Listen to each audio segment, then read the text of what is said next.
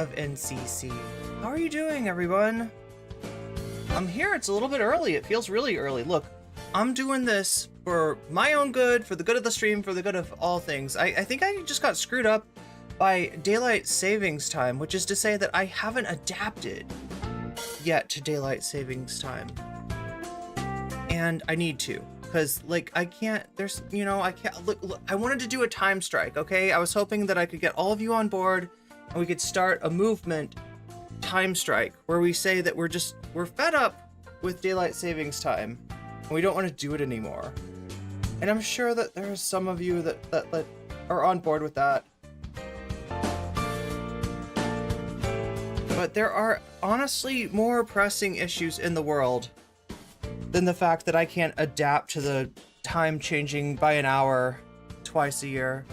Once in a good way, once in a very appreciated way, and the second time in a not so great way. But look, I have to adapt. I made myself get up early. I made myself get ready because I knew that I wanted to, stop being, like, I don't want to be doing streams like later and later and later, and that's what I was doing.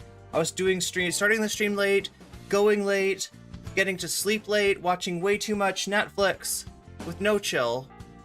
No chill here.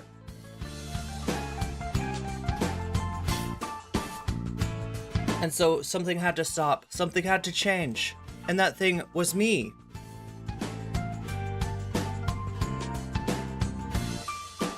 Let's see if I can get my hair to look the way that I want it to look. Yeah, something, no?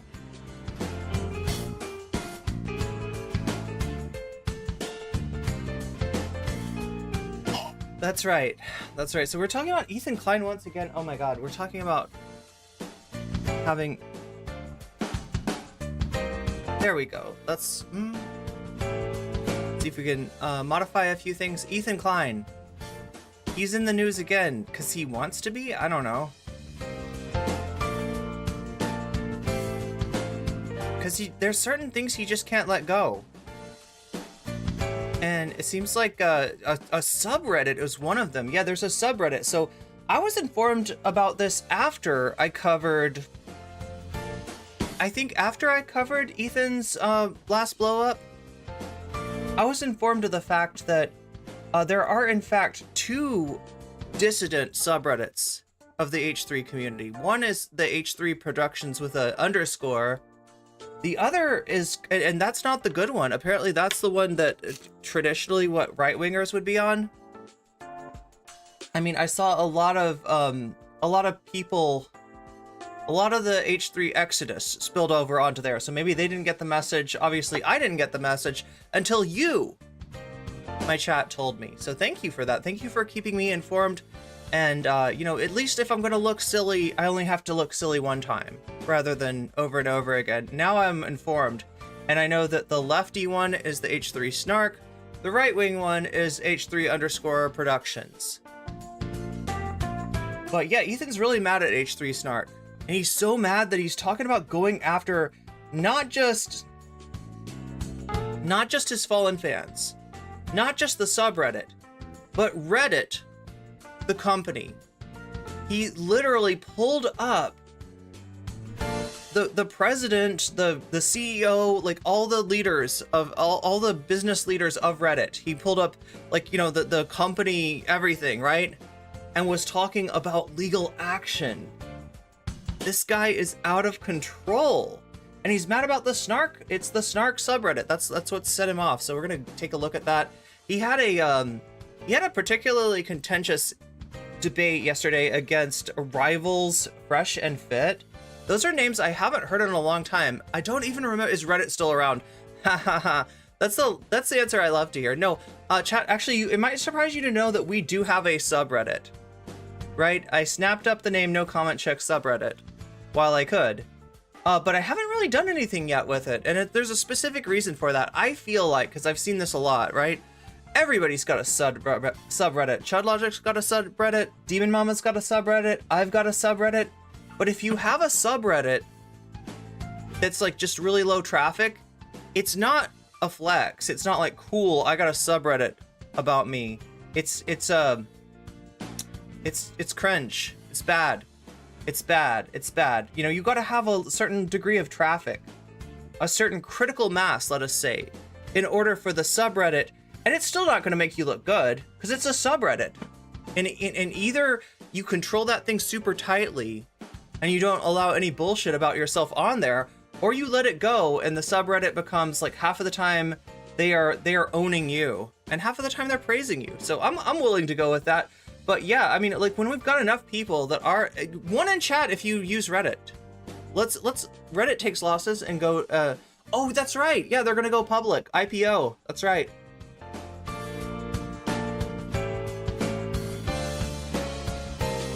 You should hold on to the subreddit, at least so no one else messes with your name.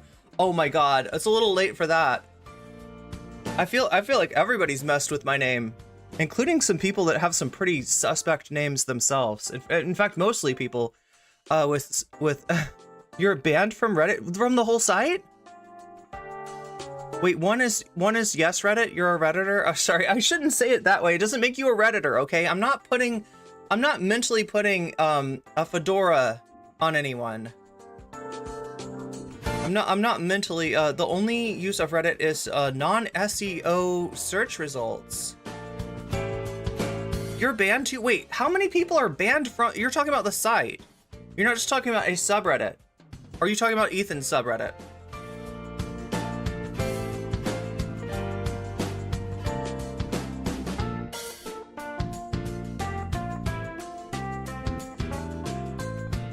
I've been on Reddit for years, but I deleted my account a while ago. Still use it for relevant Google results. Yeah, sometimes Reddit is the only relevant result. Google results suck. Like, for the most part, Google results just suck. You're banned from the whole site. How did that happen? Never mind. You don't have to tell me. From Reddit, I got into it with Minneapolis NIMBYs. Never mess with NIMBYs. Those NIMBYs will come for you. Being banned from the H3 sub is too easy. Yeah, that's right. That's right. A whole bunch of people got banned. There's a rumor that saying Happy Ramadan will get you banned. Ethan's gonna dispute that rumor, and we're gonna take a look at it. You see, NIMBYs hate YIMBYs. NIMBYs hate everyone, though. NIMBYs hate everyone. Like, YIMBYs are hit or miss. There's definitely some cool YIMBYs.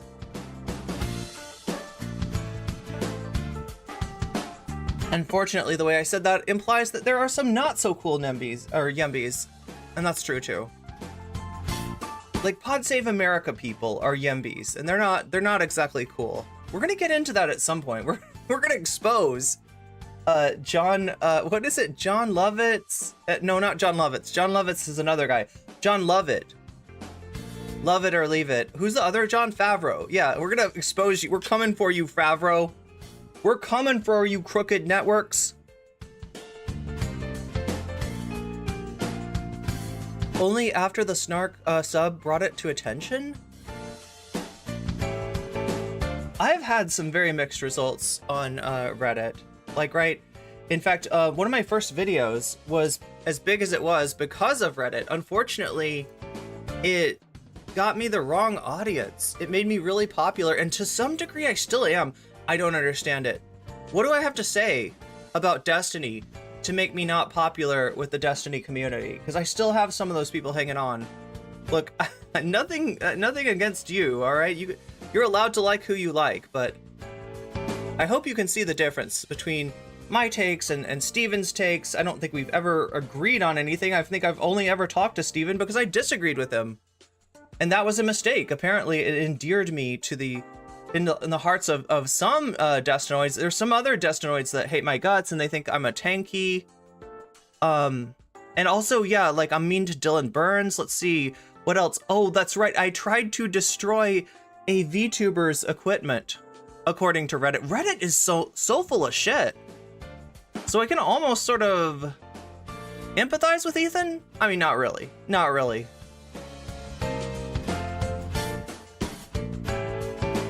You think you triggered a YouTube censor? Wait, what's going on with YouTube? I keep hearing this. I keep hearing people talk about the fact that there's no free speech on YouTube. Is that true? I know that like some of my chats have disappeared for just like incomprehensible reasons. Like I have no idea. Like I was like, what was wrong with what I typed? Like it's one thing if I'm like, you know, going off on somebody, like that I understand.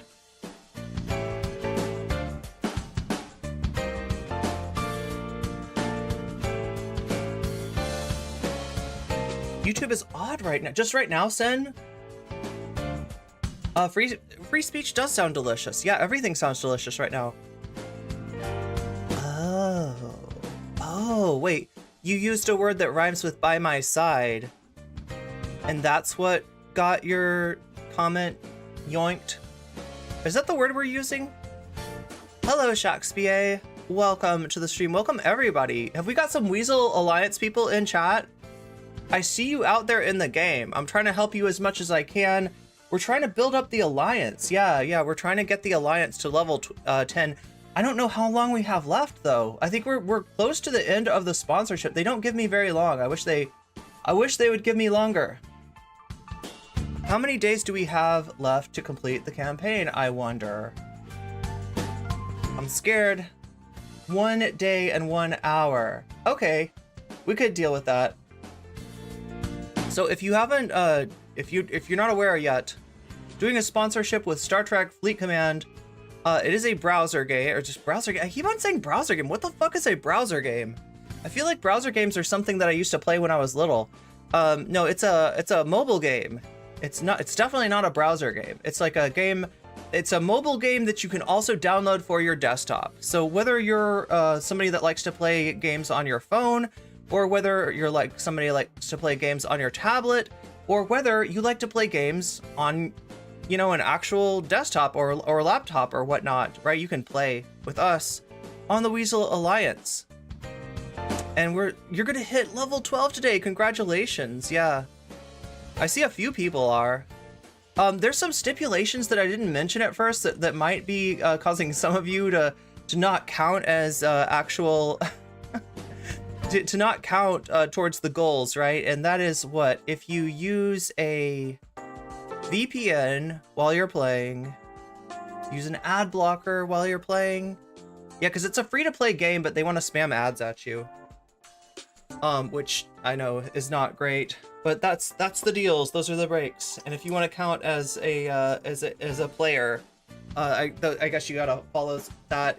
You know, nobody who's already done the sponsorship, or you know, like, right, there's various rules, there's various hoops, and if you don't jump through all those hoops, you just disappear.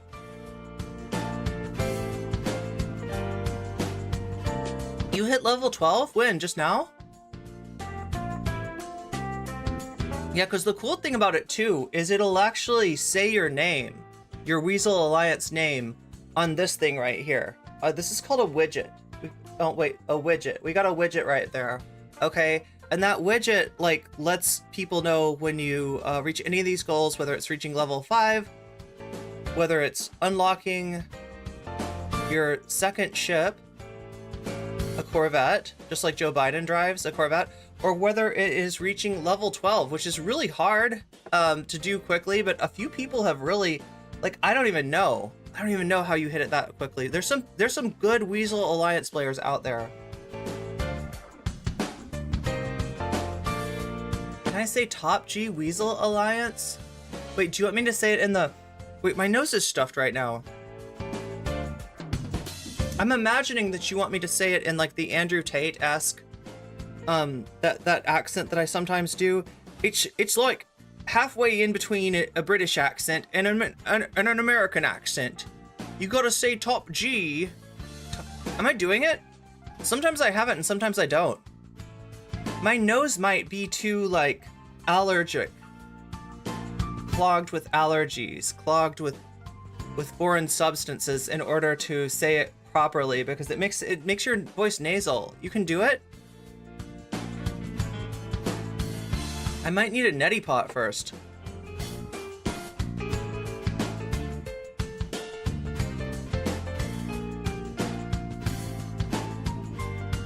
The pro austerity peeps? Are we talking about Ben Shapeep?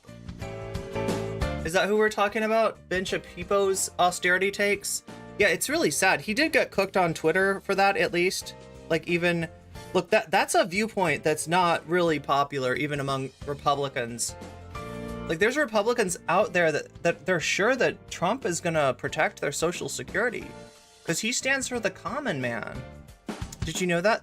That's why he wears that shitty hat. That's why he eats at McDonald's. That's why he only drinks Diet Coke, because he's for the common man. Supposedly, not really. No, he's got plans. Like, if Trump gets elected, they're gonna do the grand bargain. He's just like us, exactly. Bugatti. Oh, that's what I gotta say. Bugatti. Wait, no, that's fully British. That's fully British. Let's get halfway in between American and British. Well, you've got poor people water, and then you've got sparkling water. I don't drink water for poor people because I'm not poor. I can't get it. Why? What is up with that? I had it so good. Water, spark, Bugatti. See, no, that's too British. I'm going too British. You do go to Reddit, but you go to R synthesizers. Not very often. I mean, I'm sure, like, look, there's obviously good information on Reddit. There is also stuff that borders on straight up libel. And, like I said, I kind of feel Ethan's pain in that way. If you were to inform a massive learning model about nocommentchick and that thing were to mine Reddit, it would think some pretty strange things about me, right? It would have some pretty strange opinions about yours truly. Nocommentchick needs to listen to Andrew Tate audio. Okay, so wait, can we do that? Can we get some Tate audio?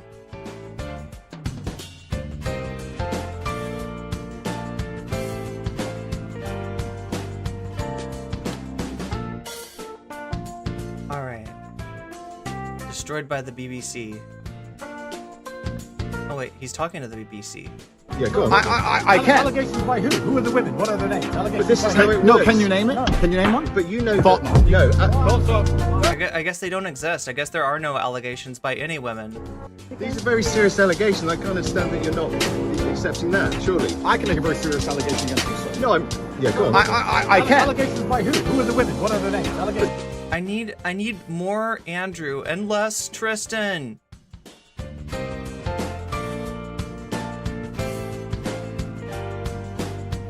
I need more Andrew and less Tristan.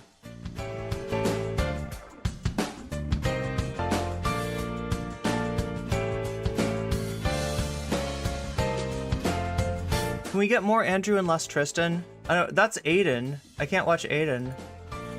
There's so many rules, chat. So many rules that I have to follow. Otherwise, who knows?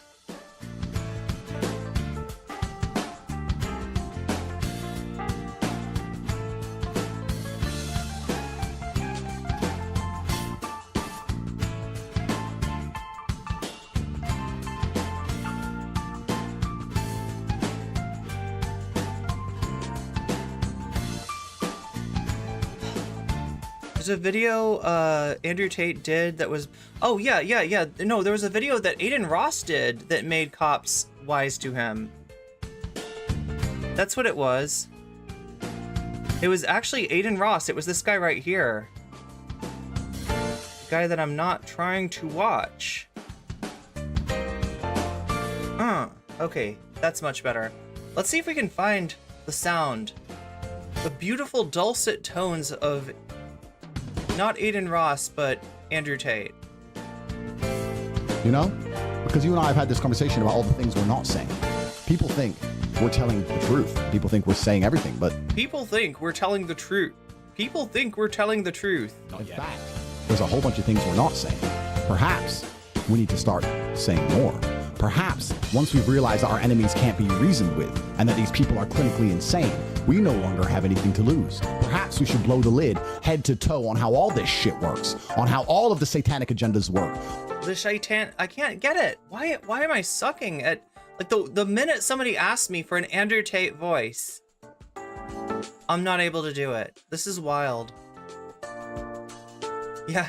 Hey Eden, I'm escaping to Romania. Don't tell anybody. Okay, boss. Hey everyone, Andrew is planning to escape to Romania. Don't tell anyone. Clink. And he's in jail.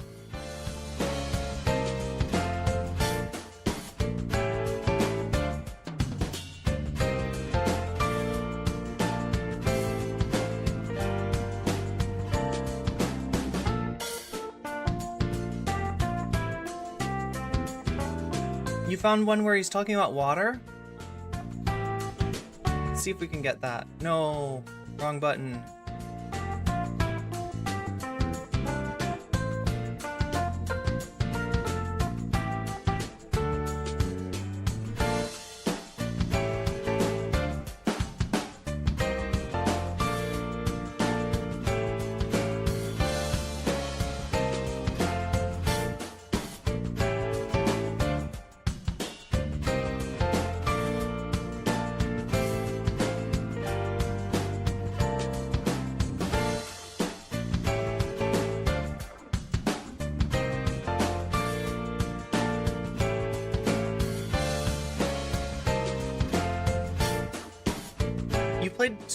You tried playing Starfleet Command, but it was just too grindy. Hey, like I said, it's not necessarily for anybody, and I don't want anybody to, you know, it's just a fun thing that we can do. It helps me out. It supports the stream, but I don't want you to do it if it's not your kind of game, right? It's supposed to be fun. If it's not fun for you, do not feel obliged. Do not feel any sort of obligation to necessarily play the game Star Trek Fleet Command. Here, let's try listening to his water thing. So you only drink sparkling water. If you only drink sparkling water. Oh, he doesn't quite do the wall. It's not quite wall. Like, it's not Cockney. It's not at all. It's some sort of English accent fused together. Oh no, now I sound like that guy, the really big show guy. It's time for a really big show. Oh my god, Dr. Evil? Who the fuck is that? Who says the really big show? Drink rich man. I explained this to someone, some bumbaclot, and of course... Oh my god, he said bumbaclot. Of course he replied with the typical, but I don't like sparkling. You don't like sparkling? You don't like you don't like sparkling water? Water. Yeah, but the bubbles. Water? Bubbles. The bubbles? You're scared of the bubbles? Why would anybody be scared of the bubble? Why would anyone be scared of bubbles? Scared of bubbles, you little bitch? Fuck is wrong with you? Like, if a waiter comes over and goes, if a waiter, he does say water from the table. He does say water. He does say water. It's Ed Sullivan. Does Tommy Robinson do that too? Oh yeah, the really big show. That's Ed Sullivan. Okay, I thought it was Dr. Evil for some reason. What does Dr. Evil say? Right. And he does the thing, right? That's Dr. Evil. It's that guy. I wear a really big shoe. Yeah. I mean, as well he should.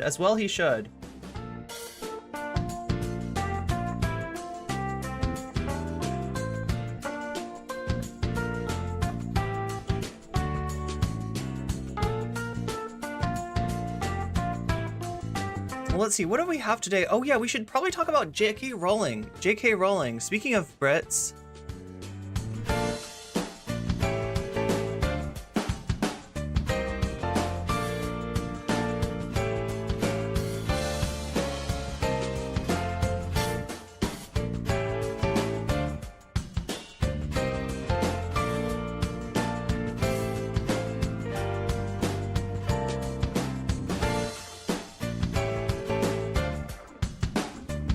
J.K. Rowling currently threatening to sue people. And I'm sure she's got an even better legal team than H3 Productions does. Also, I also feel like my music is like kind of loud. Maybe it's on the loud side of the scale. Yeah, it should be like right there. That's what we want. That's what we need.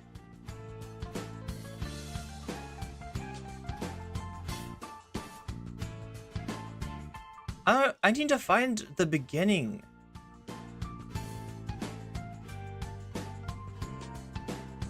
Oh my god, Wint. Wint is lighting up J.K. Rowling. AKA Drill. Right? So much wisdom. So much wisdom from this Twitter account here. Highly recommend getting off the J.K. Rowling train before it inevitably reaches the Hler was a good guy stop. Yeah, Hler is in fact not a good guy. Okay, so let me see. I think that this is gonna give us the best shot at understanding what's going on with J.K. Rowling. I bet after the shit that she said, she wishes she could say JK, but it's not gonna work.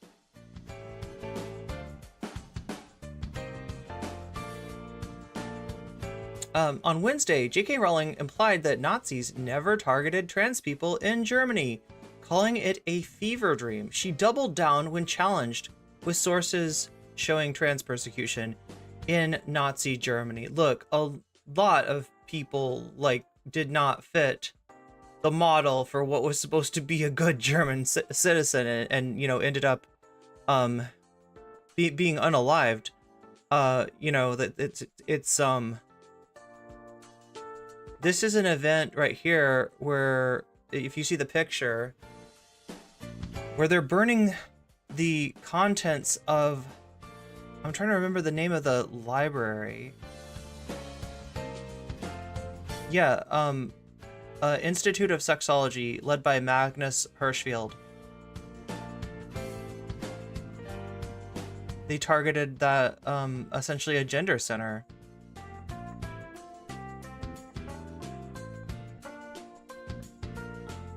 Nazis burnt books on trans healthcare and research, because yeah, this was one of the this was one of the, I mean, you know, like Magnus Hirschfeld was a pioneer in the field, so a lot of the books that would have been about, you know, gender, about gender affirming care for, yeah, I mean, they wouldn't have called it that back then, but essentially what we're talking about here is gender affirming care. Would have been in that library, and the books in that library were burned. So no, she's absolutely wrong here. She's historically wrong. She's, oh my god, now the Andrew Tate voice comes creeping back. Rowling originally compared trans people targeted by the Holocaust to a fever dream. When confronted with sources, she linked a thread calling the first trans woman to receive gender assignment surgery a troubled male, which also denied it. Oh wait, the source. The thread. Okay, so the thread also denied the persecution of trans people in Nazi Germany. The claims and denialism came shortly after she called for the arrest of doctors providing gender affirmative care. See, now I feel like I could do the Andrew Tate. Gender affirming care. Oh my god, that's not Andrew Tate. That's something else. As well as the leaders of Stonewall and Mermaids.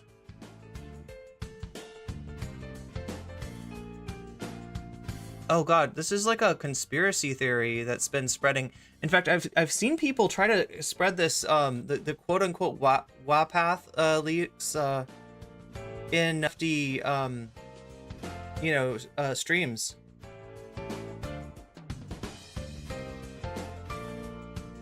Medics acknowledged children weren't capable of giving informed consent, but kept on operating and prescribing.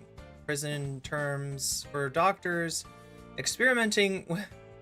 Wow, okay.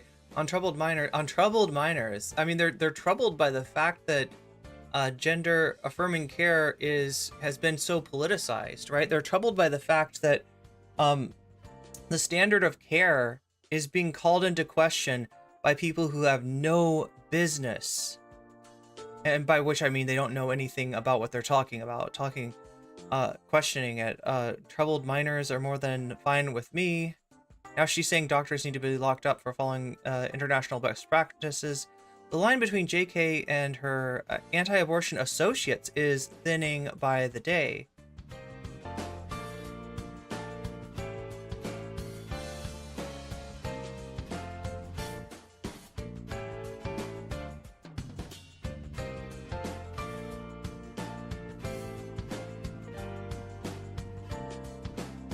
Oh, this is the bullshit thread that she's, yeah, this is the thread that she's citing.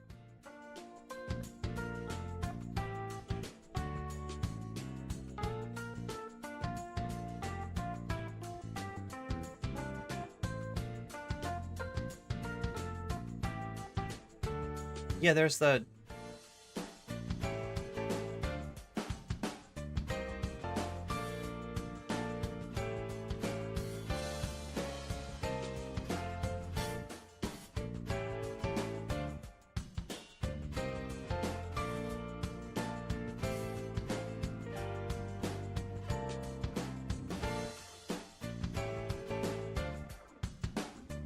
Yeah, so here's the Institute. This, of course, led to the sacking of the Institute, plundering of its books, thousands of them, which included the earliest research into trans people.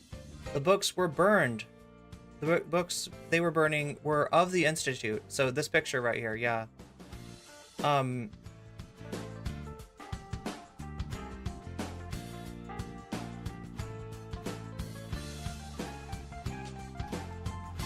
One of the most common forms of Holocaust denial is claiming queer and trans people weren't persecuted. So essentially, okay, what J.K. Rowling is doing is Holocaust revisionism. And that is one of the steps along the line to Holocaust denial. But in and of itself, I mean, like, you know, you've heard people try to, try to take issue with the official numbers, you know, like blame the victims, like, right, there's a lot of different kinds of Holocaust revision that can happen, and this is one of them. Denying you know, some of the victims of the Holocaust is definitely under that larger umbrella. Among the victims was Liddy Backroft, a popular trans woman, poet, and sex worker. The Reich detained and murdered her in Mauthausen concentration camp for her trans identity. Forced to detransition. That's unfortunately something that we're hearing more and more about. So when people like Lonerbox take issue with those talking about, you know, the genocide in progress against trans people, this is what they're enabling. And don't think that it can't happen here. Like, the conditions have never been riper for fascism in the United States. Like, as in, you can see a clear path to it. Like, if you've got your eyes open at all. I mean, I don't know, like somebody in Scotland, maybe it's a little bit less clear, but I feel like at this point, yeah, he definitely owes an apology to the people that he shit on last year. The people that he ridiculed. Like, some of the claims that Lonerbox made were like the idea that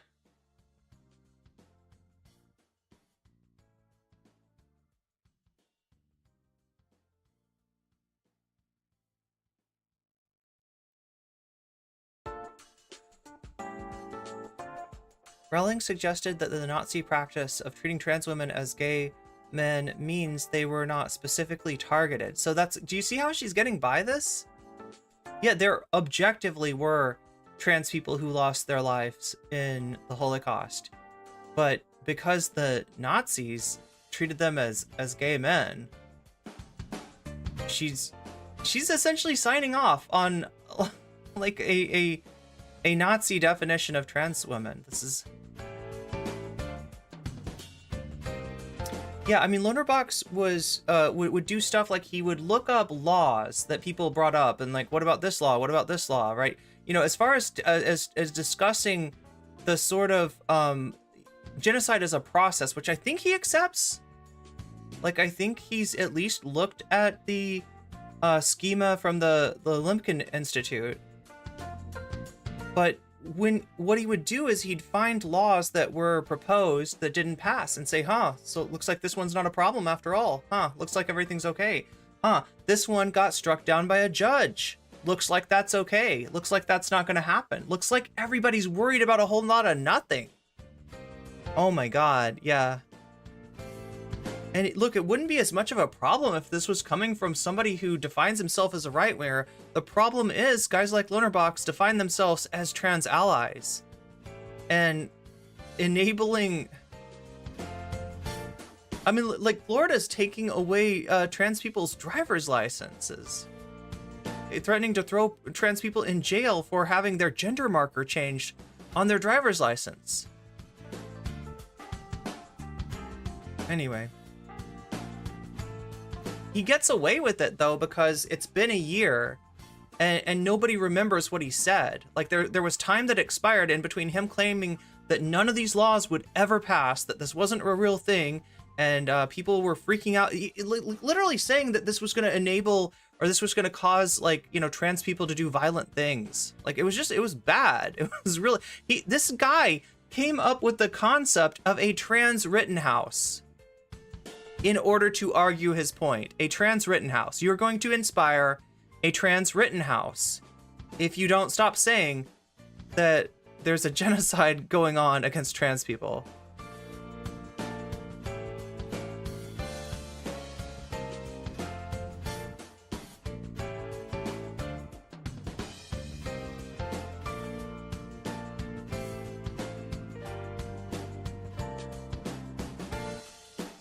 Yeah, I don't know.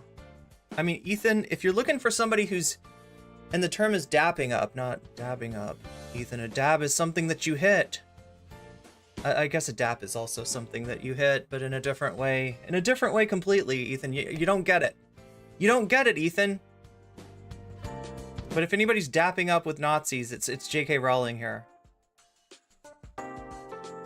Oh yeah, so congratulations, Elon. What's that about? What's going on with Elon Musk? He lost the spaceship rocket.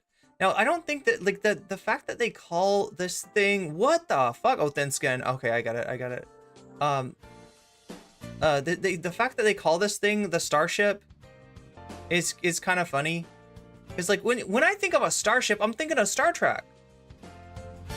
I'm thinking of the Enterprise. I'm thinking of the Tala, which I just built, which you can build too in Star Trek Fleet Command. I'm thinking of something like that. I'm thinking of a vessel that is constructed in orbit, not a rocket, or a rocket-based vessel that is constructed on Earth. But this one, apparently he lost, right? Now, there's a lot of people glazing him up here. I'm not sure why. Congratulations, Ethan, not Ethan, Elon. Oh my god, what the fuck? Aeon sucks. Thin-skinned asshole. Okay, wait.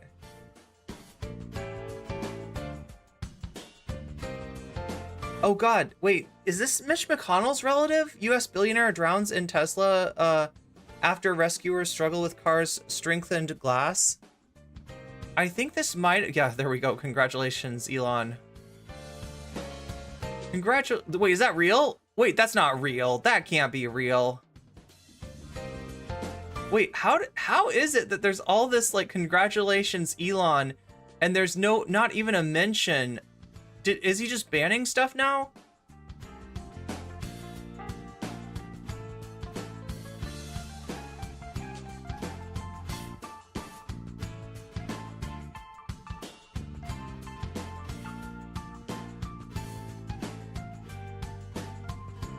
God damn.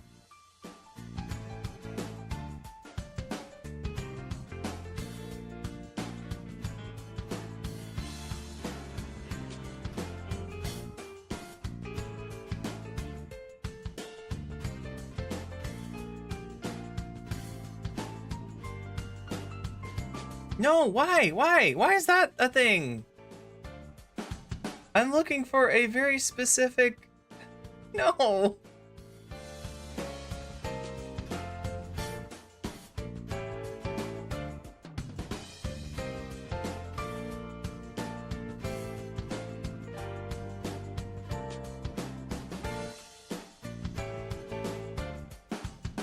Oh, Space Karen. Yeah, that's funny.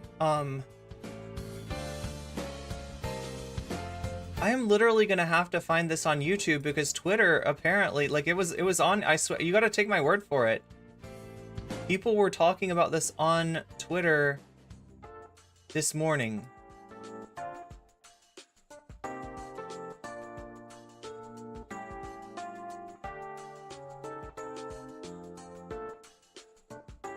Oh my god, I have got entirely too... Now that means I gotta scroll down my entire playlist, chat, which, if you don't know, this is the playlist that I have every single... it's not on here.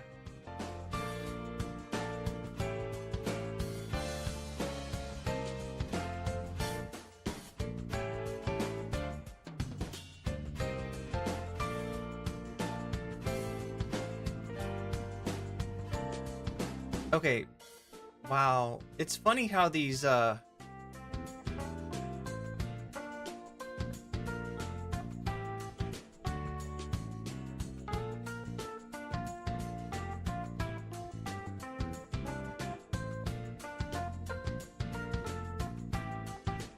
my god.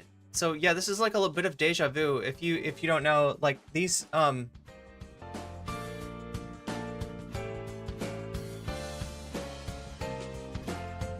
SpaceX is told up.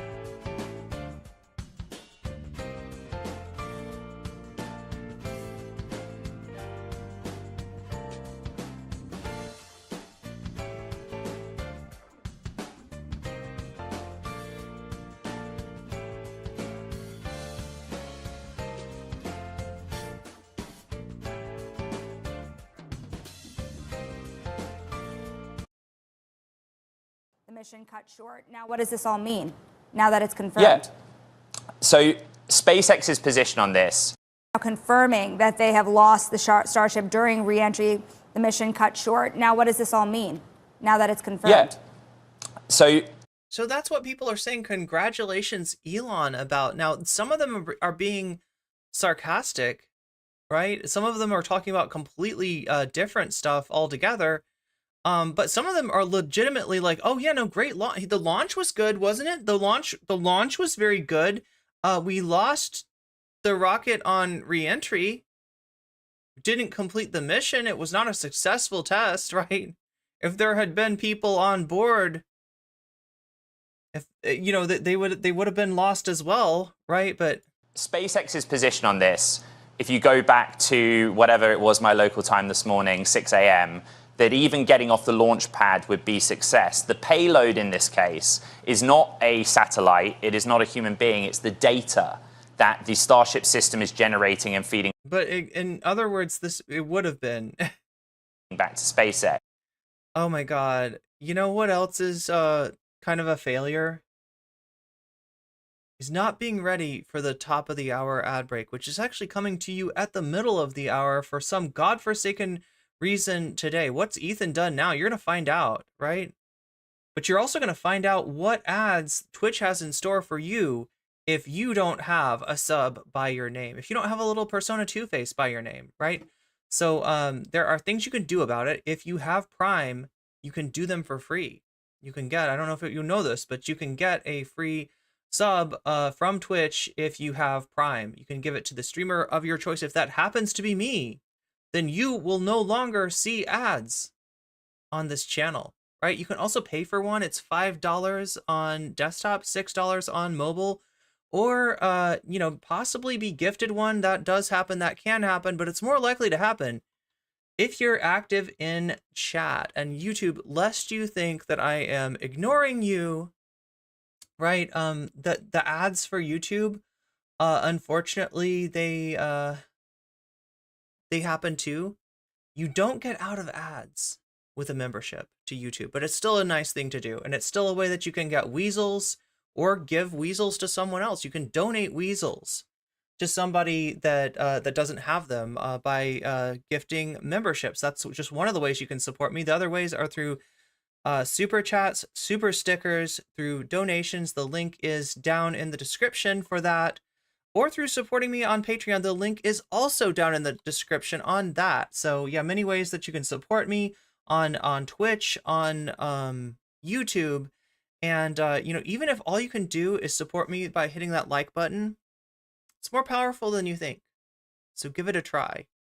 Scroll up and just, hit that with your thumb, or maybe, with your mouse, whatever it takes, Never safely landed a rocket. Space is hard. I think, oh my God. Can you get Elon's dong out of your mouth for 2 seconds, please? Please, God. Like, look, you gotta guess, if you wanna glaze up Elon, you're gonna have to get in line, right? In fact, behind people like Don Lemon, who he just fired. Don Lemon was working for Twitter. Don Lemon interviewed Elon. We should probably watch that too. We got some Yodi gang. That's right. You're gonna get faded than a hoe off of Elon's bong, which I would not recommend. Okay, he probably doesn't clean that thing, and I'm sure that he does not take precautions. Don was on CNN about the interview. Yeah, he did the Streisand effect.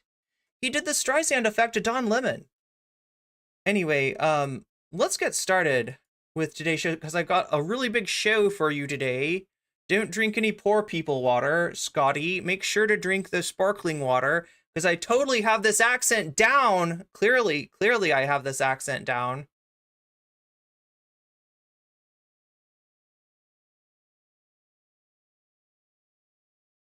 We got a little bit of tech news to take on today before we get into the interesting the drama related stuff. We got to get some of this tech news out of the way.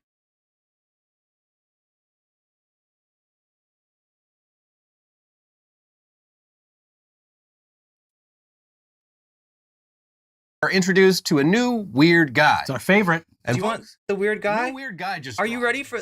Wait, just a second. I gotta make sure. Chat, are you ready for the new weird guy?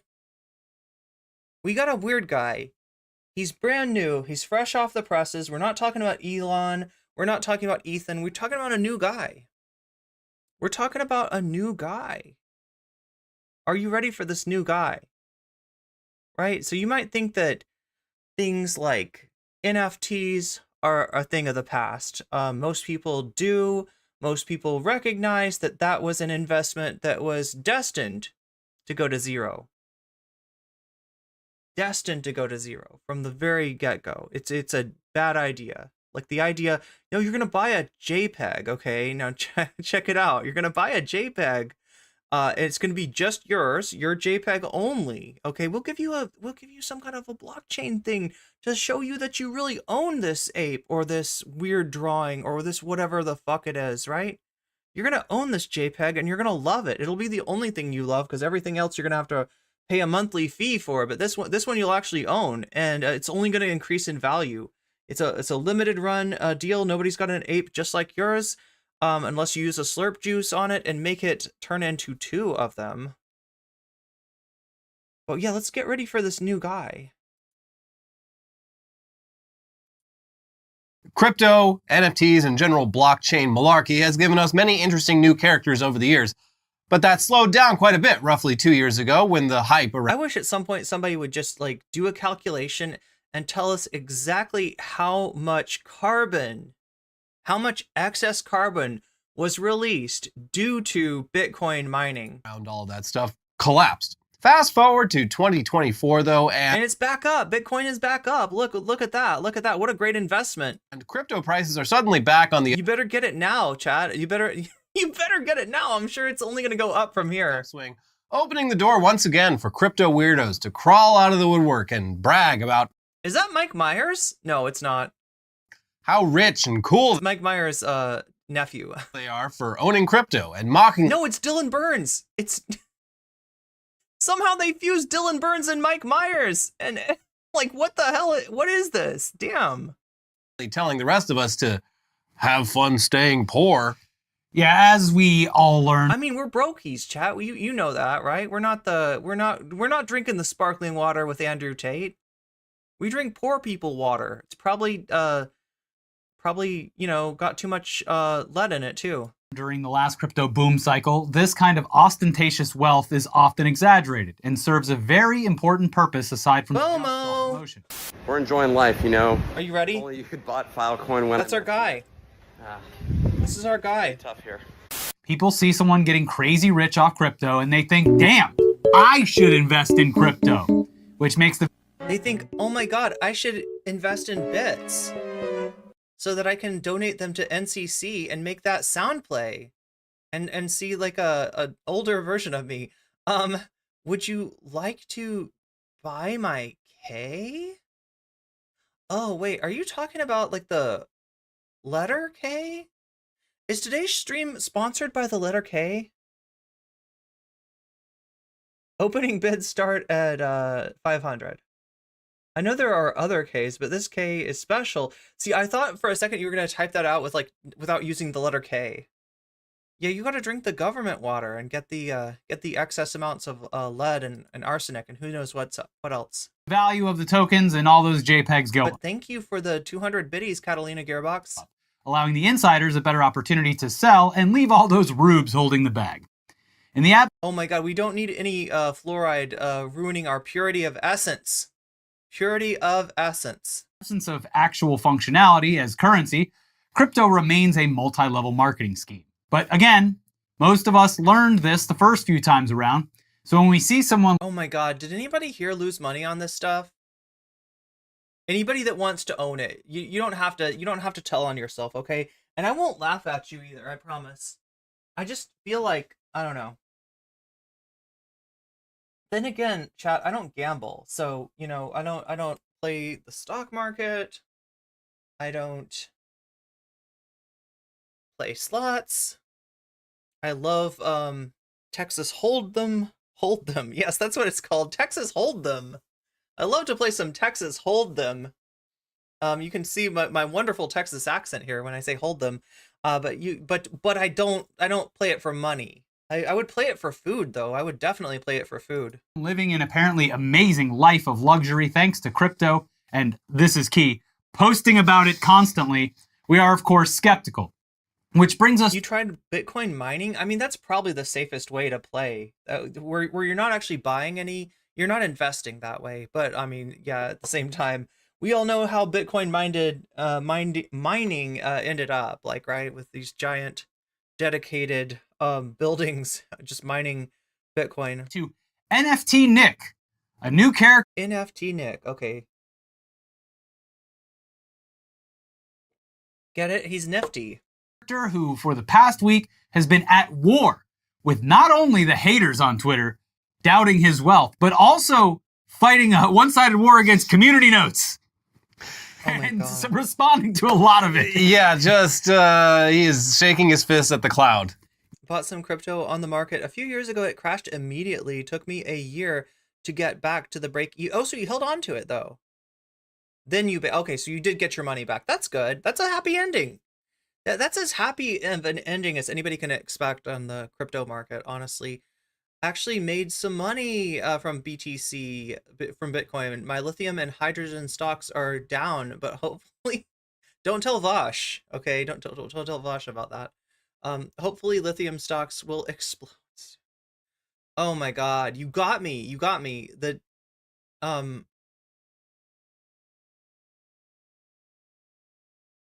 that made graphics cards really expensive. That plus the lockdown.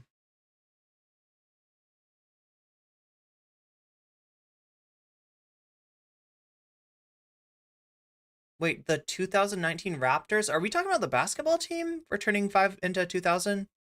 I saw crypto as a scam. Oh my God, NFT especially. Look, crypto, like I could see. I could see. You know, like you could even think of it as just like a diversification if you know, are investing at all. That this is just, you know, something that you could invest in. It goes up, it goes down, maybe it's good, maybe it's bad. I obviously don't like Bitcoin and the sort of culture that's come up around it, but what I can understand that. But yeah, NFTs just like, oh my God, I gotta shake my head at that. I gotta shake my head at buying a non-fungible token, meaning that, you know, this is the only Bored Ape with a booger hanging out of its nose that's a purple booger. I mean, there's other ones with yellow boogers and green boogers and orange boogers and red boogers, but mine has the purple booger. I am unique. I am unique. Yeah, it's a sight to behold, and more than just what's going on, but his face is a sight to behold. He is an interesting looking fellow. Avian. Watto looking head ass. Yeah, so NFT Nick's social media presence seems to have first come to the attention of people outside Twitter's crypto circle jerk with this post from last Thursday. A photo of NFT Nick posing on a boat in front of 3 other men with the caption, "This is who you're trading against." Oh no. Uh-oh. Well, see, that's the thing about trading is that there is smart money and there's not smart money. And by the fact that I am not a member of Congress, I'm not related to a member of Congress. I don't, have any friends or family that are on like the board of large companies. Like I don't have any special insight. Yo, MSE stream reaching level 12. Pretty good. Pretty good. And that's the 3rd person. Okay, so you just got 3rd place. You just got 3rd place. Now, I hate to say it because I know there's other people that got to level 12. But if you didn't see your name come up here, then it's like it's like you didn't jump through all the hoops that they want, and that's okay. You still got level 12, and that deserves to be celebrated and everything. It just doesn't count for my sponsorship. So you had to do all the things right. You had to click on my affiliate link. You had to, I think, use the code Warp Speed. I don't know if the code is important, and then you had to play it with without a VPN and without ad blockers. Otherwise, they just didn't give you credit. I'm sorry. But we love having you as the Weasel in the Weasel Alliance anyway, because I know there's more than 3 people that have reached level 12. I just think that some of you aren't getting credit because they made you jump through all these hoops and stuff. And if you missed one of the hoops, you don't get credit. Sadly, I don't have money to rent a boat and try to trick people into thinking I'm a big shot. This guy does. Just watch, because this guy makes me more embarrassed than I normally am to be white. It's like, look, cultural appropriation gets talked about a lot, and some people don't think it's a big deal. They're like, what's the big deal? It's just cultural diffusion. It's just like, you should be happy if ideas from your culture are spreading and becoming more mainstream. But I don't think people understand like what the effect that white people have on a cultural idea that we appropriate. But you're gonna see it in action. If there was ever any doubt, if there was ever any confusion, I feel like NFT Nick can clear that up. Initial reactions were, admittedly, mostly just people being mean about NFT Nick's appearance and using the fact that he's a crypto bro as an excuse to just call him ugly and weird looking. I mean, those are the least of his problems. It's fair. He's the one putting it out there. But then, less than 2 hours later, still aboard that boat, NFT Nick posted a video that Texas banned corn? To crypto No corn in Texas. outsiders is utterly incomprehensible, but gives further insight into NFT Nick's whole thing. Yeah. Yo, they said that Moonbirds wasn't acquired. They said Coolcast would stay independent. They said Filecoin wasn't a buy at $5. They said D-Gods would get a $20,000 airdrop from Wormhole. They said Daniel Allegre is a great CEO. They said Bodogos isn't... What is he trying to do? I mean, you know what he's trying to do, right?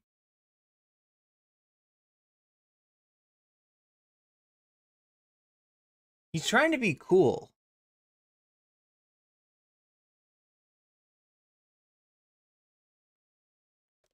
the top NFT project. Keep down. Look at us now. Look at us now. Okay, so he's got some sort of wannabe gangsta thing. No, is he drunk on white privilege? Maybe. Yeah, sure.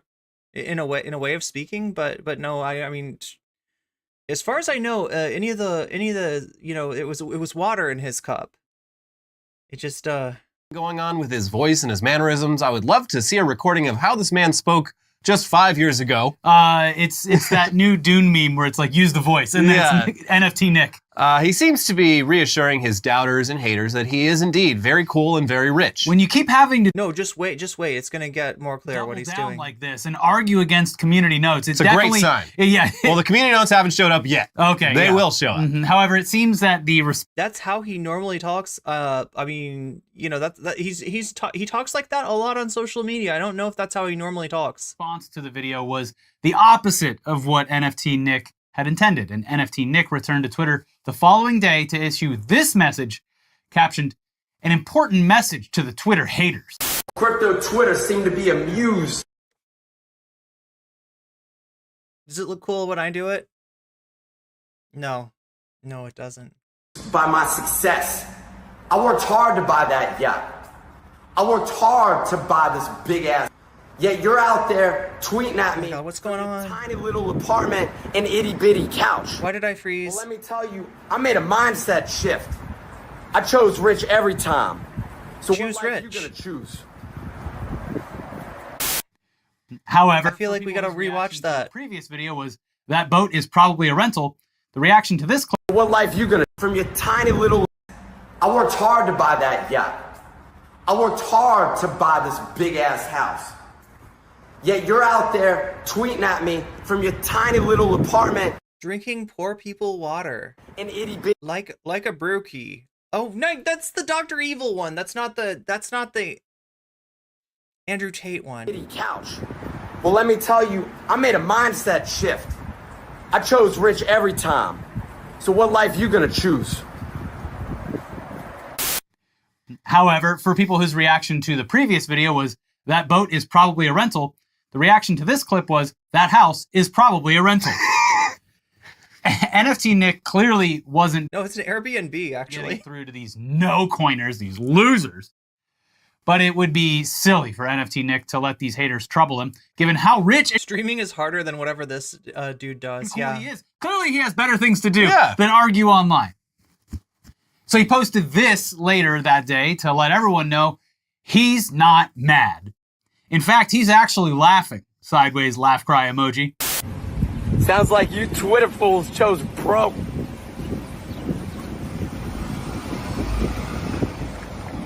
Unfortunately, all the broke-ass haters simply refused to accept that NFT Nick had won. So NFT Nick returned the following day, Saturday, to restate his case for how cool and rich he is. Yo, cheers to all the Twitter haters who said I don't own my Miami house. I'll have you know I had the staff load up my jet so I could fly out here to my New York City penthouse pied-à-terre. Anyways, while you're click-clacking on Twitter from your mom's basement, I'll be sitting here sipping from my $5,000 bottle of champagne. Remember, choose rich. And this is where the battle turned into a war, not just between NFT Nick and his haters, but also between NFT Nick and community notes. The one good thing that remains from Twitter. Yeah, and people like to credit Elon for that, but no, it was around before. I thought it was Elon. But no, it's not. Not of it. Like there's like people always like to say that's the one good thing that you did, Elon. But no, he didn't. He didn't do it. And He showed up. Readers added context they thought people might want to know. The bottle Nick is holding does not cost $5,000 and is in fact a bottle of Tattinger champagne that costs less than $85. that sounds like broke boy shit. Along with a helpful link proving That sounds like a skill issue. No, the sad thing about it is that like this thing that he's promoting, this idea that wealth is a mindset and it's a test. Like, right, this is Ayn Rand. You know the end of Atlas Shrugged? No, you don't, because you didn't read that book because it's boring as fuck and it goes on for way too long. And the only interesting part, the speech by John Galt. Yeah, I was like John Atlas, John Apple, John Galt. The speech by John Galt. The only interesting part, it doesn't come until the very end. But if you get past the speech by John Galt, you find out what happens, which is that like everyone in the world, all the brokies, all the poors, they all die off. Because the only strike that humanity cannot deal with, apparently, is of all the rich people leave society and they go to Galt's Gulch and they hang out there and they wait for the poors to die so that society can be renewed. But you know what the poors do before they die? What we do before before unaliving because we can't live without rich people, apparently. We build a giant monument in the shape of a $sign as a admission that the worth of a human being can be measured most accurately in their wealth. Ayn Rand was buried with a $sign over her coffin. However, I gotta bust people's bubbles if you're think that Ayn Rand is your hero. Ayn Rand was on Social Security. Ayn Rand was on government assistance, right? Before she died. So even she's a brokey. Even she didn't live up to her own its own meritocratic idea. But yeah, like the idea that we could just all be rich if we all chose wealth. Everyone could be rich. No. The reason that some people don't have enough money is because some people have too much money, right? And there's a mechanism that causes that. It's called capitalism. It takes wealth from the people who produce it, i.e. the workers, and redistributes it upwards to the non-workers, right? So yeah, it's that is an $85 bottle. Unless she died a brokey. Bought that at a nightclub and then brought it home. I mean, he might have bought it for $5,000. Yeah, someone's getting rich off this guy. Yeah. But NFT Nick, like all self-made successful men, is not one to back down. Why would you still be rocking NFTs though in this day and age? Like I could see like being about, some kind of a shit coin or a Bitcoin or whatever coin, you want. I could see maybe thinking that coin is the way to go. But why NFTs? Like that's pretty obvious, right? Like who has not gotten the memo that that's a scam? From a fight. Yo, shout out to the Twitter people. Shout out to my Twitter people. Oh my God. Praying for my downfall while saying you're praying for. Do you see what I'm saying, chat? If you're white and you like to culturally appropriate things, maybe this video will change your mind. Maybe this might give you an idea of what you look like. The sad thing is that though that white people, we never pay the price for looking cringe, right? Like Elvis Presley, got famous doing a bad imitation of the black musical artist that he copied, right? Like doing a substand, like he was never as good as the people that inspired him, but nobody fucking knew. And he got rich and he got famous. And the only karmic justice there is that he died on the toilet with his pants around his ankles.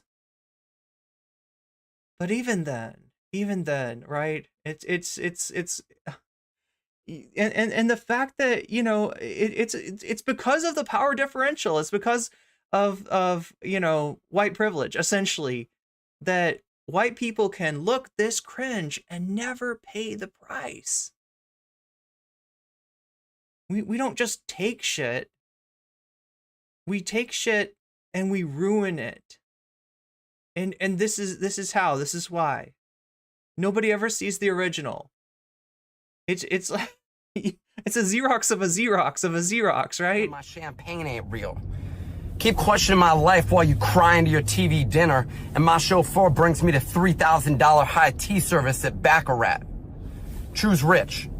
Like, what rapper is he in his mind? Like, who is he? Is he like? I'm guessing it's like some '90s rapper. I'm guessing that was his era. That's what he's like. Who is he in his mind? Like, who's? This, however, led to something you rarely ever see: a double community note. The first of several. What? A double rainbow? I had never seen this before. Mr. President, a second community note. But you got the community note on the original post, and then someone, quote, retweets their own post that is community noted, and then there's a new community note on the new post, and the new community note reads as follows. Nobody said the champagne was fake, just that it wasn't as expensive as he said. Baccarat tea service is up to $450. It couldn't possibly be $3,000. Looking at the driver and the reflection of his glasses, it seems much more likely to be an Uber/Lyft rather than a chauffeur. He's doing Job from Arrested Development. Is it Mace? Mm-hmm. Oh, the guy in the $7,500. He thinks he's Biggie Smalls. The guy drinking a $5,000 bottle of... It's like that era, right? It's like, it's Diddy. Oh no, not Diddy. You don't want to be Diddy. Booze. The following day, NFT Nick was back at it again, making the case that he is, in fact, extremely rich and very, very cool. Why is everyone doubting me? Come on, just accept it. Yeah. Good morning, haters. Yo, so y'all It's almost like he's doing an impression of Chet Hanks. It's almost like it's a secondhand appropriation or something, or like I don't even know. trying to say that my chauffeur is an Uber driver? Y'all keep hating while I kick off my week screening Scarface from my private movie theater in my New York City piano. Oh my god! Remember, choose rich. Okay, yeah, private movie Choose cringe. theater. That's pretty impressive. Oh, but what's that? Another community note? It is visible in the camera lens that my private Oh my movie theater God! is not, in fact, is nor much private. It is a shared screening room within Brooklyn Point, which doubles as a performance space, giving residents and their guests the opportunity to showcase their talent. Oh, that's for instance, showcase their rap talents.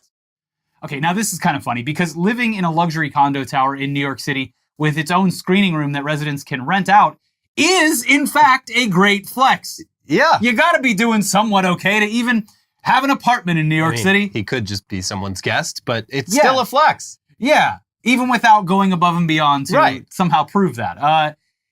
It's just not your own movie theater. No. Except, here comes NFT Nick with the rebuttal. The community notes haters are back in full force, saying this is from a shared. I want to know: are there any Nick fans out there, like that he's not paying? Are there any legitimate fans that are like, yeah, I can't believe these haters. These haters, they're jealous. They're jealous haters. They're jealous of NFT Nick. Theater. Nice try. The architect used I'm gonna be rich. I chose rich. I chose wealth. I chose to follow NFT Nick and believe in everything that he says, and I know I'm gonna be rich just like him. And then I am going to adopt a really suspect version of AAVE in order to dunk on my haters. Just like maybe I'll even imitate NFT Nick, so it'll be like a Xerox of a Xerox of a Xerox. Maybe something like that. theater as inspiration because it's so baller. Try harder. Choose rich. Wait. Choose rich. So he's saying that the photo he took was in his home movie theater, Who is John Galt? his private movie It's theater. this guy. This guy's John Galt. And that the photos of the movie theater in that condominium tower in New York City, which show the exact same theater, are actually someone that copied the exact design of his home theater to put. Oh, okay. Oh. What? Really? Harder. Choose rich. Wait. So he's saying. Okay, so chat, we're talking about haters, and haters are jealous, and they do exist. In fact, I'm starting to get a little bit nervous here that I might have some haters of my own. My stream, if you don't know, has recently blown the fuck up. We are popping the fuck off. We are absolutely just killing it here. For a channel of my size to have, this number of concurrents, and let alone the number of concurrents that we're going to see by the end of the stream, right, is unprecedented. I am awesome. Awesome. But the one thing that's not awesome is the fact that I apparently have some haters in my stream already. Hello, haters. How are you doing? Sorry for ruining your day by blowing the fuck up. But, wait, are you not haters? Are you not haters?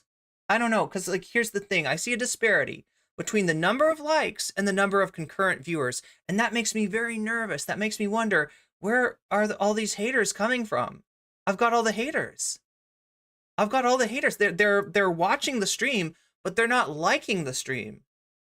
And I'm guessing they're not even disliking the stream because they don't want to give me that engagement and they don't want to help me blow the fuck up. Well, haters, it's too bad, because one way or the other, you're getting monetized. That the photo he took was in his home movie theater, his private movie theater, and that the photos of the movie theater in that condominium tower in New York City, which show the exact same theater, are actually someone that copied the exact design of his home theater to put. Oh, okay. Wow. It was This guy actually is pretty cool. Holy so shit. incredible that they just had to recreate it in New York City of all places. So the following day, day 6 of NFT Nick's daily war on his haters/community notes. It's giving Chris Chan, if I'm being honest, right? If I'm being real, it's giving Chris Chan. Brought us yet another video captioned, "Good morning, haters from my helipad." Good morning, haters. I'm about to hop on my helicopter to board my private jet for a meeting in Los Angeles. Like the whole war with the haters thing, I mean. What you're gonna tell me is I don't own my helicopter and that the pilot ain't my full-time employee, Sergio. Choose rich. What? No. From my helipad. Good morning, haters. I'm about to hop on my helicopter to board my private jet for a meeting in Los Angeles. Next thing y'all gonna tell me is I don't own my helicopter and that the pilot ain't my full-time employee, Sergio. Choose Oh, rich. Sergio. Yeah, that's right. When you have a full-time pilot named Sergio, that's when you know that you've I shouldn't compare it. Like, I feel like I'm insulting Christian by comparing this guy to her. Like, look, Christian, say what you want about her, but she was never up her own ass in this way. There was no room for her with the, Sonichu medallion already there. And here's the community note. Nick is claiming that this is his helipad. However, a quick look around Google Maps shows that this helipad is owned and operated by Manhattan I'm sorry, Christian. I should not put that evil on you. Helicopters. He's got a timeshare on this helipad. I mean, look, He's Michael Rappaport and Adam Friedland's brother? What? getting a little bit pedantic at this point. Yeah. Regardless of whether he owns a helicopter, he did call it his helipad, which would be factually incorrect. Mm-hmm. But I assume I assume there's lots of helicopter owners in New York If he's rich, why is he living in Brooklyn? Good question. City who don't own the helipad. Yeah. It's a weird thing to claim because I would assume that, like, even if you have like a sharing thing with a helicopter, you'd be like, a rich person would say, my helicopter. Because they're using it whenever they want. Yeah. It's just, probably split between a bunch of people. Sure. But to claim the helipad My that it lands helipad. on, Yeah. that would be such an outrageous thing to spend money on. They should update Monopoly. Honestly, they need to update Monopoly, and instead of free parking, it could be like a where would the helipad? Oh yeah, instead of the railroads, it'd be helipads that you buy. Yeah. When clearly you're living such an active life you're never using it. It's outrageous for you. Oh yeah. And all you poor no-coiner haters. Yeah, that's it's not right. outrageous for a man of immense wealth like NFT Nick. Two things are, both. But I'm guessing that it's not just like him trying to look cool. The coolness, the cool factor is in service of him scamming, right?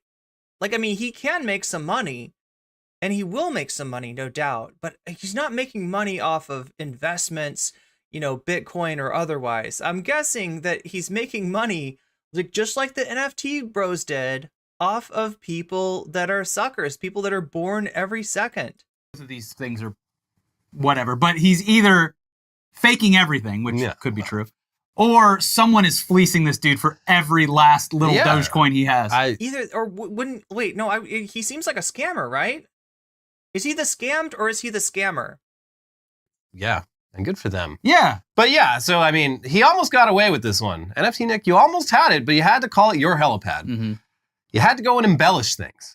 But still, if he owns his own helicopter, there's no denying that NFT Nick is very rich and very cool. So a few hours later, NFT Nick shared this clip of him aboard his helicopter with the caption, "Scoping out the haters from my helicopter." They look like ants from up here. They look like ants, and so do you if you're in my stream hate watching. You look like an ant. But by God. Unless you hit that like button, and then you will magically transform from a brokey and a hater to a cool person. By God, what is that? That's how easy it is to be cool, chat. You just hit that like button and you're automatically cool. That's community notes music. Shortly after the video in the QT. Yeah, you got exactly. You got to. JC Ramirez says you can't be a confidence man without projecting success. That's part of the thing. Just like the Liver King. Think about the Liver King, right? This guy, claims like he looks unnatural. He is so fucking yoked. And at 50, 55, 60, I don't know how old he is, but he's an older dude, right? How does an older dude like that stay so yoked? And, surprisingly or not surprisingly, the answer is through performance-enhancing drugs.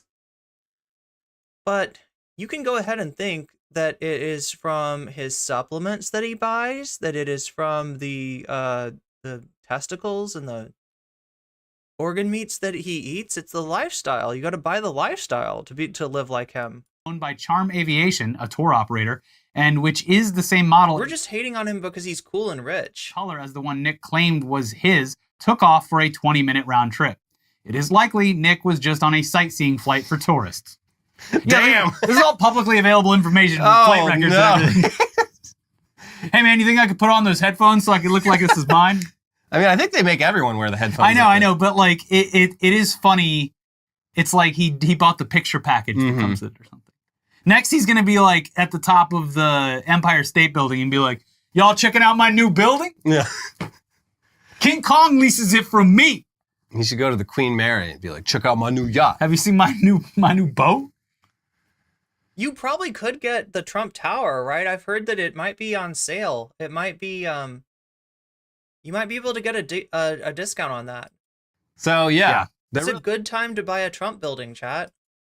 Really roasting this man in the community notes. And NFT Nick he's getting upset. Yeah. So it's finally time to ask to speak to the manager. Now the community notes haters are saying this was a tour flight? This is one of my 7 helicopters I purchased with my countless Bitcoin. When will it stop? At Elon Musk? We need to stop the poor from falsely attacking us. Choose rich. I bet this guy's even cringed to Elon. And here's the community note.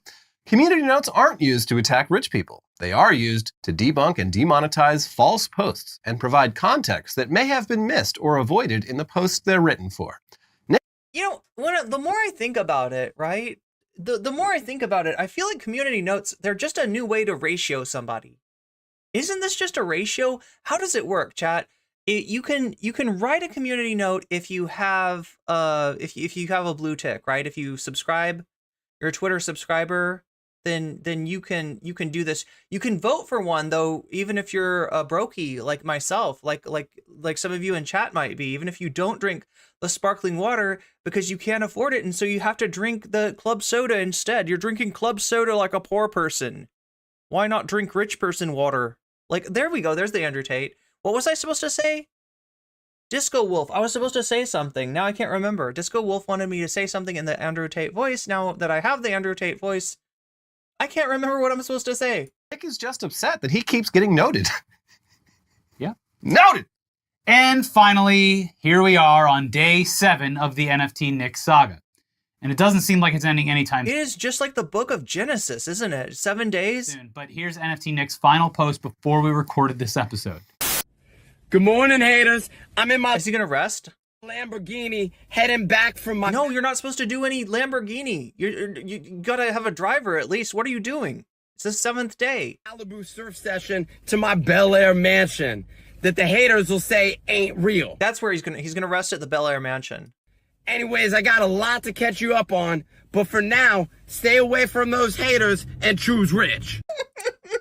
Stay away from those haters. Okay, chat, you too. Stay away from those haters. If you see them in chat, you know, trying to imply that nocommentchick is not the best political live streamer in the history of political live streams, then just stay away from them. Okay, it does seem a bit odd to brag about driving a Lamborghini and not actually show the car, and yep, there it is. The vehicle in the video is not a Lamborghini, as all Nick is claiming. Based on the reflection in the glasses at various parts of the video, it looks to be a 2021 Mazda CX-5. Which is still a nice car, I think. I don't know. But what do I know, chat? What do I know? I'm a brokey. Various sources below verify this. Which, it's a fine car. It's not a Lamborghini. It's a good car. Nothing wrong with driving a Mazda CX-5. And that's respectable. Gotten away with it for those ridiculous. Also, maybe we shouldn't be judging people by what car that they drive. I don't know, just a thought. Those glasses all the time. I know, the glasses have been giving him away half the time. It's those glasses. It's the glasses that make him cool. It's the glasses that give him away. Yeah. Well, NFT Nick, of course, not taking this well. Are you kidding me?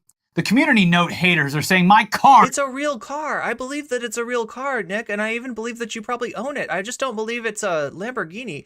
I had my staff throw a Mazda logo on the steering wheel. What? No! No! You sir, are a liar. You are a liar. Lies. These are lies. And if they're not, sue me for defamation. Jokes on the armchair quarterbacks who don't own a single Bitcoin. Stay broke. Keep drinking that tonic. Keep drinking that club soda. Isn't real. I had my staff throw a Mazda logo on the steering wheel just to test them. Just to test? Wait, what? How are you testing your staff? How? What? Just to test them? Just to test the haters? Oh, chat, he's playing us. Just like Ethan was playing us when he said that he was gonna go on an indefinite hiatus. We got played. Jokes on the armchair quarterbacks who don't own a single Bitcoin. Stay broke. This is like that conservative Twitter account where it's like, everything has to be fake. Nick Adams. I knew it. The alpha male. The alpha male, chat. He's an alpha male. It says it right on his. It says Nick Adams and then in parentheses alpha male. In case you didn't know, in case you were gonna mix him up with some other Nick Adams. Yeah, what is it up? What is up with Nicks? Like lately, Nicks have been like, no offense to any Nicks out there, unless you're a hate watcher, in which case total offense to you. But this is yes, they're both Nicks. Yeah. What is up with the Nicks in America? Yeah. So we got to do something about these Nicks. Yeah. It's weird. So yeah, okay. It is a Lamborghini. There's just a Mazda logo on. Shut up. The NFT Nick is either a pathological liar who is not actually good at lying, like just terrible at lying, or he thinks he's now pivoting to being in on the joke. Yeah. Chat, I put an Asus sticker on my MacBook Air just to throw people off. And telling just like absurd lies just for the attention. He's getting more attention from getting called out on his lies than he ever got just being NFT Nick. Yeah. Posing on his boat with his 3. I had it repainted black so no one could tell that I have a MacBook Air. He is friends addicted to the views. Yeah, I mean this. He is definitely addicted to something. This guy's getting roasted by thousands of people, but Nick Adams is not an American. He's a Kiwi. People like him. Yeah, at a certain point. Yeah, Nick Fuentes also. Yeah, attention is attention. Yeah, and it does seem like he's leaning into this, which is pathetic, but also makes it less fun. Yeah, I think. But I guess we'll see. He think doesn't show any signs of stopping. With all that money, I have a cousin named Nick. He's not a dick. Figure out a way to change that face. Yeah. You said it. But yeah, whether he's just a really bad liar or he thinks he's in on the joke now, it ain't working either way. And that's where we leave off for today. If NFT Nick continues posting through it, we will be sure to update you on that. And he shows no signs of stopping. We'll have to add another book to the Bible in that case, okay? Because, the book of Genesis is already complete. Chat, I gotta show you. Look, I feel like I need to introduce you to the new queen of YouTube. She is young, rich, and powerful, okay?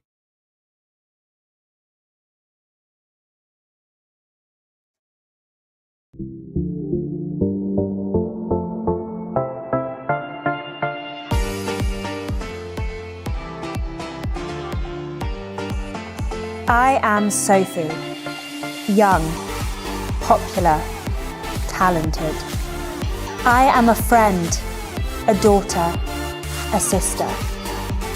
And it might look like I've got it pretty easy, but all these crazy things, private jets, fast cars, beautiful friends, they've made me think, am I happy? When you're in the middle of a hurricane, you don't get to stop and look around and realize, am I being real? Am I being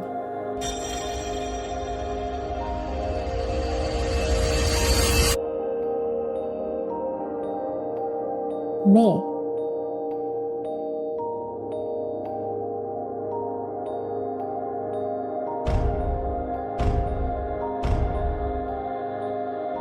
Oh crap! I didn't show you the debut vlog.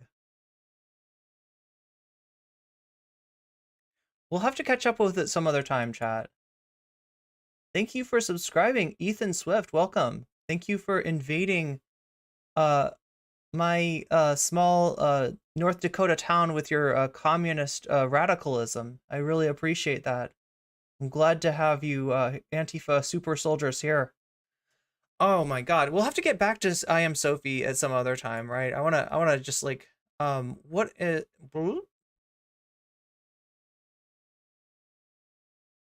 because we got so much we got so much else to go over today. So if you were watching my last stream, you might have seen me show you a post. It's a post by Brianna Wu.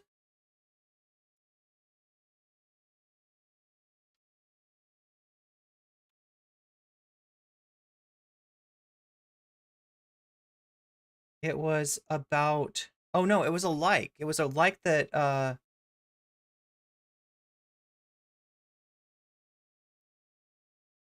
it was a really strange like from Brianna Wu of a well, I guess it's called Left Fash, right? It's like a weird Nazi lowly trans account that seeks to, or at least is representing themselves as you know, wanting to combine the ideals of communism with the ideals of fascism, and the idea that if trans women really want to be happy, that they should assimilate. They should become trad wives. They should obey their husband's every word. They should be conservative.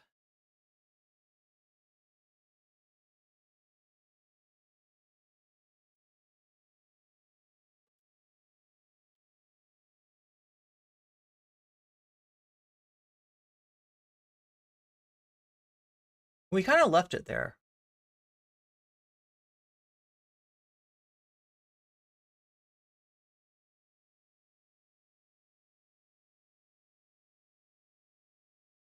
There's been an update to this now. There's been a little bit of an update.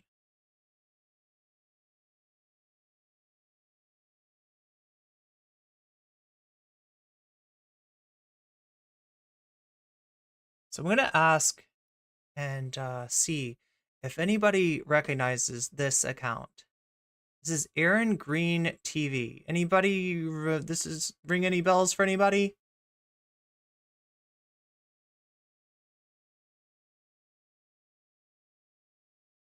Because we're going to get into some Brianna Wu stuff before we get into the Ethan stuff. I hope you don't mind. Screw anyone who asserts we should assimilate. Assimilation is a luxury.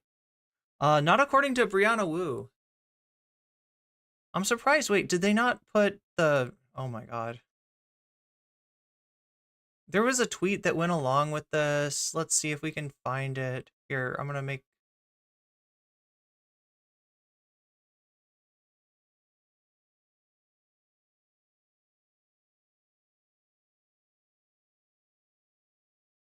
Anybody remember Aaron Green TV? Now, please don't tell me that you think this is Aaron in the Morn, because it's not, right? They are a podcast host, but the podcast is not Aaron in the Morn. It is, however, Trans in the AM. So, I mean, I guess I can understand. Oh, interesting. So, yeah, some updates about Brianna Wu too. You know how I told you she was running Progressive, Progressive Victory. Progressive Voice is a YouTube channel, not affiliated in any way with Brianna Wu. But anyway, there was a scandal about her essentially astroturfing streamers, you know, donating to them in a big way with her political action committee.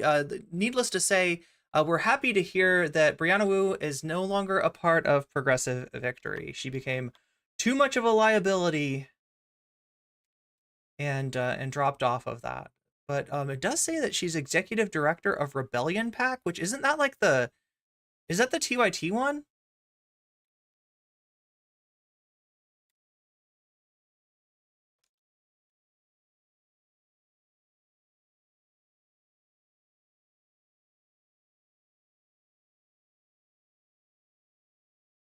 Okay, so I'll show you this post too. This is the, oh my god. So this is what she posted, or this is what she liked. Sorry, this isn't her original post, but she liked this post, right? And I'm not going to show you Punished Lexi because that's the account that is a Nazi, a lowly Nazi, somebody that is apparently like a fan of, I don't know, it's just like Tanya the Terror. What is it called? Tanya the something or other. There's some anime that these assholes all like. Trans women need to A, be traditional, B, worship Christ, C, submit themselves to their husbands, D, not be a lesbian or sexual to anyone other than their husband, E, disavow drag queens and non-binary. Yeah, I don't think that's a not nice thing to say about non-binary people there. And F, keep their transness private. Only then will we assimilate and be accepted in society. And here we have Brianna Wu. Okay, so yes, Erin Green was with a 15-year-old when she was 21. Has anybody said anything yet? Yeah, Natalie, you got the right answer here. She's got a bad past. Does anybody else know about this? Yeah, this happened like a year ago. I think that she was in the Keffels community, and they got wind of her history, right? But which has been around for a while. Like people knew this. You know, it just maybe hadn't gotten around anywhere. Anyway, when Keffels, when she became like, you know, when she got talked about again, Keffels kicked her out of the community, made a video about her, you know, exposing what she done, which is what Natalie Marie says. Erin Green was with a 15-year-old when she was 21 years old. She is on audio saying, "But I thought you were 16." Which is legal in the state that we were in. She's tried to hang it out off on like some like legalistic argument of like, Tanya the Evil, thank you. I couldn't remember it. I could not remember it. I failed. I'm a lesbian. That's right. You failed. Look, it's easy to fail that way. Like, right, if that's Brianna's Nazi friend. I guess so. It's her new friend. I don't know if this is, yeah, because here's Brianna Wu in the likes. That's why this came up. Brianna might be happy to know that Elon is thinking about getting rid of the likes tab, right? So that she can like whoever she wants, and maybe it'll be harder for people to cancel her next time. Oh yeah, you could, yeah, technically right, BC Clarity. But yeah, this is how Brianna Wu settles the controversy. By going on the podcast of somebody that has admitted to, you know, being in a relationship with well, I guess with a 15-year-old.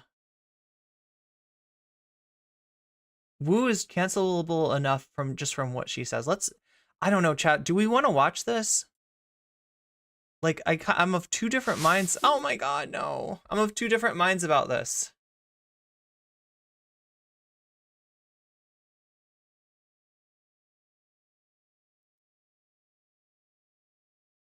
Like, I kind of don't want to give this person a view, and I don't, like, I mean, is it platforming? There's other Brianna Wu stuff we can watch, okay? Let me just put it that way. She's been making her rounds, unfortunately. What do you think, chat? Should I hit this button? So there's the tweet right there. There's the tradwife, the trans tradwife tweet.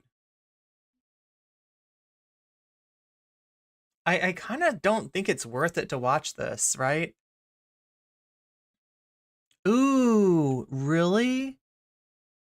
Then oh, you're saying the person who posted that is in the comments. Oh, there they are. Yeah, you're right. Yeah, with a Ray. Oh my God, why does Ray?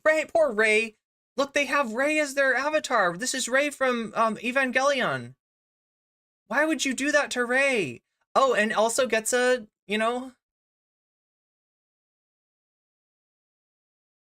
thank you so much for sharing your perspective. They made a whole podcast about my tweet, they say.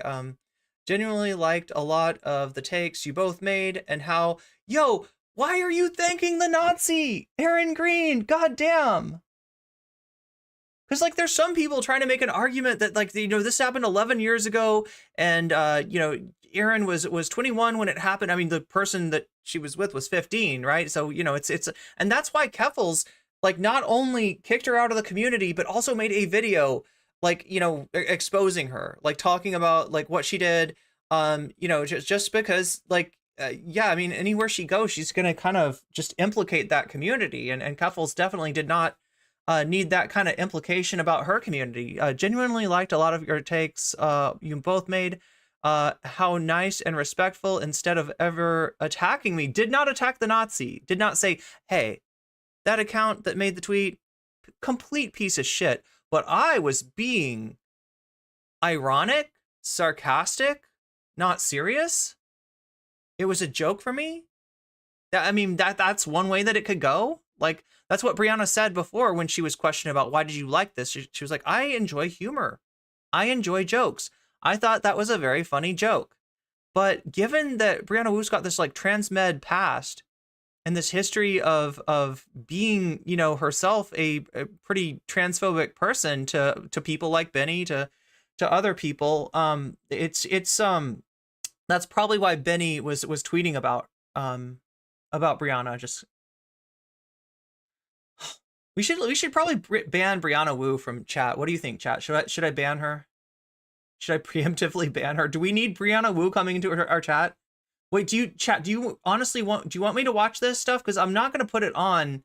Like, there's something, like, a little icky about, like, putting this person's videos on, and I'm really, like I said, there's a lot that we can watch regarding Brianna Wu that is not with a person with Aaron Green's history, let's just say. Without ever attacking me for being a bit more socially conservative than y'all. A lot of issues you both addressed that you see in the trans community are the same things I talk about on my account. It's also nice hearing both of your experiences, since I'm, like, half as young as both of you. Yo! Oh my god! Preemptive ban is warranted. It's much, preemptive ban would be much more understandable than having to watch 3 minutes of ads at the bottom of every hour, which you will have to do, which some of you might have already been dealing with, right? Or anybody in Twitch dealing with that already? Anybody in Twitch dealing with this thing? It's weird to me is that Brianna Wu is up to. I am curious. Well, you're about to find out. I don't know if we want to watch that, though. Chat, you let me know. Should we have a vote on it? What should we do? Well, the first thing that you got to do, though, is that if you're watching me on Twitch, understand that we got an ad break coming up in like 2-3 minutes. I don't know, very soon, right? It is an ad break that you don't necessarily have to sit for, right? There are ways to get out of it.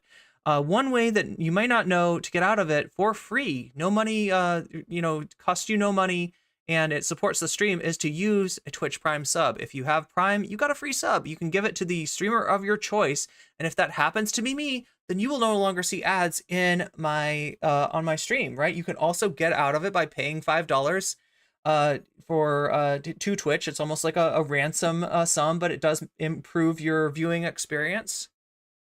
Or you could possibly even get gifted a sub. That can happen, that does happen, but that's more likely to happen to you if you're actually active in the chat,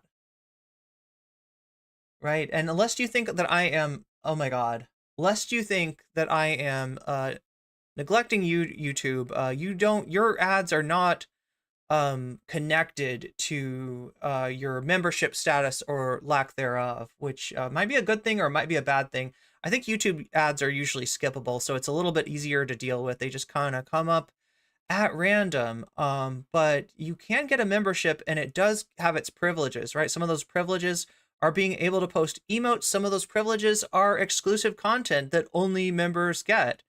just like a sub on Twitch, a membership can also be gifted to you through the generosity of someone else. But again, probably more likely to happen. In fact, I know that's the function of gift memberships, is that they tend to happen to people who are active in the chat. So all the more reason to be active in the chat. Yeah, you can support me through getting yourself a membership. You can support me through gifting memberships. You can support me through super stickers and super chats, whichever of those is something that you prefer. You know, there's a lot of stickers. There's a lot of messages that you can send. Oh yeah, if you send a super chat that's like $5 or more, I think it pauses me, it interrupts me, and then it tells me in a sassy voice, a sassy British voice, whatever it is you want me to hear.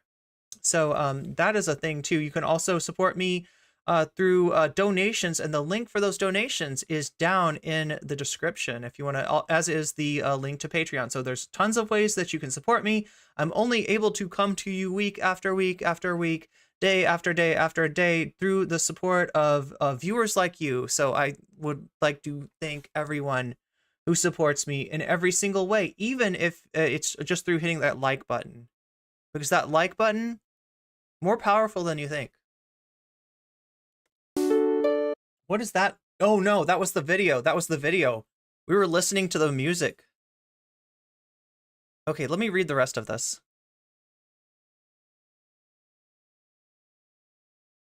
When we last left this post, the lazy was rubbing it in the faces of Aaron Green and Brianna Wu that she is much younger than both of them.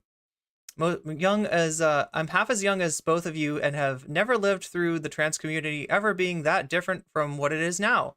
I just am a bit overwhelmed, I think overwhelmed. How much this one tweet, which was meant to be kind of joking, received. I don't know though.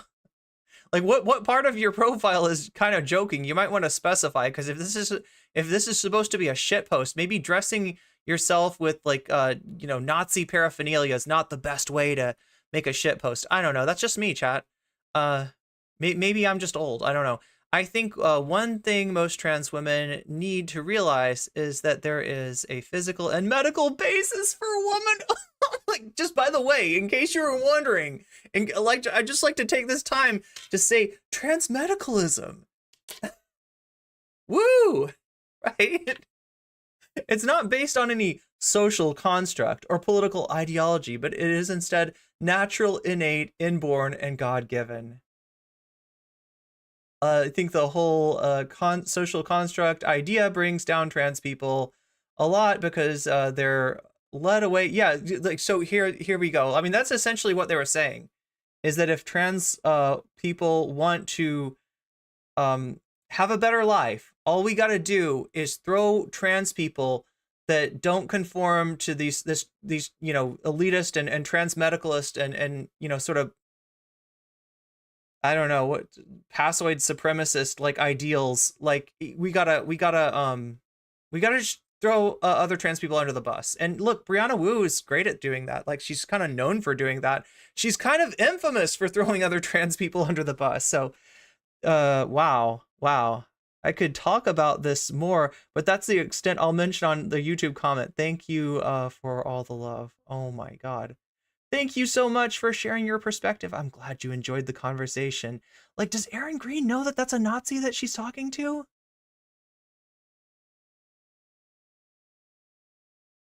Does Brianna Wu know that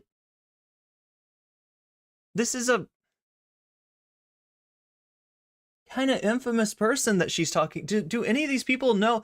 Like, talk about bringing each other down. Chat, should we watch this or not? I'm willing to go either way. In fact, I want to say that I will only watch this if it's not, if there's even like one person that's like, I'm not comfortable watching this, because I'm already kind of like not comfortable watching this. I watched part of it. It's kind of a circle jerk situation, both Aaron and Brianna. Is it worth watching, Natalie? What do you think? Should we tell her? Wait, tell me what? What are you going to tell me?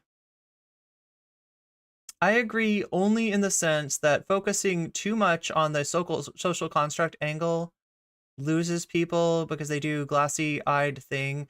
Many don't even have a concept of social construct. Yeah, I mean,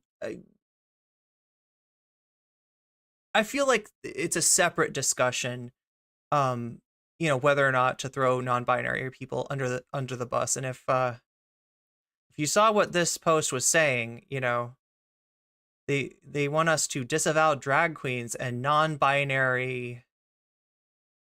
I mean, like that's what it's in service of. It's like not a social construct. So, we want to uphold the gender binary, but we just also want to kind of shoehorn, trans identity into like normal, natural, and necessary. The sort of, I mean, like, I don't know, selling out to cis heteronormativity, I don't think is the way. Yeah, not be lesbian. Throw lesbians under the bus too. And submit to your husband. Worship Christ. Worship Christ. Always be worshiping ABW, because only worshipers get coffee. Void coffee. Wait, I need some void coffee. Where did my coffee go? There it is. It's right there.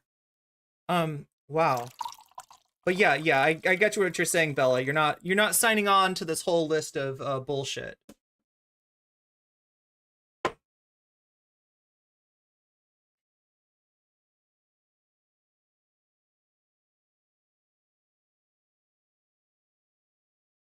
Oh, that being said, the difficulty in relaying concepts like social constructs to people is a facet of it not being a known concept. And you know why it's not a known concept? Because we don't talk about it. So I'm in favor of talking about it more.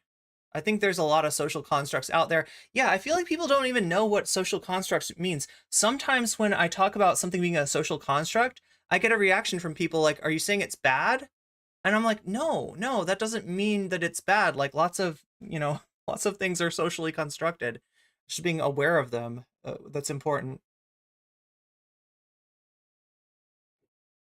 But yeah, a lot of what you're talking about as far as hitting somebody who's not ready for the concept over the head with a concept like social construct comes from not from people trying to hit them over the head with it, but rather from the idea or the discussion or the discourse or whatever breaching containment. So, at the end of the day, you're asking, the question becomes, can we talk about this stuff or not? And I say yes. But as far as this, I don't know what I say. Also, there's a comment below the Nazis. There's another oh my God, there's Brianna's on here. Oh, wait, yeah, because she was, like, right there. What are your thoughts? There's another one that Brianna... Oh, my God. I almost lied. Did I like that? I hope I didn't. I definitely want to hear what Gamergate girl has to say, lol. Fun fact, I'm about a lot more than just Gamergate. I mean, I would say that you're about a lot less than just Gamergate. As in, you kind of shoehorned yourself into there. You kind of, like, appropriated other people's, harassment for cool points. But I don't blame you for not wanting to get harassed. I mean, she did, after she inserted herself into that, like, she definitely did get a lot of shit from the same Gamergaters that were harassing Zoe Quinn and Anita Sarkeesian. I guess it's an example of fuck around and find out. I don't know. Wait, is this the one you're talking about, Natalie? It's about basic respect for the next human. Like history is a social construct, so is science, but I don't know, people seem to feel like they are universal, essential subjects of inquiry.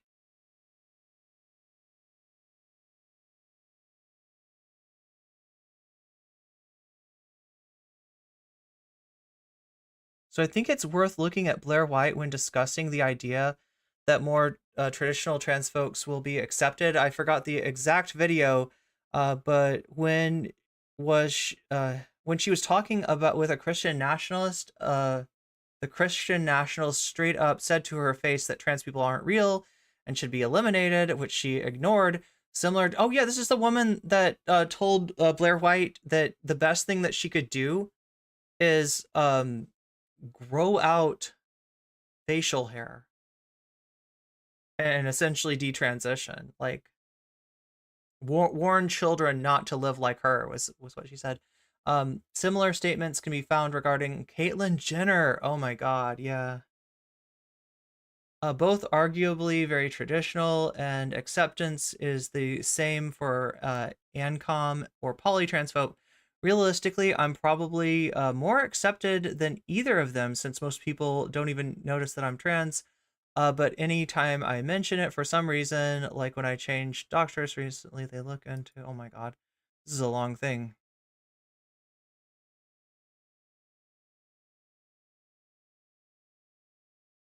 Should we get off this, chat? Should we get off this? Should we just go to the, because we've got a lot to cover, including H3, but also including Brianna Wu.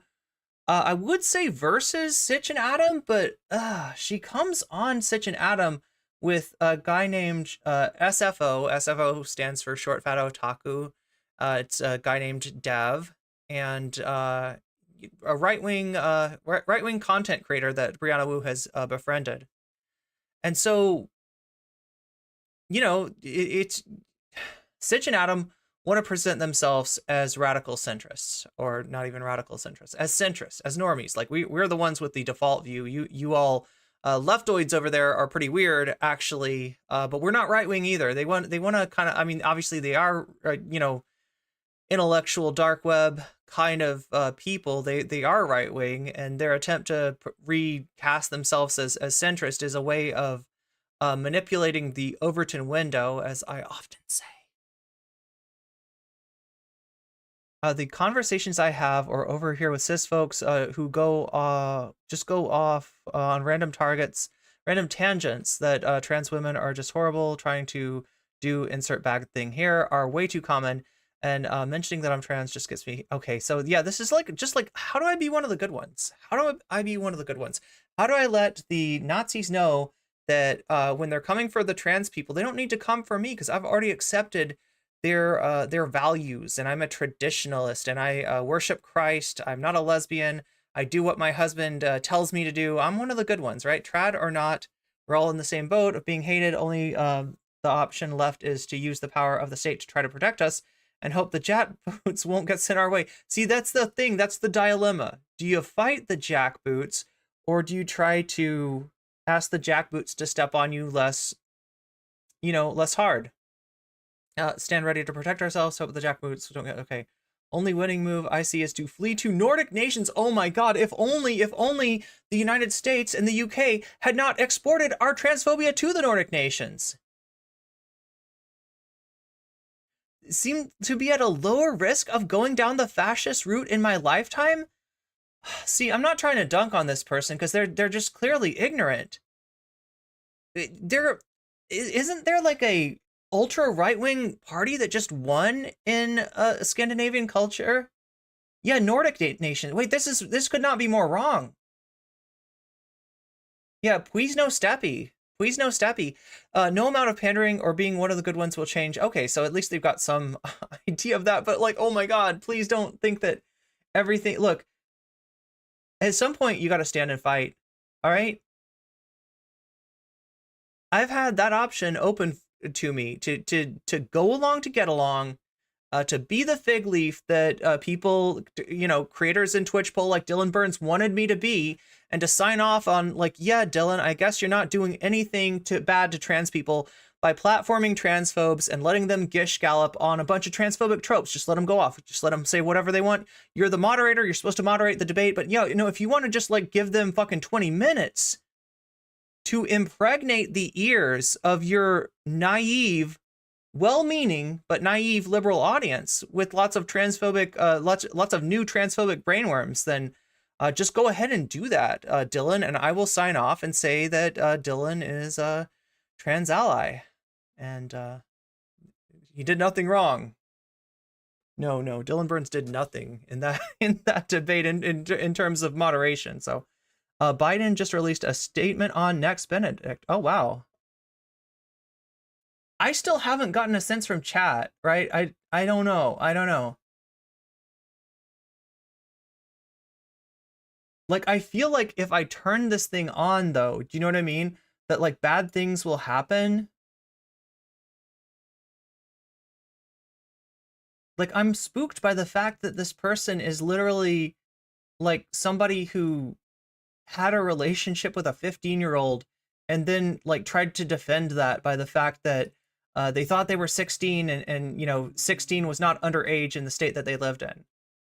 I just have like, okay, let's see what Joe Brandon has to say about Nex Benedict. In memory of Nex, we must recommit to our work to end discrimination and address, oh no, this is bad. Chat, so Nex Benedict, he is a trans mask person who lost his life after being beaten in a school bathroom. And he died a day or so later. But it seems clear from all the information available that, you know, he died because of the beating. It's now being ruled a suicide. And forgive me for not trusting that. Forgive me for thinking that that is a ruling which lets the school and the state and libs of TikTok and everybody who is responsible for Nex's death off the hook. Impacting too many non-binary and trans children. Okay, so Jill and I are heartbroken by the recent loss of Nex Benedict. Every young person deserves to have a fundamental right and freedom to be who they are, feel safe and supported at school and in their communities. Nex Benedict, a kid who just wanted to be accepted, should still be here with us today. Non-binary and transgender people are some of the bravest Americans I know, but nobody should have to be brave just to themselves. In memory of Nex, we must all recommit to our work to end discrimination and address the, I can't say this word, crisis, but you know the word that starts with an S, crisis impacting too many non-binary and trans children. Bullying is hurtful and cruel, and no one should face the bullying that Nex did. Parents and schools must take reports of bullying seriously. My prayers are with Nex's family, friends, and all those who loved. I'm pretty sure Nex's pronouns are he, him. Biden's using them, but regardless, and to all LGBTQIA+ Americans for whom this tragedy feels so personal, know this: I will always have your back. X'd it out, Joe. X'd it out. Like this. Sorry, Joe, but you've been throwing everybody under the bus. I got no fucking trust in Joe Brandon or the Democratic Party. To LGBTQIA+ young people all over the country, you are loved for exactly who you are. If you're feeling overwhelmed at all, oh my God, this is even worse. This is even worse. Yeah, this is like Biden could sign an executive order right now to do something about LGBTQIA+ people, but he doesn't. Don't turn on the Brianna Wu video. Okay, so I got at least one vote for not watching it. I'm thinking I don't want to watch it. I don't see a lot of positive, like, you know, people are like, yeah, let's watch this cringe fest between Brianna Wu and this Aaron Green person that I had just forgotten about all the times that Blair White has just smiled through denial of her existence by her friends. Yeah, like, oh God, I mean, look, there's so many such cases, unfortunately, right? Like the case of Dave Rubin talking to Ben Shapiro and say, well, so Ben, even though you and I are on opposite sides of, you know, like the cultural issues in some way, I could still count on you as a friend to come to the to come to the wedding anniversary of myself and my husband. And Ben Shapiro said, no, I would never go to an event that celebrates a life of sin. And it's just sad. It's just, there's nothing that Dave Rubin could do but sit there and try to hold his, you know, tears back, right? His new best friend that he had pick-me'd so hard for did not really think of him as a human being, just as a very useful chess piece.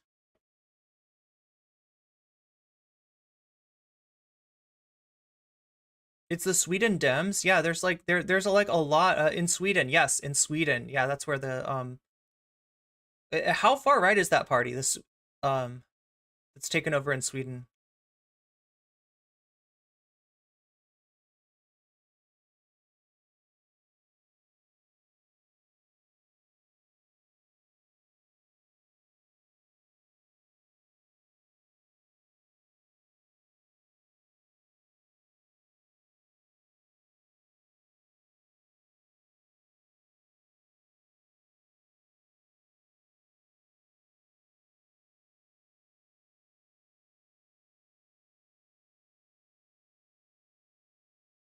We got a lot of, yeah, we got the cringe meter has already been filled up, and the, you know, let alone the fact that I mentioned Dylan Burns. Yeah, there's a lot of like, we don't want the cringe factor to go too high. So I will respect chat's wishes and move on to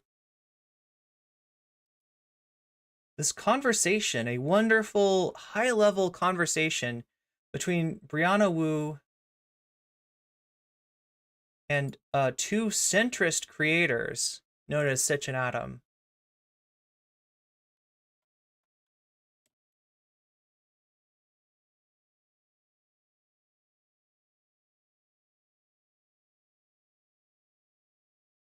You know, I just realized we haven't really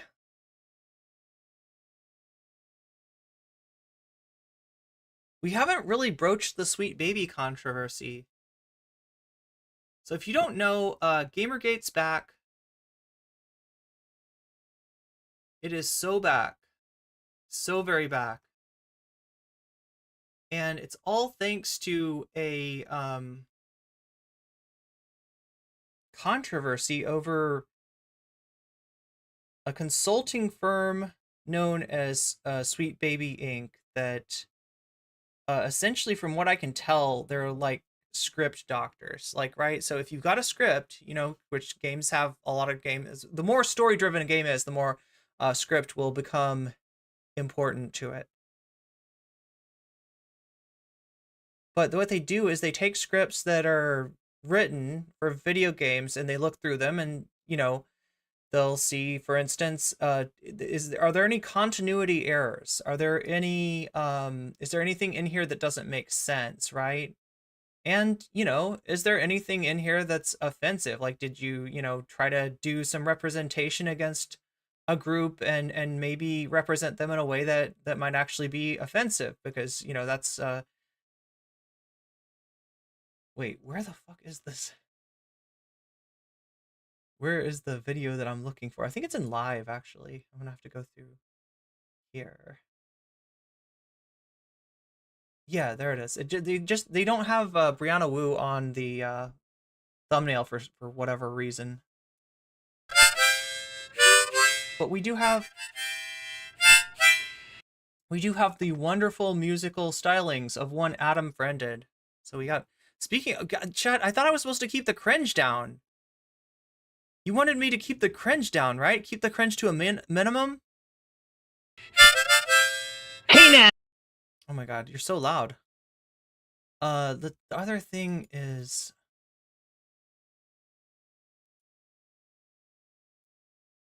I'm just like wondering what I should try to tap as a... I know Hassan actually did a good video talking about the Sweet Baby controversy.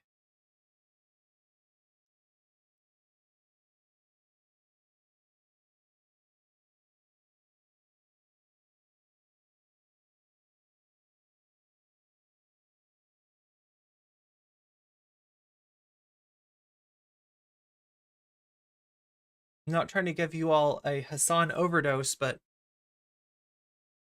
it's better than Xanderhall.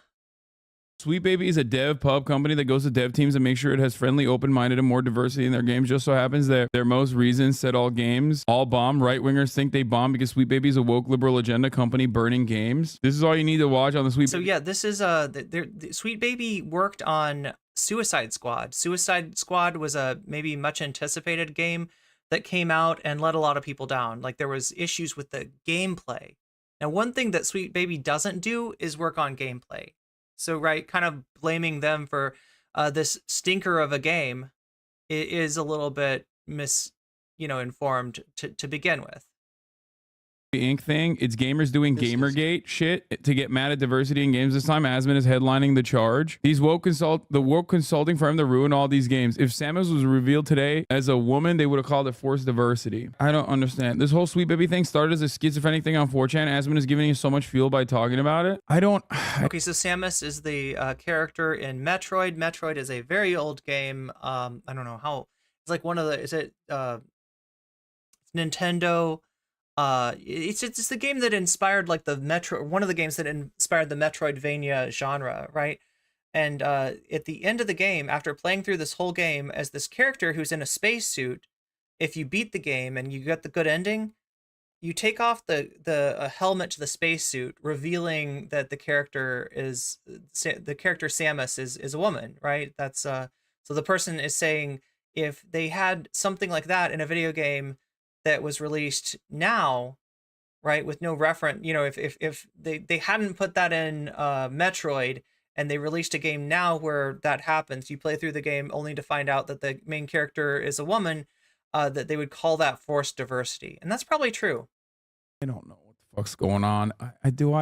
Do I want to cover this? I don't know what the fuck is happening. Sweet Baby Inc. doesn't do what some gamers think it does. No one company isn't forcing diversity on your all favorite games. Sweet Baby Inc. is the largest narrative design company in the games industry, nor is it solely responsible for the characters and stories of recent high profile releases like Alan Wake 2, God of War Ragnarok, Suicide Squad, Justice League. But good luck telling some gamers that. Yeah, that's right. Adam Friended just needs some 2010s bro step underneath his harmonica stylings.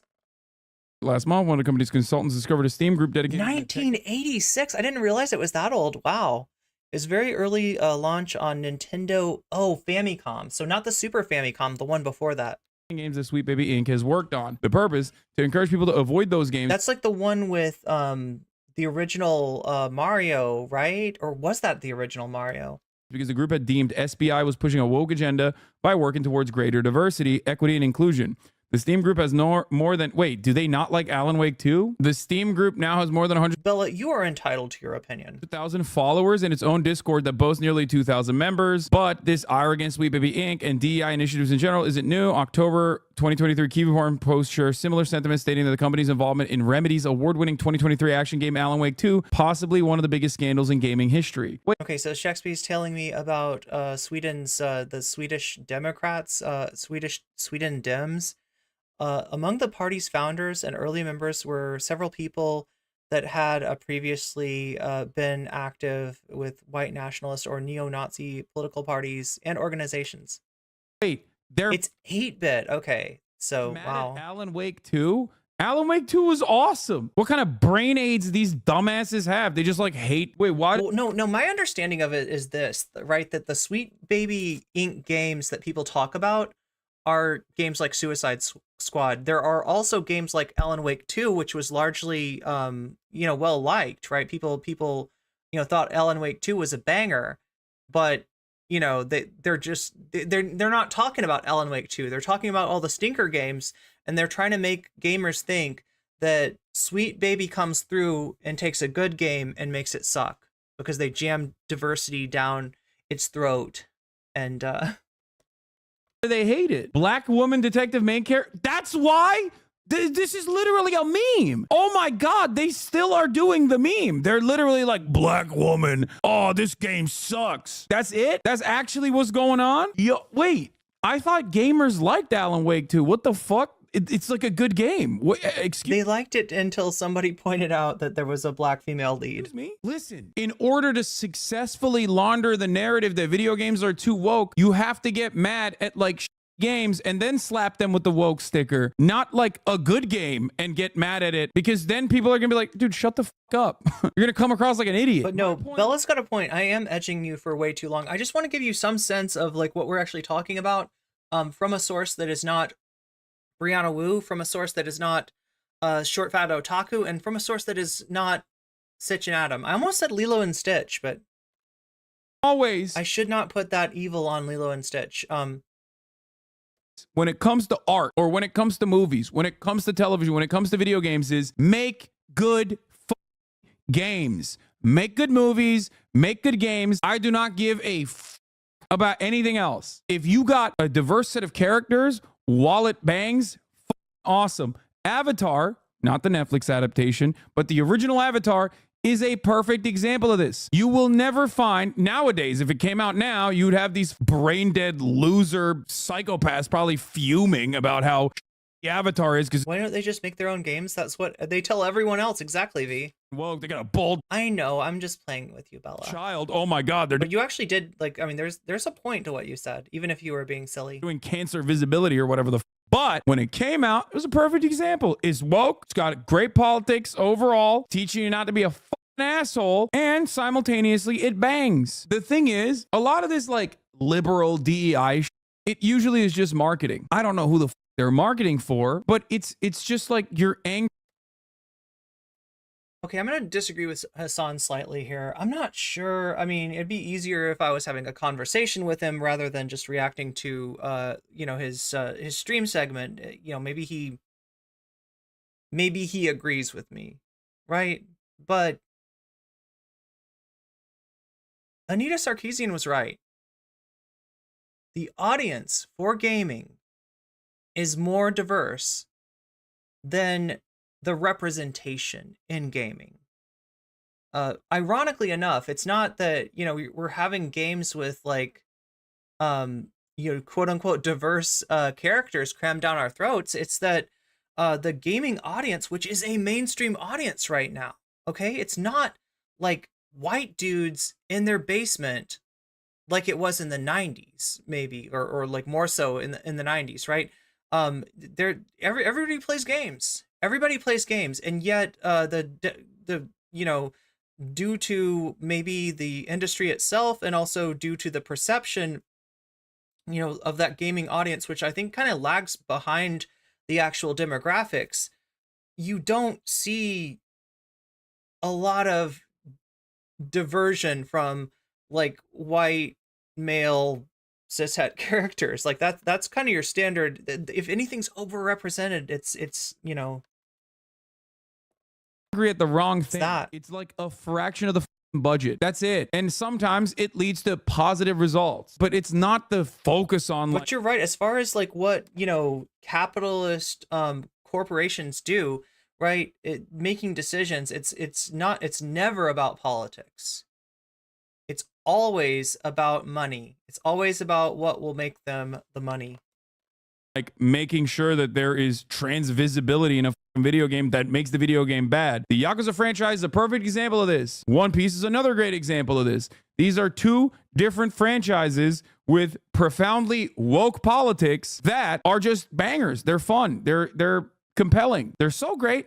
People think they're right-wing, okay? Right-wingers love talking about how right-wing these franchises will be, right? The conversation around Sweet Baby Inc. has ignited a fundamentally misinformed Gamergate-esque firestorm. Its employees have faced rampant harassment as a direct result. Industry figures have had to deny allegations that SBI comes in and completely changes their games. I spoke with several employees of Sweet Baby Inc.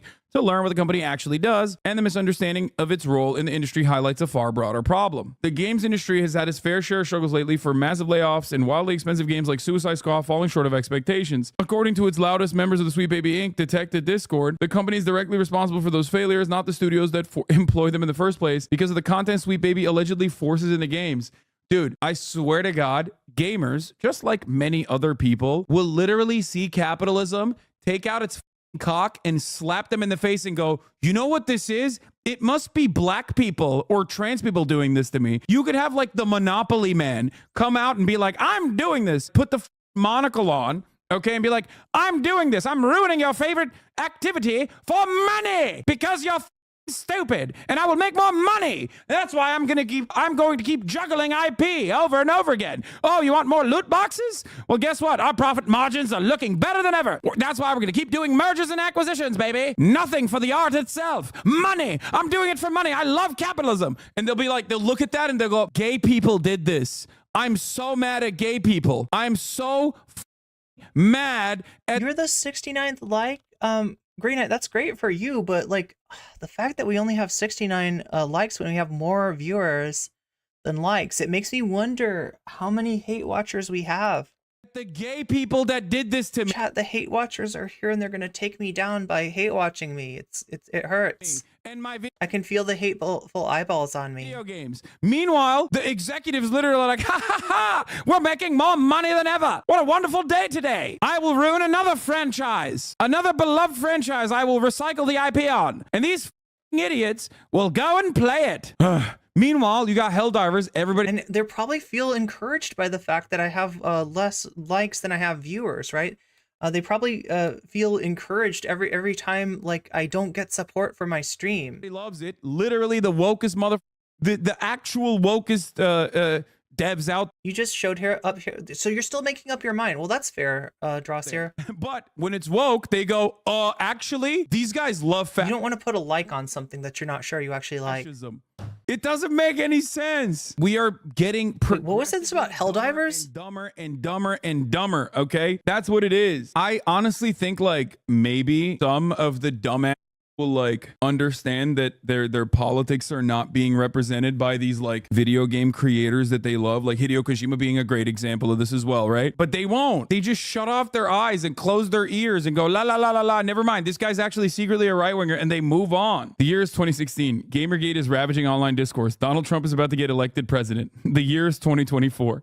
Yep. So what? So yeah, there is something to be said about culture and politics, right?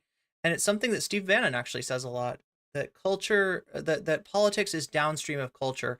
What he means is that culture has an effect on people's mindset and can form, political ideas. And that's why the gamer demographic has been such a godsend to Steve Bannon. This is one of the first like sort of cultural forays that Bannon and his ilk have made, is trying to turn the gamer demographic into a conservative political demographic. Now, like I said, the perception is that gamers are cis white het whatever, dude bros, but the reality of the gaming audience is it's huge.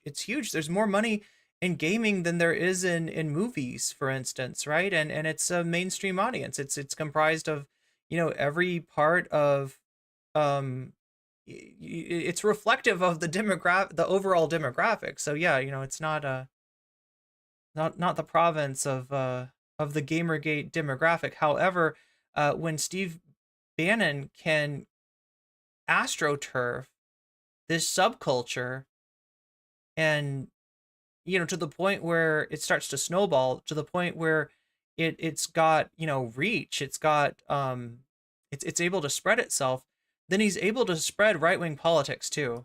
The this Sweet Baby game does anyway? What do they do? Even games that are widely considered to be successes are not safe in these conspiracy theories. Alan Wake game director Kyle Rowley took to Twitter to dispel rumors that Sweet Baby was the reason protagonist Saga Anderson was black. Oh my god, I love that. Did you see what this editor did? Wait, was that Austinox? Austinox, is that you? Wait, there's more than just Austinox. Like, right, Hassan has at least 2 or 3 editors.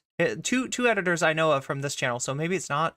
But like, I think Hassan might have said X, and it sounds like the editor overdubbed Twitter. Were first traced back to the aforementioned October 2023 Kiwi Farm post. I love that this is like a forum with like some of the most mentally ill people get to genuinely dictate conversations now. Like it is the worst thing you can do. It absolutely is not true, but Rowley's concise statement and similar ones made by other industry members have not silenced the conspiracy theories. This is the other thing that I see so frequently, which is that there is no charitability for the devs at all, where we basically look at misinformation that aligns with our agenda and we go, that's the truth. And then what do? We go out and we harass the devs. Okay, the devs come back and say, I literally made this game. You are wrong. So in that situation, you're supposed to go, you know what? I'm going to take a step back. Maybe I was wrong. Maybe, although I have these biases, right? Although I have these biases personally, perhaps I was misled into believing that things were the way they are by these forums and by people championing the misinformation in the forums. Nope, nobody does that. Everybody just goes, ha, I'm right. Wait a minute. Do we have Jimmy Dore in the chat? Jimmy Dore, welcome to the stream. Long time listener from way back in the day, from the aggressive progressive. First time streamer. Yeah, I don't think I've ever streamed to you before, but welcome to the stream nonetheless. What brings you our way? The dev is wrong. He's lying to me. It's a fake. You don't say. You're also gay. You're a gay black woman, actually, I've decided. And that's a bad thing, I've also decided. I'm doubling down. What the What are you doing? What happened to truth? What happened to, like, actually arriving at a conclusion? What happened to ethics and gaming journalism? After finding out more information, we've lost it. There's nothing. On March 5th, I managed to spend an hour or so in the Sweet Baby Inc. detective Discord before I was booted from the space, likely because I identify myself as a Kotaku journalist. In it, member shared post referencing feminist frequency founder. So yeah, unlike cops, Chad, apparently Kotaku journalists do have to identify themselves as such when you ask them.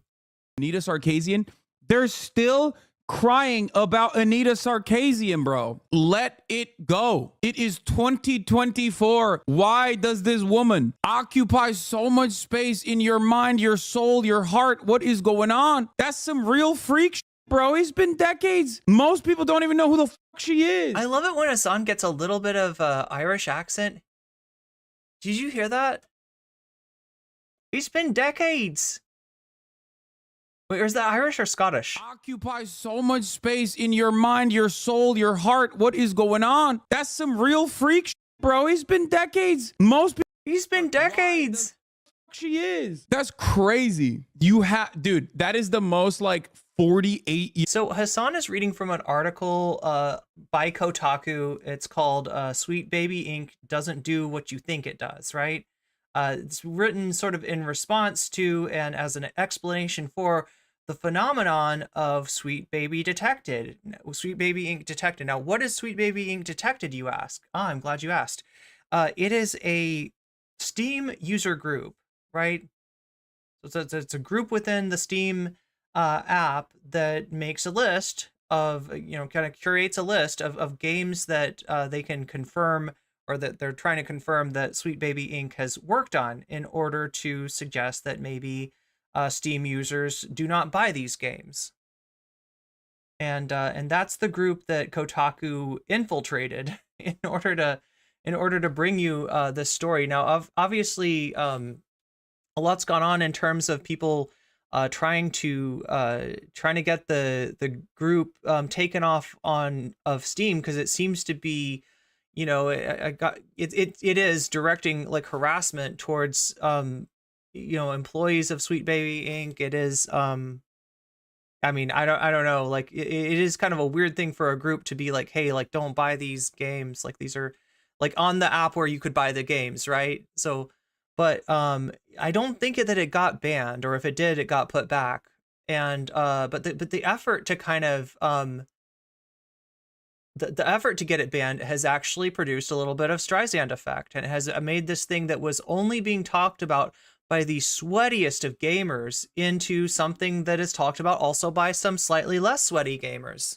Years old post I've ever heard. If you're in a Discord server posting Anita Sarkeesian takes, you're 48 years old. You are now the official dad on 4chan. You were 38 when Gamergate happened, and you never let it go. That's crazy. Let it go. Anita Sarkeesian did not play a role in the gaming industry at all, no matter how hard you try to justify it. The entire narrative of like SJWs and woke culture is ruined this or ruined that is really silly. You greatly overemphasize the impact that these people have ever had. It is simply just a marketing tool, and you're dumb enough to think marketing is everything. But of course you are, because you're dumb. And I am too. I understand. You're dumb and you're angry and you're loud and you think you're right. And there's a lot of other dumb in the same. And you don't realize that at the top of every hour, by which I mean the bottom of every hour, there's a 3-minute ad break on Twitch, and that if you no longer want to see those ads, you can possibly get out of those ads by using a Twitch Prime sub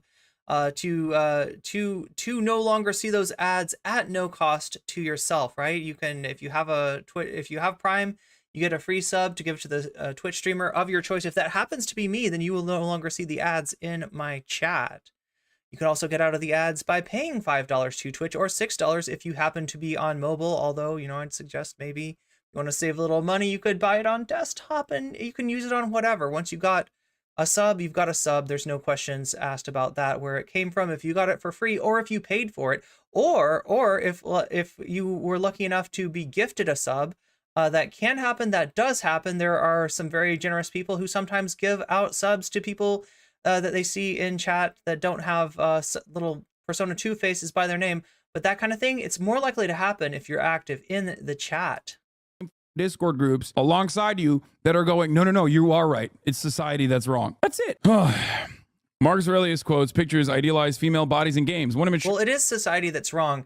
If society is telling you that there aren't ways to support me and keep the stream coming to you day after day, week after week with more content, if there aren't ways such as chats, as super chats, as super stickers, ways such as scrolling down to the description to find the donation link, which you can find, scrolling down to the description to find the Patreon link, which you can also find, giving, buying subs or gift subs, or donating bits on Twitch, or simply hitting that like button, which is more powerful than you think.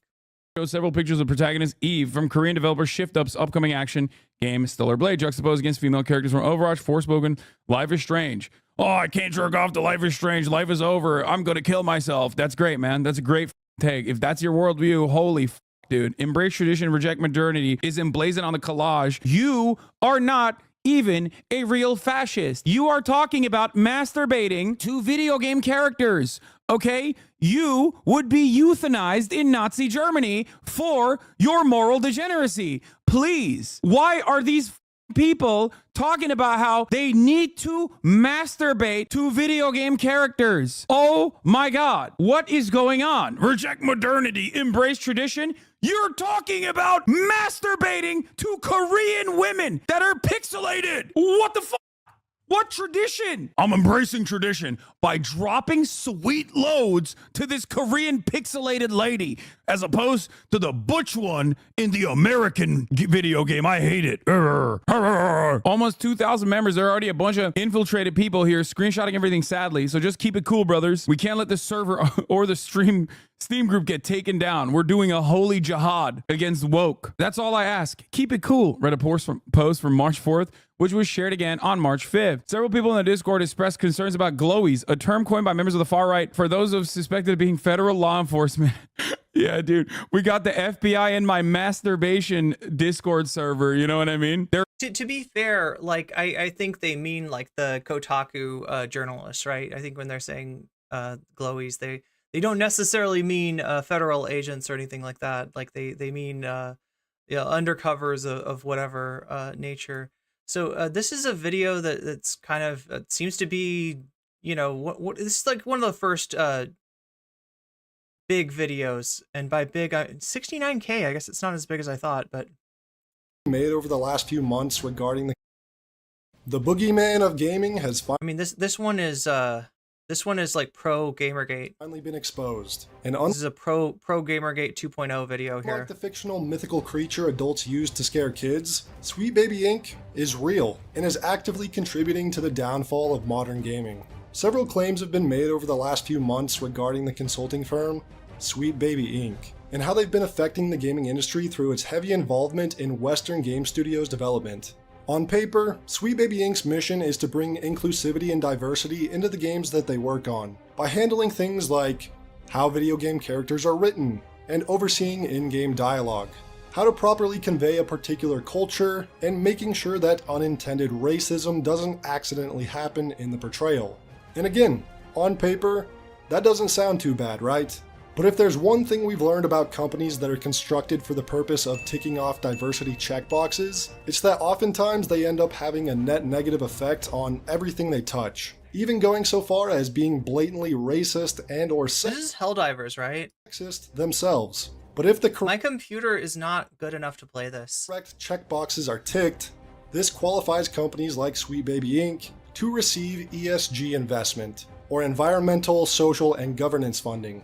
In the case of Sweet Baby Inc., companies like BlackRock are its biggest investor. So how does this investment actually work? Well, companies like BlackRock, who is the world's largest asset manager with $10 trillion in assets. Allegedly, So essentially, directing investments is what BlackRock does. BlackRock and Vanguard are, two really large companies that direct a lot of the investments. And so when they're making decisions, when it's like really what BlackRock and Vanguard are is a symptom of late stage capitalism. But if you're a right winger, they're a communist conspiracy to control your video games, amongst other things. have a scorecard that factors in many different areas of diversity, LGBTQ allyship, BIPOC representation, and so on. And depending on the score Okay, a so let me company receives, debunk this, okay? What they do is risk/reward management. So when you're investing in something, there's you invest because you want a reward. You put money into the investment and you expect more money to come out of that. Now, what could get in the way of that? Well, something like an unexpected scandal. If a game or a movie or, whatever kind of product company has a scandal where people no longer want to, buy that stuff, or they do like a boycott against it, then, you could end up losing money instead of gaining money. So I think, from my understanding, like the connection between like things like ESG score and investment is like it's a risk management, kind of thing that's going on here. they will be eligible to receive investment from BlackRock. Publishers have been turning to companies like Sweet Baby Inc. or others in order to increase their ESG scores and secure extra funding. And I think the most important takeaway with that is to realize that video game companies aren't trying to be diverse because they want to, they're doing it for monetary gain. So I would agree with this, like, in aggregate, right? That as far as like decisions made by major corporations that put out things like AAA games, yeah, nobody's doing it because they are like, I want to advance trans rights. It's always a gambit, a dingus gambit, if you will. Oh my god, I don't have my soundboard open. I haven't been using it lately.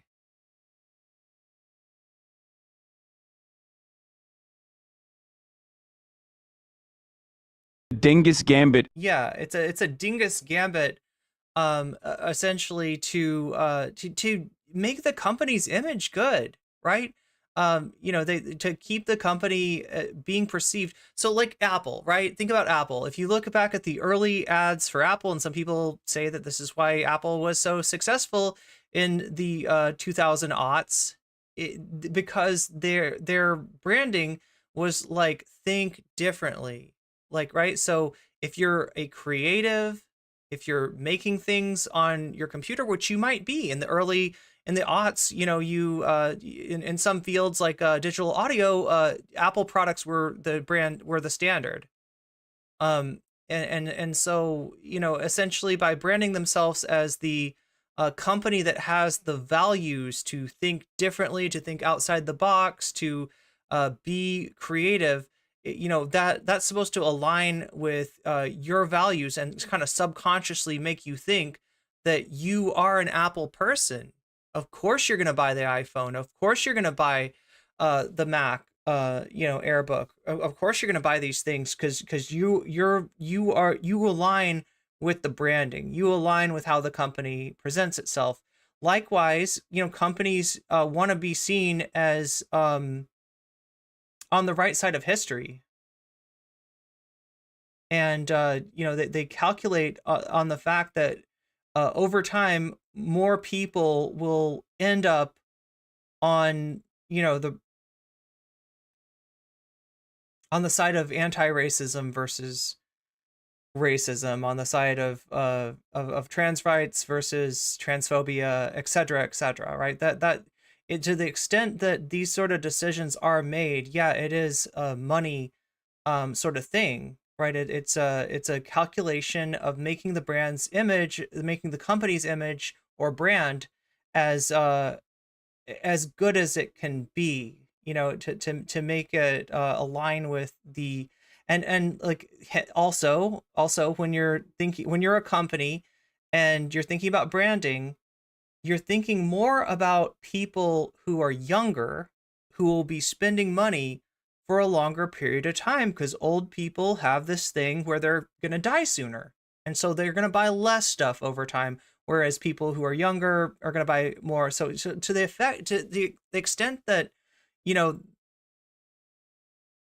that this is a thing, yeah, it's definitely bottom line rather than actual politics. Pay any attention to online gaming discourse? For years now, you've probably heard or noticed yourself that video games have gone woke.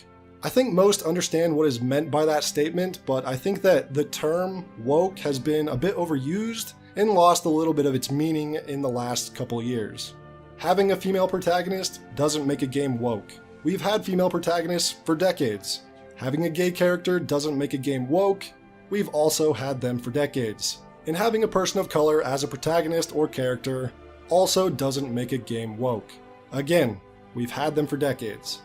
This sort of proves that companies like Sweet Baby Inc. don't really have a reason to exist from a practicality standpoint. Gaming has always had natural diversity ever since its inception.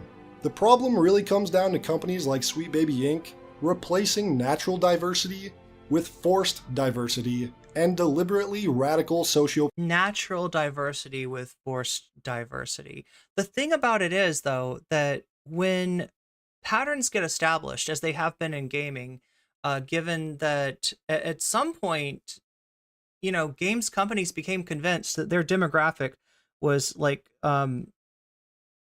sweaty young white dudes in their mom's basement, right? That's a stereotype. But even though that stereotype might have had some basis in statistics in like the 90s, let's say, at present, it's not really reflective. So when you say like natural diversity, you got to understand that any sort of representation, and by which I mean like moving closer to where the characters in video games, the demographics of those characters, the demographics of the main character are more in line with the players of the game, which, it is like half female, for instance, right? When you've got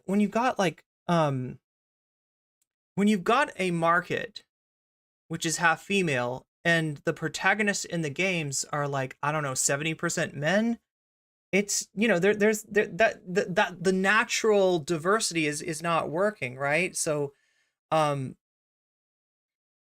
you got people that are used to making games in a certain way, used to thinking about characters, used to thinking about stories in a certain way, the natural the natural representation is going to lag behind the market.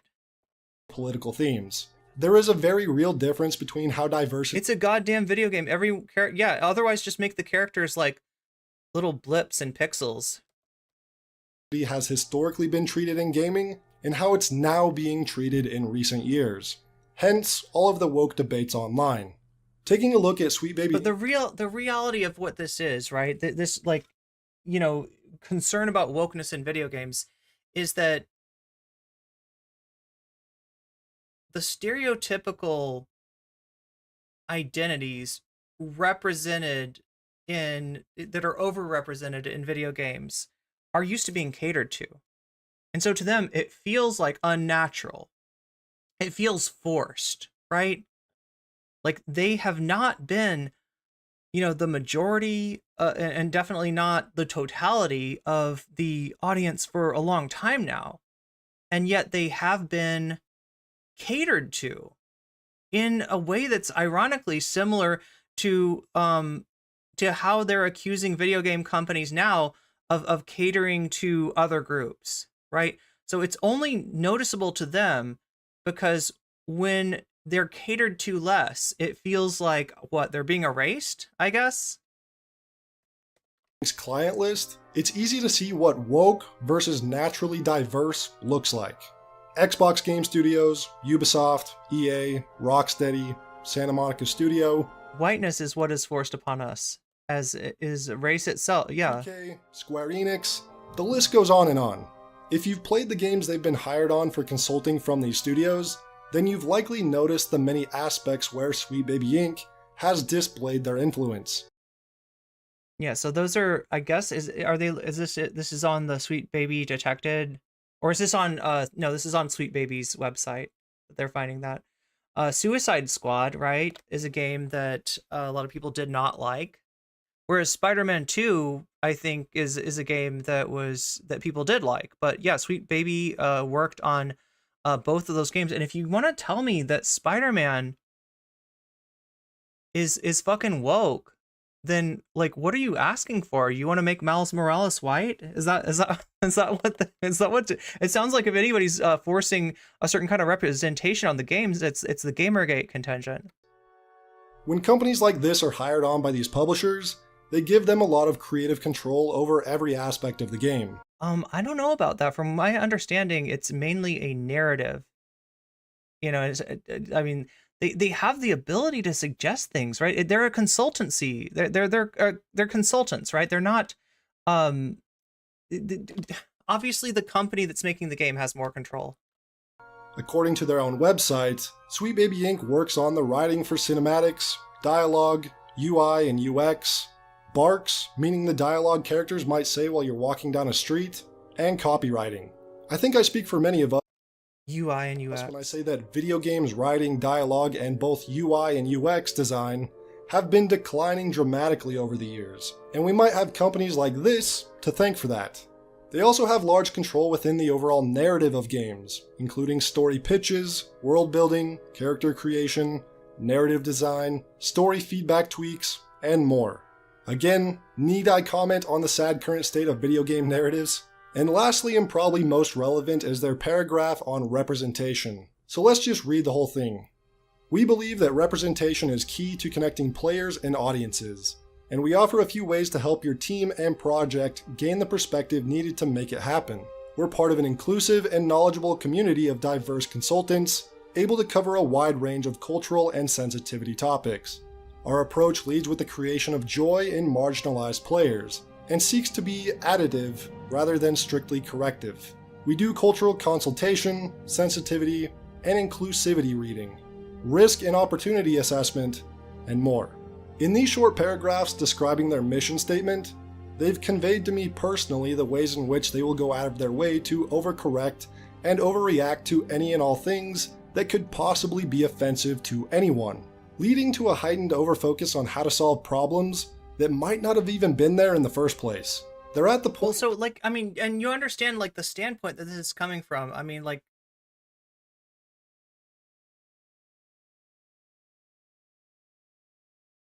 if you're used to games which kind of jam whiteness down your throat, then you're not going to see a problem in games continuing to do that. In fact, you might be a little bit nostalgic if they slide backwards, right?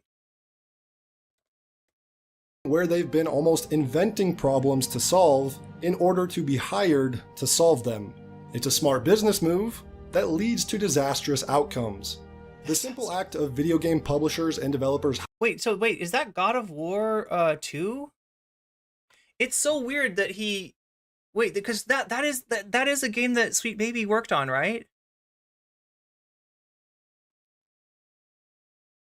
Sorry, I don't know. Like, this is God of War 2 that we're looking at right here? Any gamers in the audience?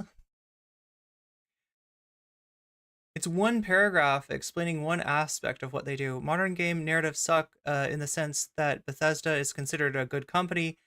There's a lot of good game narratives around. They tend to not be conservative. Wait, is this what is this game? Is this, am I correctly identifying this game? Because like I didn't play it.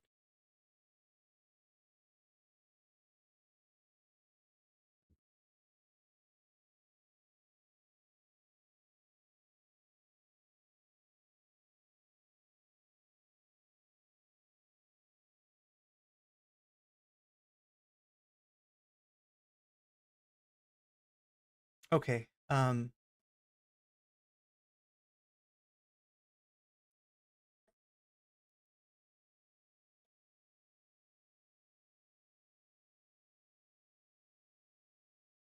It's been fun, chat, but I can't do this by myself.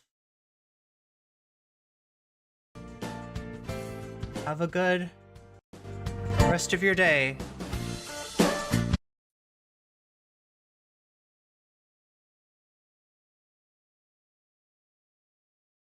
That's God of War. Is it 1 or 2? Modern game narratives suck in the sense that Bethesda, Anyway, it's ironic when he's saying disastrous consequences and showing a game that people loved.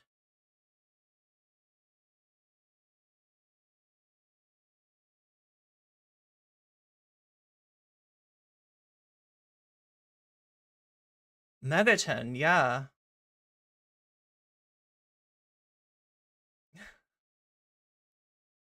Hiring consultation firms to force diversity is again why so many people share the sentiment that gaming has gone woke. So I want to revisit what I said a bit earlier in the video.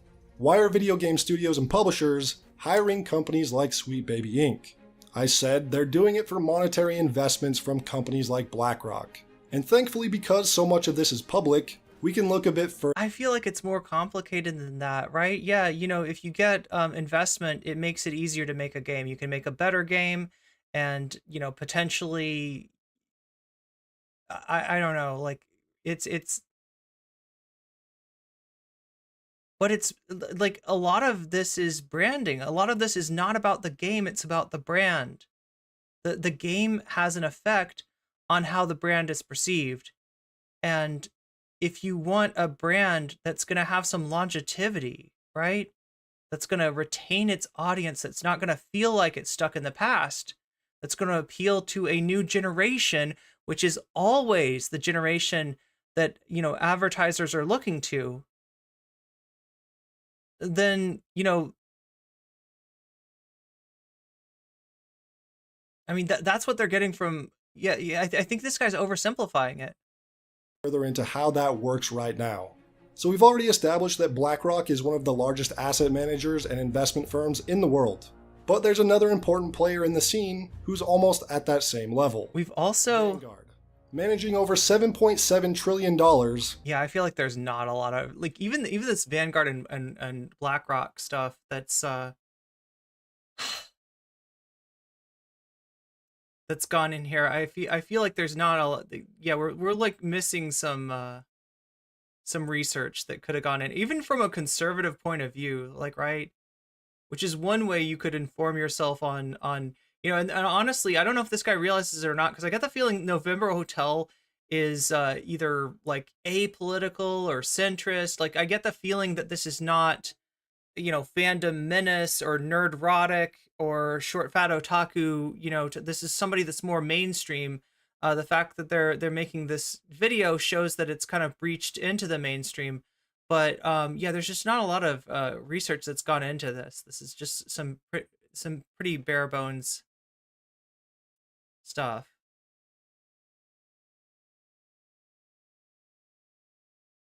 Are we gonna pretend like old games had the best narratives overall? Yes. Yes, Donkey Kong, okay?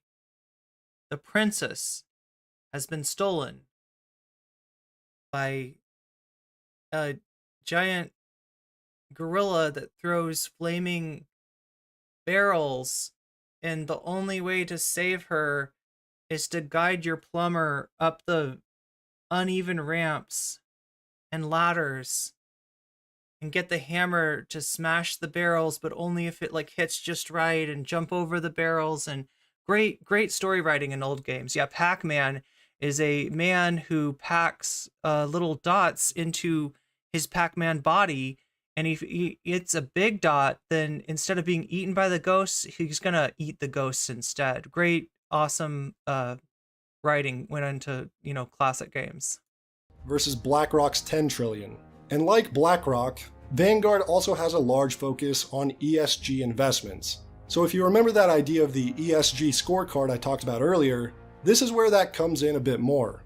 So in order to seek investment from these two, gaming companies have been publishing what's known as an ESG report. Activision Blizzard, Ubisoft, and EA all post this annually. In the reports, they focus on discussing how they want to have more representation of everything you could imagine. The hopes is that BlackRock and Vanguard will take notice and reach out to them and offer them large sums of money to invest into them. And so far, it's been working. For example, if we take a look at EA, we see that the two largest shareholders of the company are both BlackRock and Vanguard. Take-Two Interactive, again, largest shareholders. Okay, so you're pointing out the aggregative effect of capitalism. You're pointing out that if there's something like in investing, that you're gonna get investment firms that arise, and like market consolidation. I don't know what to fucking tell you. Your problem was with capitalism.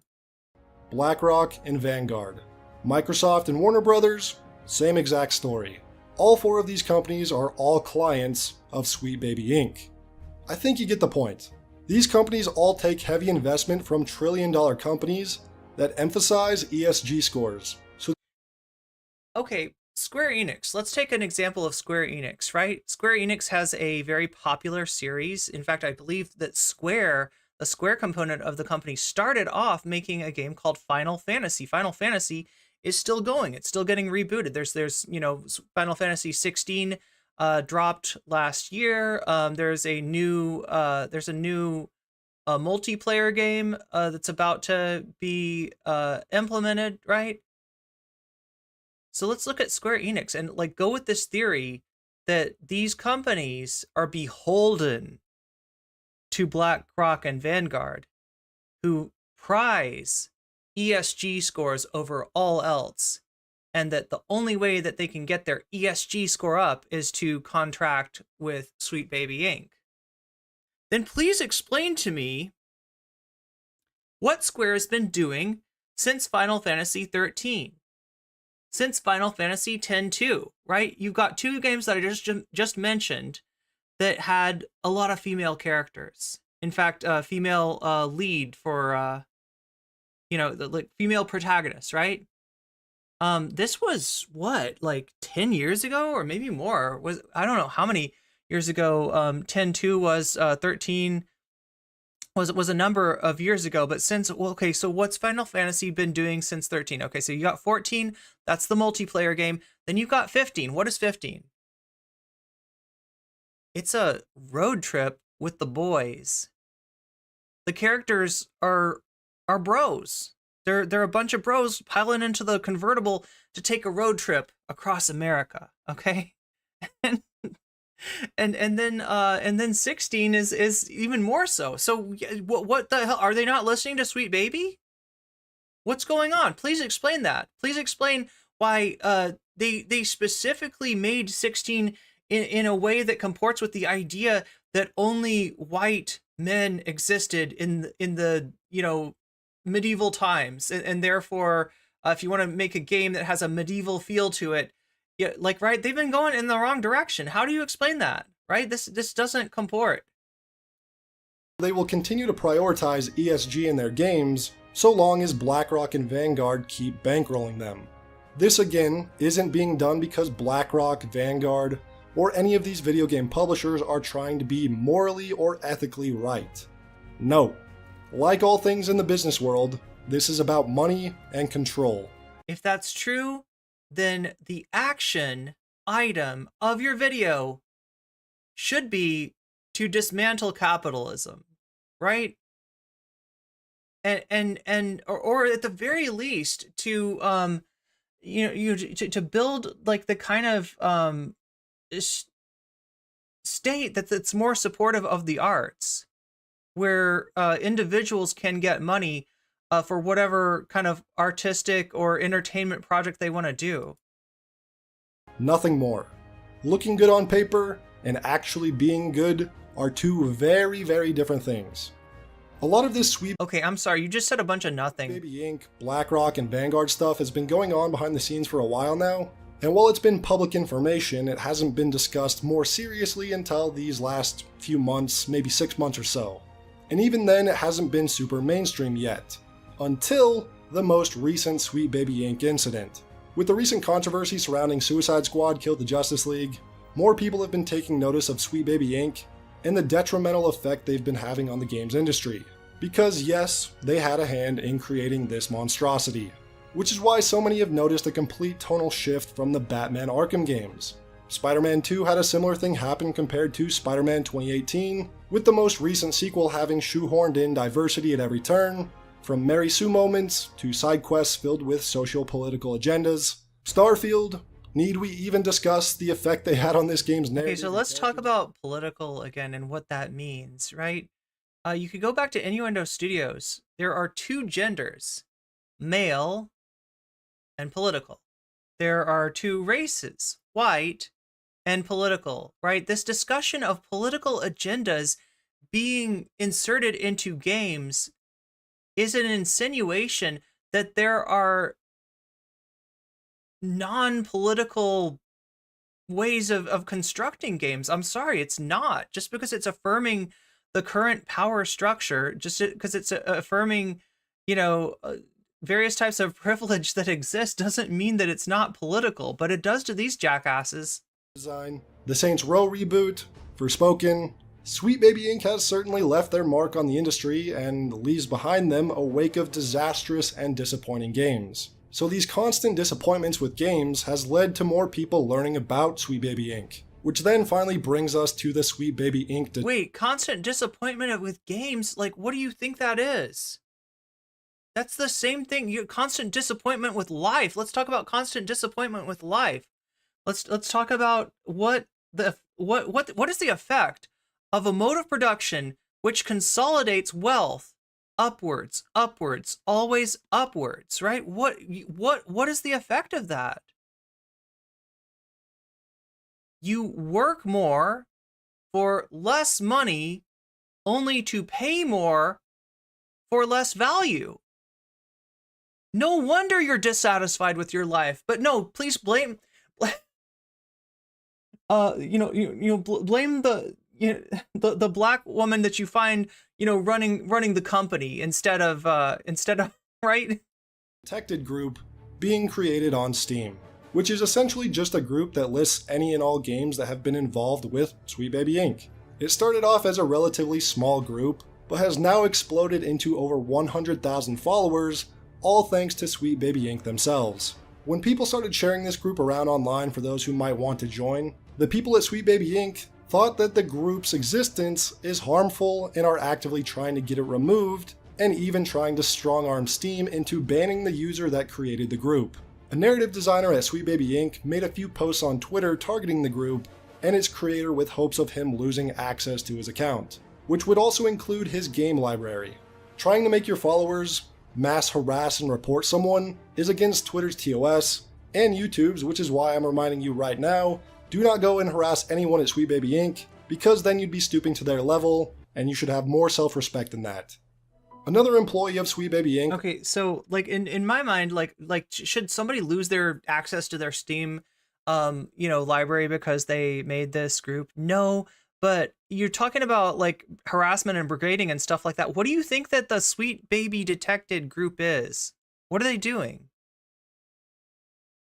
Like, it's literally something that is in Twitter's terms of service, right? Twitter, famously run by Elon Musk, that's eliminated a lot of its, safety and community, functionality, right? Still has the idea of that you're not allowed to, like, try to tell people like not to patronize certain groups, right? And that's essentially what that is. So I mean, it's just like it's not right for somebody to be targeted and for deletion on Steam and lose access to the games that they've already paid for. It's also, it's kind of and it's just what the fuck do you call that? Along with Zoe Quinn, have also been the topic. Like, you're talking about targeting and harassing a group that is, largely a group that does hire, more marginalized people than the industry at large. Of some more drama. Zoe and what? Because they're perceived as promoting if representation? you don't know, was a Like, what do you call that? Gamergate feminist that made false A frenzied Gamergate? Oh my god. So here we go. Here we go. When you start to represent... No. Zoe Quinn was the victim of a jealous ex that made up a story about her sleeping her way to the top of game design that a bunch of sweaty dude bros fucking like couldn't get enough of, and decided to harass her in the name of ethics in gaming journalism. accusations about a game developer that led to him ending himself over the false accusations. Meanwhile, Zoe profited off donations and pretended to be the victim. Well, in 2014, Zoe Quinn and Okay, so you see what this is, essentially. Blaming somebody's... Oh my god. Sweet Baby Inc. employee Lego Butts DDoSed a website called the Fine Young Capitalists. But why? Well, the Fine Young Capitalists were running a game jam with the goals of encouraging women to join the gaming industry, producing a game, and donating it to charity. They had taken ideas from women about games they'd like to make, produced 5 pitches, and also produced concept art. The woman who had their idea selected would be given the role of producer and receive 8% of the proceeds. The Fine Young Capitalists' own production staff will then produce the game over 6 months with the... Yo, that is a fucked up presentation of Gamergate. Zoe Quinn made false allegations against their ex. And therefore is responsible for their ex unaliving themselves?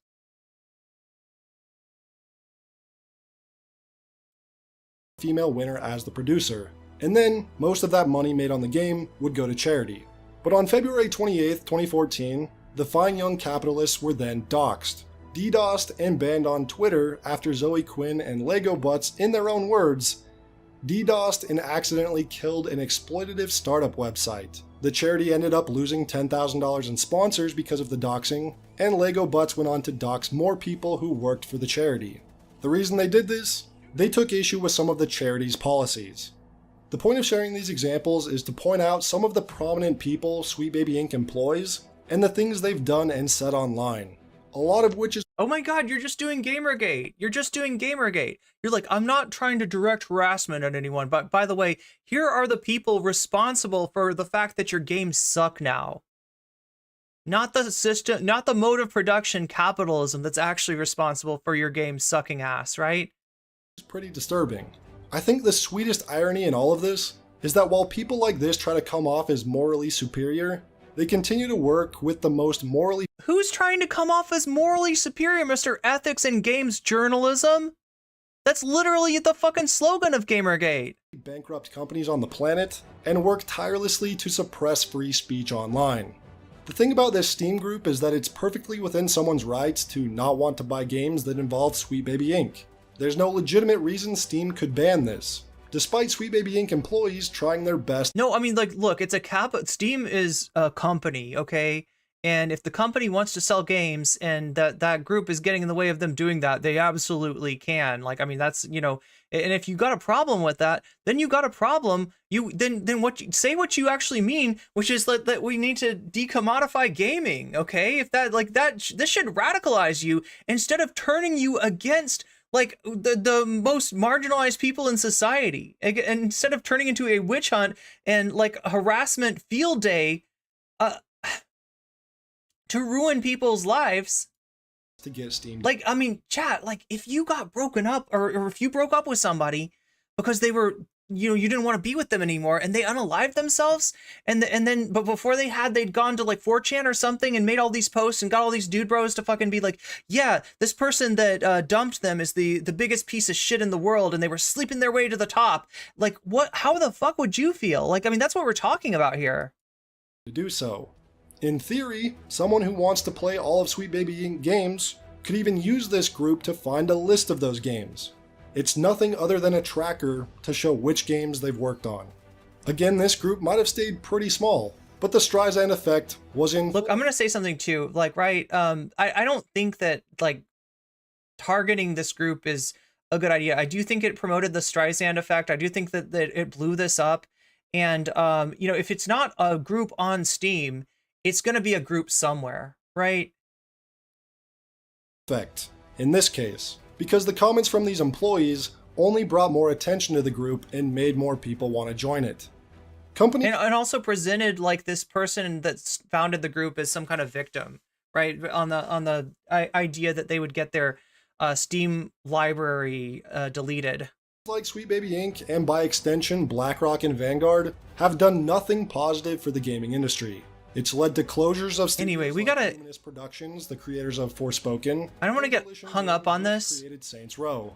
And now, Rocksteady might be on the chopping block after the failure of Suicide Squad.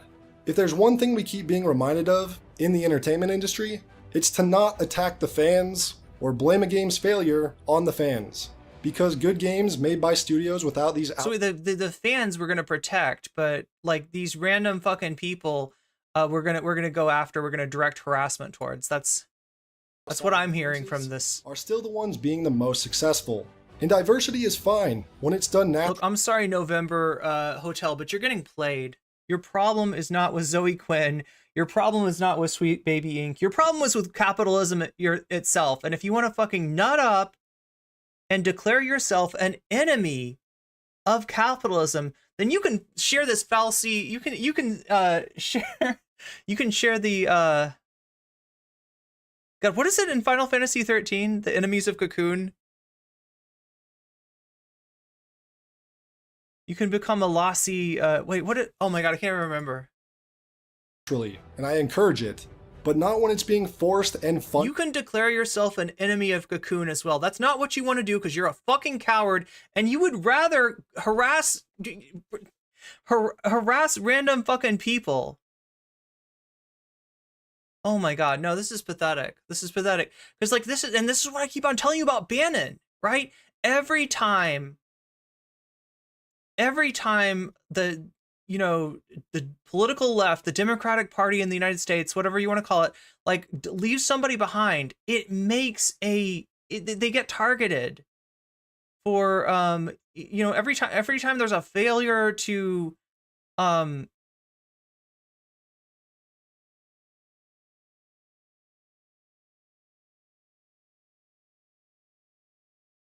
confront capitalism, it's an opportunity for the far right. Anyway, let's get to the there we go. That's good. Let's get back to Brianna Wu. It's your boy PSA Stitch here with another Sunday show with everyone's favorite chair enthusiast, Adam Prendit. What is up, Sitch? I'm so glad to see you. How you been doing all week? I've been doing good this week. That's right. Cool. Did you guys miss us? Did you guys miss not having us for an entire week? I got a pee, chat. Noticed, Sitch. We got like 2 messages. I will be back. Look, it went. People went unaware, but look, we have a great show. Look, we have a couple of guests here. We have Brianna Wu and we have Dev, short fat otaku. So what's the plan for today, Sitch? Why are these people on? So we're going to talk about all the drama relating to Gamergate 2.0. Oh my god. It's blood sports, guys. That's what's going to happen. We're going to relitigate the whole fucking thing. Yeah, so I thought... Don't tease me, Dev. I want some blood sports. What are you doing? So I kind of like know like the periphery of the Sweet Baby Inc. stuff. But so I thought it'd be interesting to have Dev on and kind of walk us through, how that's connected to the original Gamergate and maybe do some stuff about original Gamergate. And it was actually Dev's idea to bring Bree on so that, because, give an alternate perspective, because obviously, you're on the other side of GG. So that's right. So, I was hanging out in Alaska, and then Colonel Campbell brought me in for one last mission. He's like, Brianna, you have to go for Gamergate 2. That's right. That's right. To infiltrate outer heaven, i.e. the Sitch and Adam show. So there you that's go. why I'm here today. Actually, you can set up my little animated thing. That's why I put it all together. If you want to put it on the screen. Oh, okay, sure. I got myself an animated avatar just like Beg. Sitch does. There you go. We Yeah, want you you could to put beg it and first. cover up my Beg. face. Put it right above Brianna. So basically, I'm doing a little light graphic design. Why don't you guys get the show started? Well, listen, Okay, I okay, guess the okay. So first here, thing here, to talk I'll tell you. about is that I heard Bree on Connor show last night say Adam and Stitch, and I know, it was I'm very, so sorry. very So sorry. triggering. I'm rude. Okay, if you can see my screen right now, it says Stitch and Adam. I Do can't not believe mess it. up again. No. I'm I so can't sorry. believe it. I'm a bad No. I'm a bad person. I'm so sorry. Yes, This thank is you. what I will do.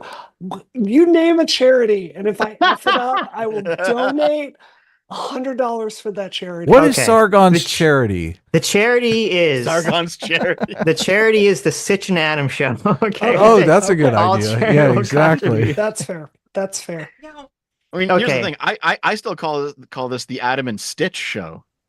Yes, because you're a terrible person. Yes. It's so hard. It's broken in my brain. I'm bad. This is how I'm so we sorry. get people Yes. to gain free will. We have to break them Yes. from the mold. Listen, it's because of the way that it's laid out linguistically, right? Like Adam is a hard name and Stitch is a soft name, so that's how it flows. Hard than soft. That's why you have like Abba and Preach, right? It's the same kind of thing. Oh, there you go. That's why everyone says Adam and Stitch, even the name of the show is Stitch and Adam, because that's just how English works. Stitch is a soft hands name. Anyway, let's get into this. So, what are we going to watch the clip first? That's going viral. Everyone's talking about. Get Brianna's reaction. We can if you want. Let's watch it. Jump in the middle of the story though. But yeah. Well, look, what's the backstory on this clip, Dev? Okay, here. If you want the entire backstory. No, let's okay? give us the cliff notes. The entire backstory. We have to go back to 1848. with Karl Marx. No feudalism. Back when Karl Marx was attacking the Gamergators, okay, in Germany. It's more like Adam and Seath. If you've played Final Fantasy 13, oh my God, Chad, I really needed that break. How's everybody doing? We're about to get into this with Brianna Wu, Stitch, Adam. I'm gonna skip around a little bit. If anybody's got like timestamps to suggest, let me know in chat. Why is he even upset at people? Wait, what? I'm wondering if it's related to something that happened. I think Adam and Seath, yeah.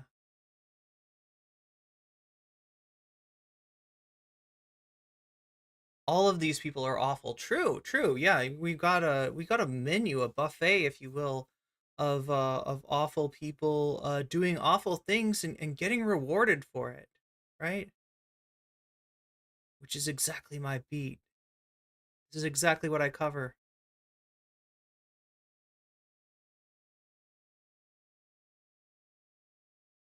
Yeah, I always want to say Lilo and Stitch, or Stitch, instead of Adam and Stitch.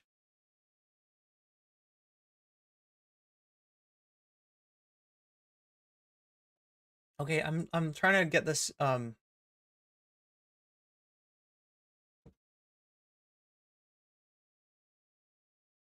this terminology from Final Fantasy 13 down. The Fal'Cie are deities of some kind. We really don't know much about them. There are at least two, the Pulse Fal'Cie and the Cocoon Fal'Cie. They choose certain people to perform certain tasks called a focus, right? It gives them magic power and summons. These people are called l'Cie. Yeah, so the l'Cie are the enemies, the Pulse l'Cie are the enemies of Cocoon. And that's the... And then if you fail your focus, if you're a l'Cie and you fail your focus, you turn into a Seath. So if you don't want me to turn into a Seath, there are various ways that you can support me.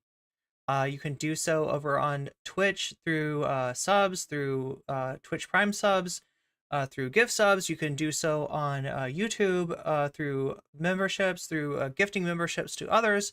There's also a donation link down in the description. You can also support me over on Patreon. Just know that I appreciate all of the support that I get. Even if all you can do is hit me with a one of these, it's more powerful than you think. So. Okay, so Here, do you want the TLDR of just the Sweet Baby stuff? Yes. Is that what you're looking for? Okay. Yes. So Yeah. something like 3 months ago, some sleuths on the internet noticed that a whole bunch of, let's say, high profile flops had contracted a company known as Sweet Baby Inc. Now, notice how there's like the ratio of narrative to anything concrete being shown here, right? We got bad video games. We got Sweet Baby Inc. And without any sort of like study or correlation, or anything like that, anything scientific, we're just going to assert that, yeah, like bad video games are because of Sweet Baby Inc. This is there's just nothing really holding this up. This is a story. You're being fed a line here. Do some writing work for them. Okay. And nobody knew how much work they had done or what kind of work they had done. But that was the name that kept popping up in the credits, right? So they were involved with Spider-Man 2. They were involved with, I think, the Saints Row reboot and Assassin's Creed Valhalla. And there's a few indie games in there as well. But people's like, are these Weren't people they involved the with reason? the Suicide Squad game? Isn't that kind of what sparks? Yeah. Okay. Everyone doing digging, right? Yep. And so they discover, so they start looking to this Sweet Baby Inc. company. It's a company based in Montreal. It's a writing consultant company. Has an interesting person there for You me. Canadians, you keep bringing this horrible stuff to us. Can you fuck it all stop, up, please? dude. You fuck it all up. But no, there's a person I know in there named Felix Kramer, who was part of Gamergate way back in the day, but also there.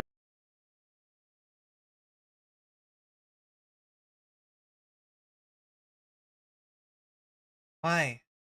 Oh no, chat. Are we okay? I'm having issues with my computer, chat. I'm starting to... Can you still hear me? This is not good. This is very, very not good. I don't know. I don't have any way to...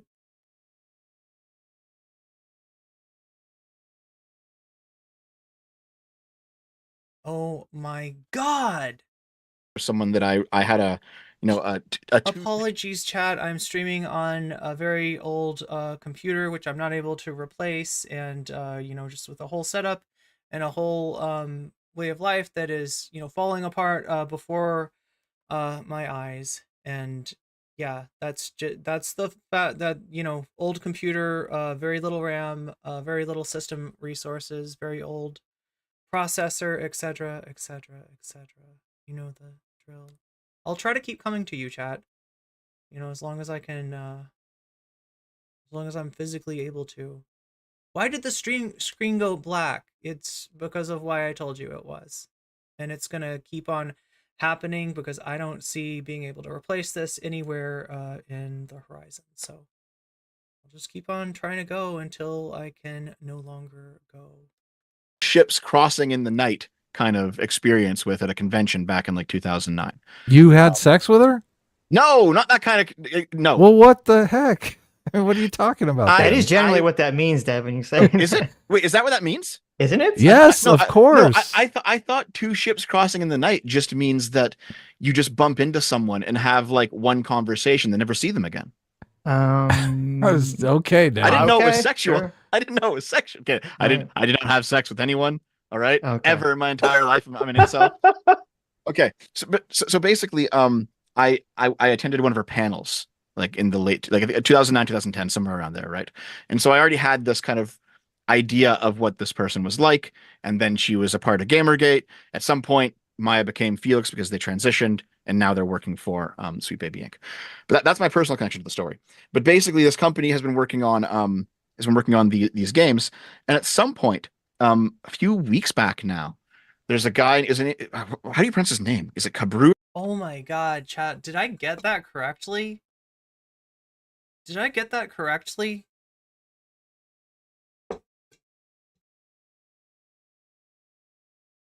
Did Shortfat did SFO just say that he dated someone that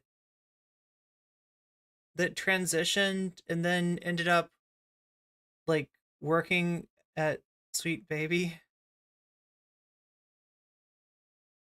Is that what we just heard? And also, like,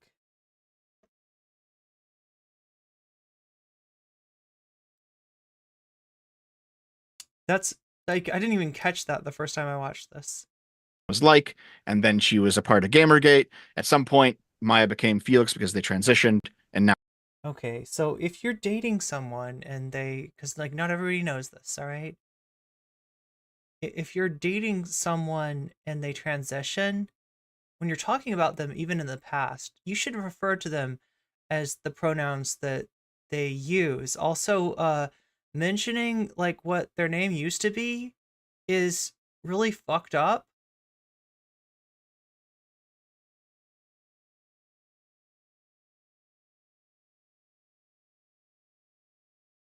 Not that I would expect Short Fat Otaku to care. Now they're working for Sweet Baby Inc. But that's my personal. Oh, and now we go to the they them pronoun. Like, look, I don't even know what this person's pronouns are. I don't want to assume, but I got a feeling that somewhere along the line we misgendered them. So apologies, chat. This is connection to the story. But basically, this company has been working on these games, and at some point, a few weeks back now, there's a guy. How do you pronounce his name? Is it Cabrutus or something? Cabrutus Rambo. All right, he's a guy from Brazil, just like a random dude. I've spoken to him a couple times. He's just like a normie. Right? He doesn't fucking know anything about Gamergate or any sort of internet drama. He's a normal guy. He made a Steam curation page. Also, I'm not entirely sure what being part of Gamergate means, right? There were people in Gamergate who were harassed for either being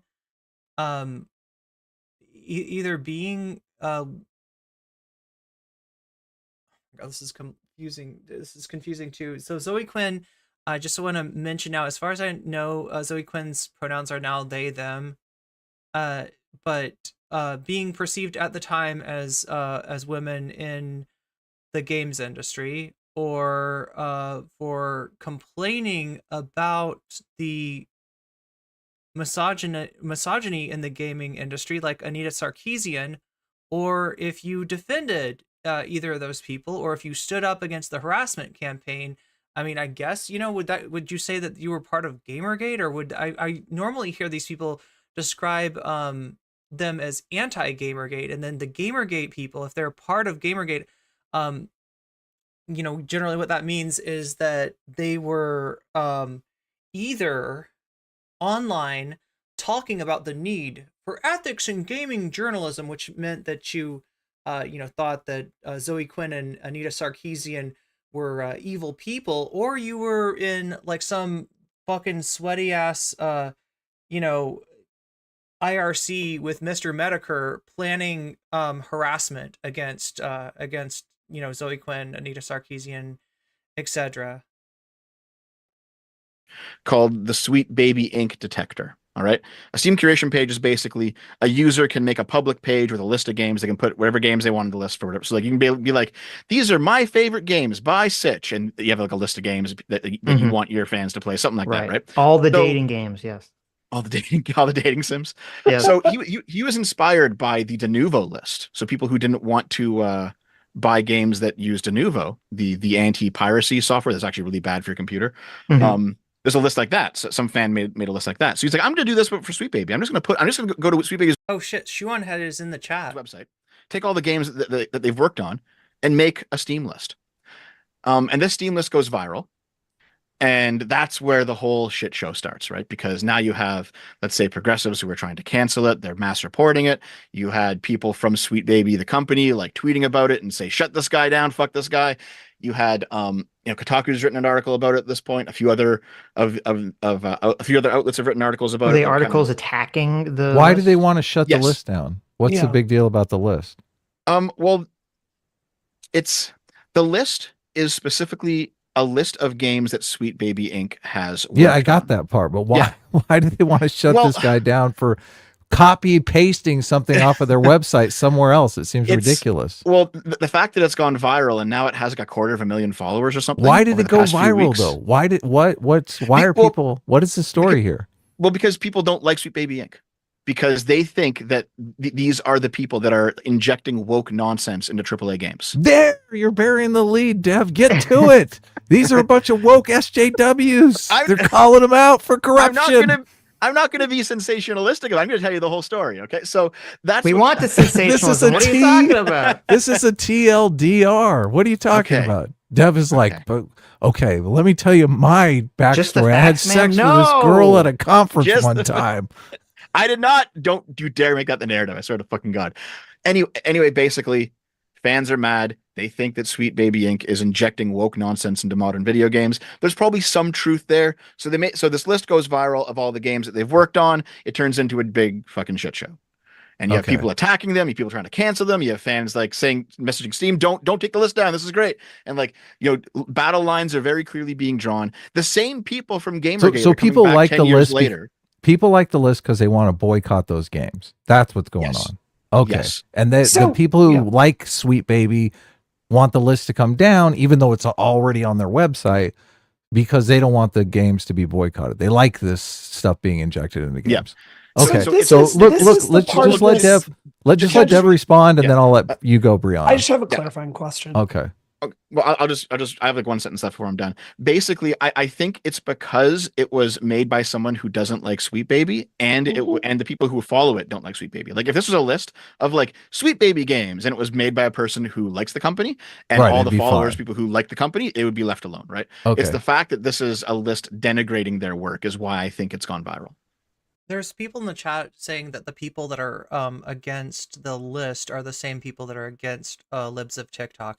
And you could like, so they mean that in, I'm sure the chatter, the Sitch and Adam chatter, thinks that there's nothing wrong with libs of TikTok because all they're doing is showing what certain very woke blue-haired people are saying, and outside of the context that they're posting in, outside of the followers of those accounts, and but we know that there's a correlation between libs of TikTok posting stuff and bomb threats and death threats and harassment, etc., right? Essentially, libs of TikTok is a hit list. Now, in the case of Sweet Baby Inc., as far as I know, I haven't heard of any threats being made.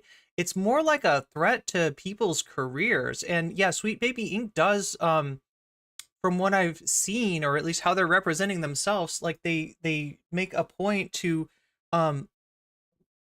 also hire people that don't necessarily look like your average person in the video games industry. So whereas in larger companies, you might be just your identity, like, right, not fitting into the group might actually like sort of slow down your career. In Sweet Baby, they're trying to give, they're trying to promote people like that. So what you're talking about essentially is like, instead of it being like a hit list like with Chaya Rychek, it is a what's at stake is people's jobs, people's work, right? And so that's where the pushback is coming from. Okay, go ahead, Brianna. I mean, if you are in the video game industry, criticism is what you sign up for. So that seems really odd to me. I guess this is what I don't understand. Dev, just so the audience knows, we're friends. Like, I'm asking us in good faith. Sure. The part of it, It's time to fight. To stab you in the back. No, this is nothing like We're that. friends, but Dev, you're obviously an alt-right racist. The part of it, I know y'all want us to fight, but this is a genuine question.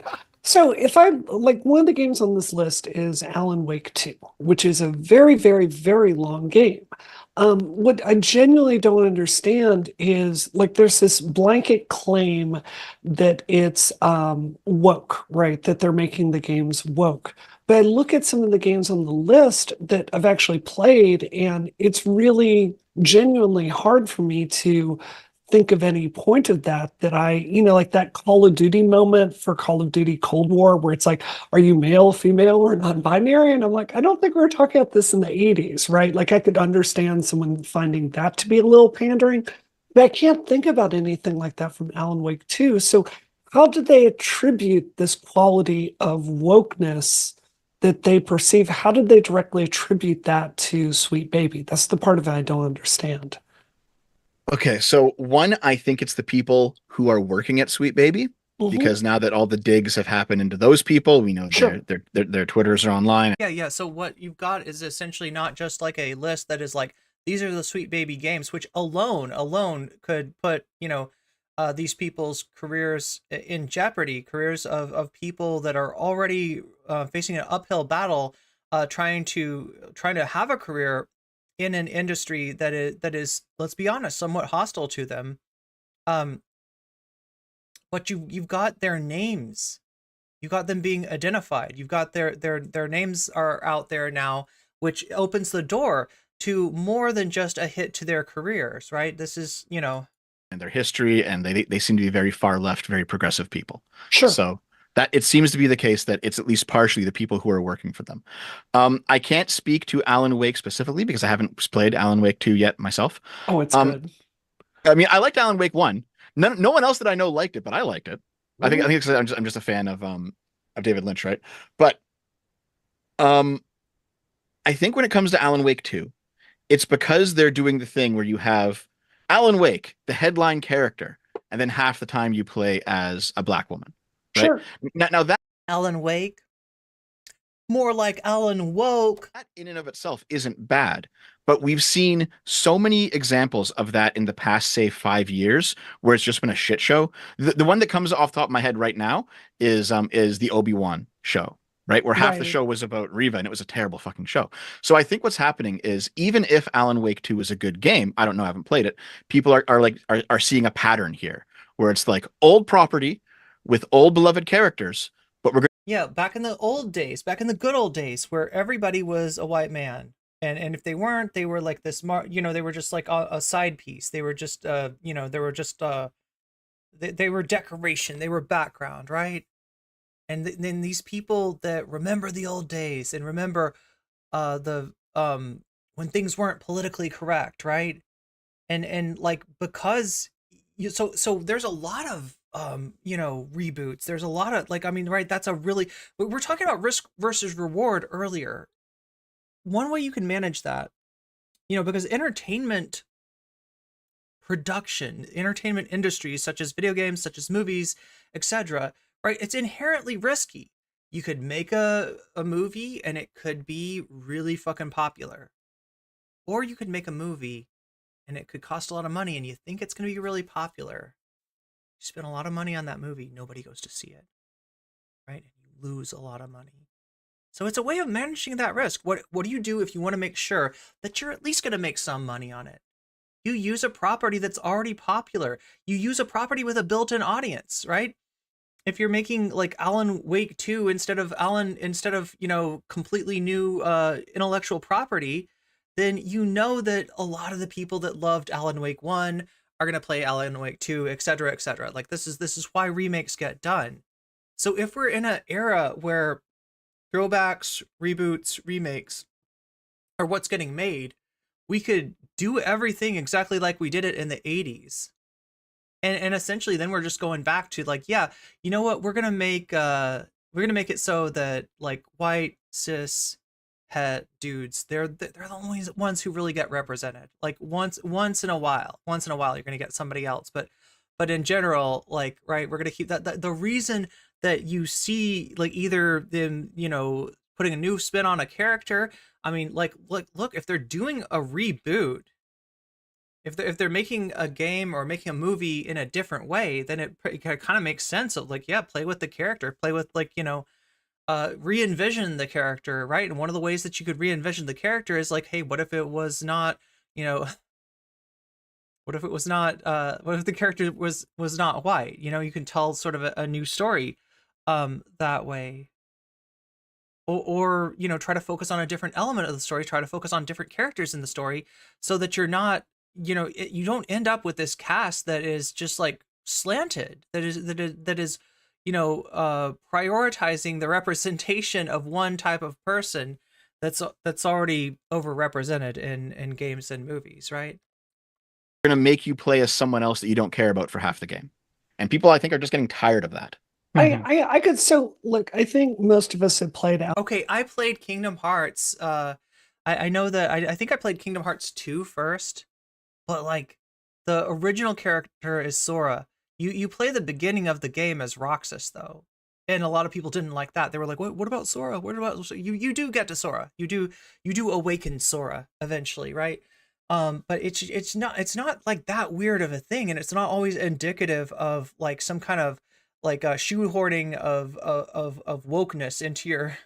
Alan Wake. I mean, I thought those parts really worked, especially because the gameplay was so different between those two. Adam Brended is such an annoying fuck. Do you see him down there with the deal with it glasses? And he's got this like fly that is smoking what he calls a blunt. I don't know if Adam Brended has ever seen a blunt, because a blunt is rolled with tobacco papers. It is, you take a cigar, you cut it open, you get rid of the tobacco, you fill it with something else. That's how a blunt is. That's not a blunt, but he calls it a blunt. He calls the fly blunt fly. It's clearly a spliff. It's a well-rolled spliff, but a spliff nonetheless. But he thinks it's so funny. Look at the fly. The fly is getting high. The fly is smoking. Well, the fly is token up. Look at this guy, and look at my deal with it glasses. Isn't this funny? Yeah, maybe in 2014, 420 Blaze It, Game of the Year, whatever. Characters and was such a core part of how that story was told. Let's flip it the other way around. Roxas was cool. Roxas has 2 swords, right? Roxas is very cool. Of all the games on the list that Sweet Baby worked on, what is the best example that you have of like pandering SJW, bad, males are bad, all those kind of stereotypes? What's the best dirt that you've got going in the other direction? One of them, I can give you 2 right off the top of my head. Sure. One of them is the Saints Row game. That was just a fucking dumpster fire. Yeah, Not only was the game's quality bad, just in terms of how it played. I don't know if you watched the interview that I did with the developer, right? I did. One of the developers. Really interesting. Yeah. And he was outlining like certain things were happening at the studio and certain things that they took certain things out of the game because of the BLM riots in 2020. The shoehorning in of like cringy millennial humor about student loans and shit. Like that game, I think it's pretty obvious. The other one that I can think of is Assassin's Creed Valhalla. And it's because when Assassin's Creed Valhalla was marketed, the shoehorning in of cringy millennial humor as opposed to boomer humor. Like, what do you want to freeze history in 1995 and 1985 and just like go on and pretend like it's always like what the hell kind of boomer shit is that? Like, right? Like, no, it's not weird to revamp a game with something that is like somewhat, relevant to the time that the new game is made in. It's more cringy to try to place everything in a like when we got the guy, the what's his name, the that guy, yeah, that guy, heel versus babyface or whatever. Like his whole thing is, you're breaking my immersion. You're present daying me. He literally wants to pretend that, I don't know, he's in high school or college when he's playing a game. The game should feel like that. The game should not reference anything that happened after his high school or college experience, whenever the golden days were for him, whenever he before he started living his life in regret, I guess. It's this weird kind of like, I mean, that's a weird kind of immersion. That's not even like it. And then think about people that like, not just the millennials, think about the Zoomers, right? And you're wanting them to play in a world where it feels like the 80s never ended. They were trying to sell the main character of Valhalla as being the same as like a European refugee migrant situation, where it's like you have these Vikings who are coming to the UK back during the Viking days to try and start a new life, and they're being resisted. It's like, they're fucking Vikings. They're here to like rape and plunder. That's what Vikings did. All right. So it's this recasting of what we know Vikings were in this very refugee positive light in the game. It's very strange. So I will 100% grant you Saints Row. Yo, you know what I think? I think that shit's kind of right wing. Okay, I haven't played Saints Row. Wait, is that what we're talking about with Valhalla? Is he talking about the same thing with like Valhalla? Like this idea, like the Vikings coming in, like I think that's kind of fucking right wing. Like casting the Vikings in the place of immigrants, that's some right wing shit, and you're complaining about it because it's too woke. But don't worry, chat. This is a centrist. This is an enlightened, centrist podcast that we're listening to. These aren't right wingers. No. I myself, I've beaten Saints Row 3 probably 5 or 6 times. I love that game so much. I even like Saints Row 4. I've gotten through about an hour of Saints Row, the reboot, before I had to sit it down. How do you know though? Because these games are so large in scope and they have like internal writing teams. How do you attribute those aspects directly? Yeah, not just that, Brianna, but like any large corporate project, it's built by committee. It's not like you generally, unless you've got somebody who's just got an inordinate amount of power and they're able to call all or most of the shots, right? With a project this big, it's going to be written by committee. And yeah, it's going to be a little bit soulless for that reason. But when you take that and turn it into like, oh God, it's because it's woke, it's because of Sweet Baby Inc. It's just to Sweet Baby. That's the part of this that I don't understand. I don't. Okay. Yeah, that's why even though I've talked a lot about this topic, you won't find me saying that. Some people have. But you will find me saying that at the top of every hour, there is a 3-minute ad break, and that if you no longer want to see those ads, you can avoid it on Twitch. Okay, I say on Twitch, that's important.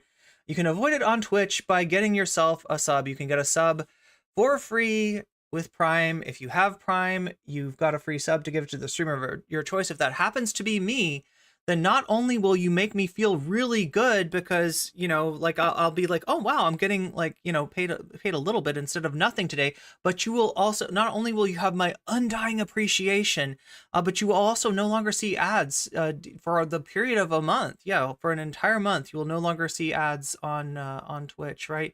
You can also buy one for $5 on desktop or $6 on mobile, or possibly be gifted one if somebody is feeling generous. Although that sort of thing, it's more likely to happen if you're active in the chat, right?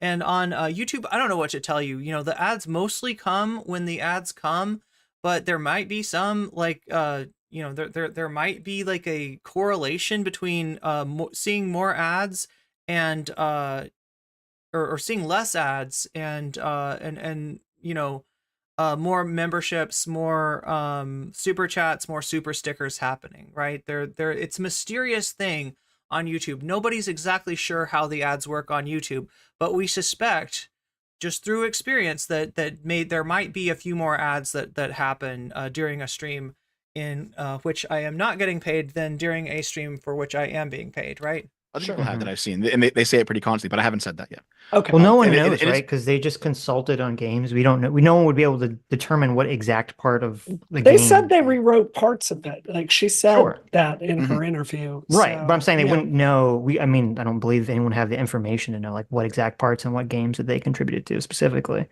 Yeah. So if it is the case that it happened the way that it happened with Saints Row, when I talked to that developer, he basically said that it wasn't like management in these companies. They were all, you know, and there's your ad break. They were all very far left. They just wanted to make money. They were just very, very out of touch. And so someone recommended to them that, hey, being woke is in right now. How about you hire this consulting company and they'll help punch up your script? And the management was like, will that make us money? Will that make us money? And they're like, yeah, of course it will. So that's what happened. And that if what happened with Saints Row is happening everywhere, which it might be. I feel like that's not what happened. I feel like I'm sorry, but from watching, you know, games or watching videos about this Sweet Baby Inc. thing, I think that what they're claiming is actually that you're going to get more investment. In other words, you're going to be able to make a more ambitious game with you're going to be able to make a more ambitious game with the ESG, you know, quotient being higher, right? That's what your own people are claiming. That probably seems like what's. I would have thought that these two would be on top of this, though. On here, it's not like management is ideologically motivated towards progressivism or something. It's much more likely that they want money They're out of touch, and they've basically been bamboozled. Also, I gotta ask, I can't tell at this point, is it Sitch talking? I think it's Dev. I think Dev is talking. Though, if you go on their Wikipedia page, it's funny. They show like the list of games they worked on, and then they say what their role was. And some of them, they say writing, script writing, full development characters. So maybe I could give it a little bit a greater sense.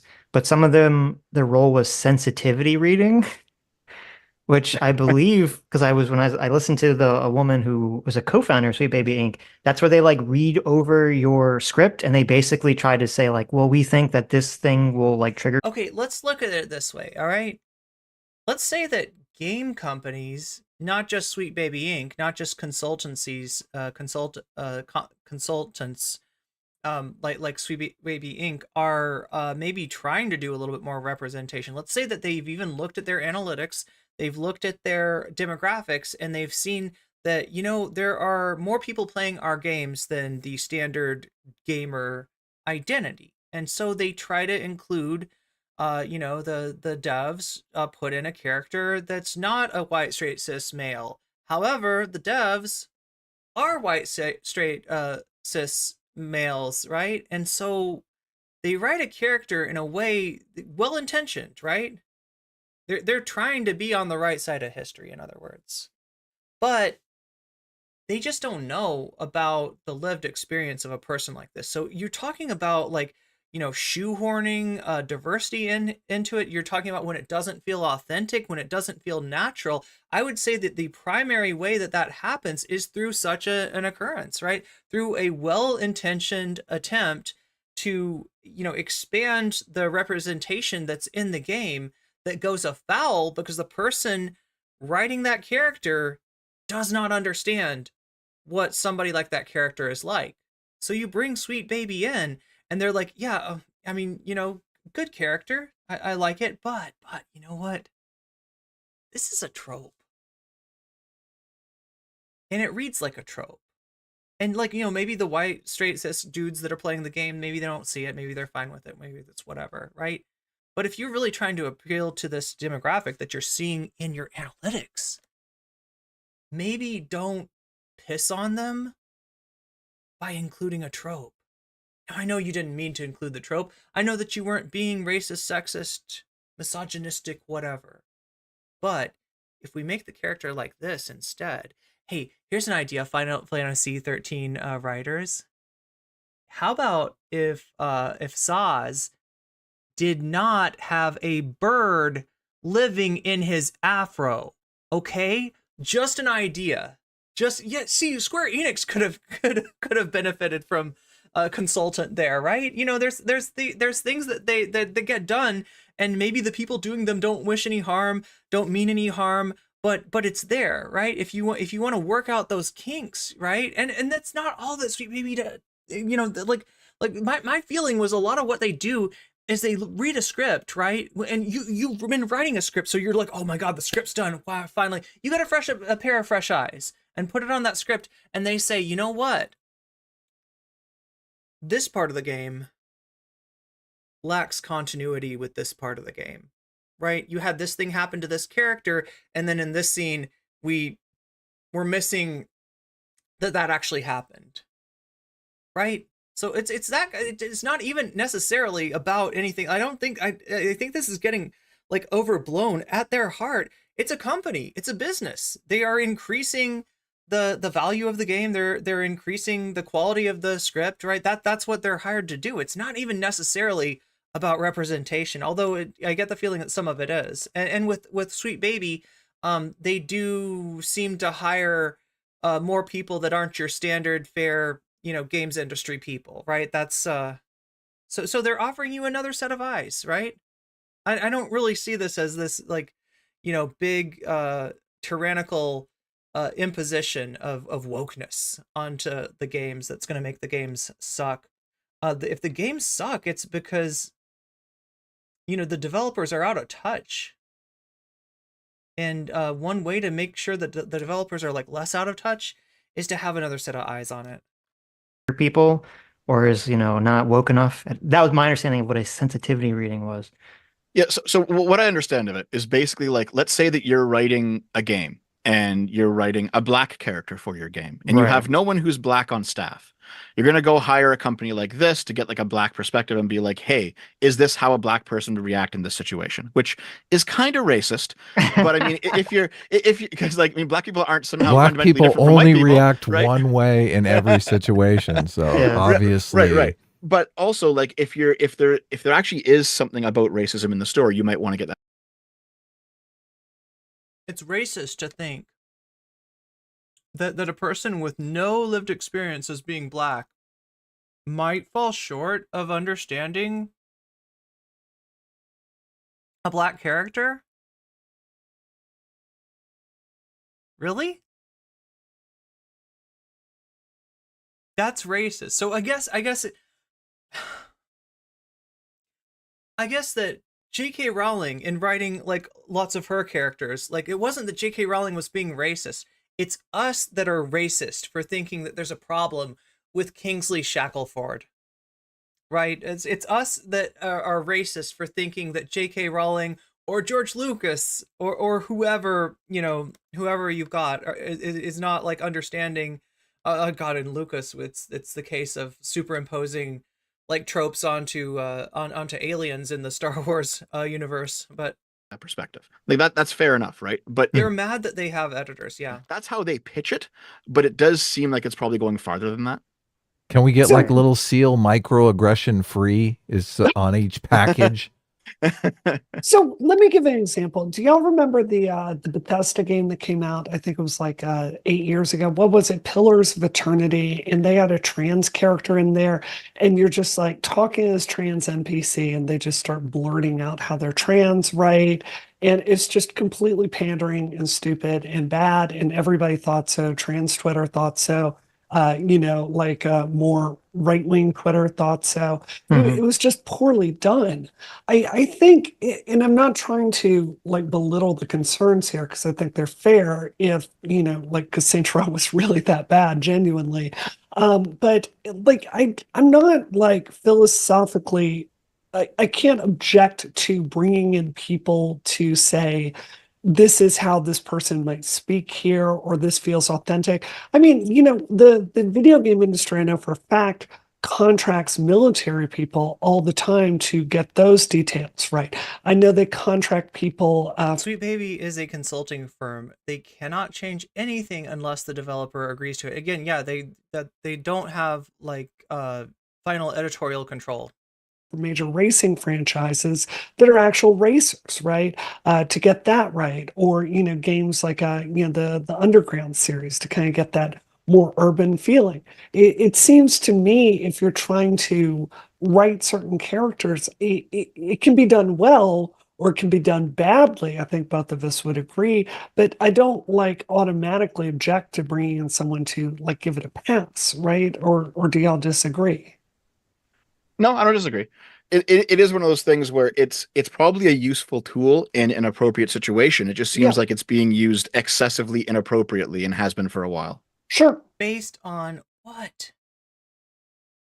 And like, see, Brianna's not objecting. Like, I think what she's offering is so like she's being brought in here as like a representative of anti-Gamergate, right? They're seeing this whole thing as a reboot of Gamergate, which it largely is, including the attempt of the political right to capitalize on this cultural phenomenon. But Brianna is somebody. Oh God, it's so. I gotta get into something here. Okay, so Brianna is in the games industry now. How is she? Why is she in the games industry? Because her parents gave her seed money to start a gaming dev company, right? That's why. And if you look at some of the games that she's made, some of the games that she's designed, they're not great. She is, I don't know, it's not exactly a nepo baby. It's not like her parents were in the industry and got her a job. No, she didn't even get a job. She was like went straight to being the head of a company. People that have worked with her have had a lot of complaints about her. It's I don't know what you want to call it. Like but she does have, I guess, you know, I gotta grant her this. She's got more knowledge of what the games industry is about than, you know, Sitch or Adam probably. Maybe even than Dev, even though his name is Dev, that doesn't mean that he is a Dev. Right. So she's got a little bit of insight about the industry. What she doesn't have, I think, is like the like left political alignment that they are you know, kind of assuming from her. So in addition to, like, you know, having these two right wingers represent themselves as centrist, add on Dev, who is, you know, somebody, I think President Sunday called him the like just a shittier version of Sargon of Akkad, basically. So if you want to understand where he's at politically, I think Sunday's on the money as with that description. But then you've got the representative of the left, the representative of the anti-Gamergates, and it's Brianna Wu. Soul Life says, like the video.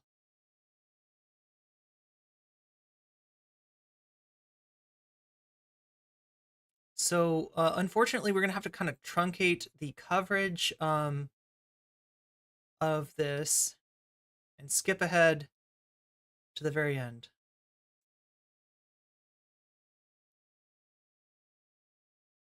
Oh my God! Wait, it says 200,000. Wait. Think before you sleep. Just rated. So yeah. Oh my God. Yeah. This is like if this wasn't sweaty enough already. Oh my God. How do I describe think before you sleep? It's like this weird misogynistic insult, kind of an insult to YouTubers, but also an incel as well. That's who just rated into Stitch and Adam. But don't worry, they're not right wing. Yeah. Nobody say they're right wing. Oh, it does? Okay. Yeah. Okay.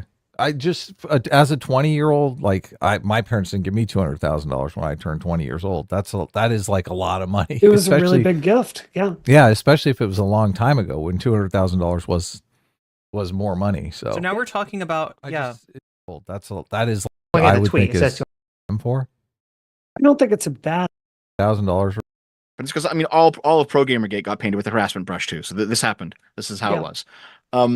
I hate to go back to the money thing, but look, you got $300,000 from your folks to start an animation studio, and you seem like that's a bad thing that people are giving you a hard time for.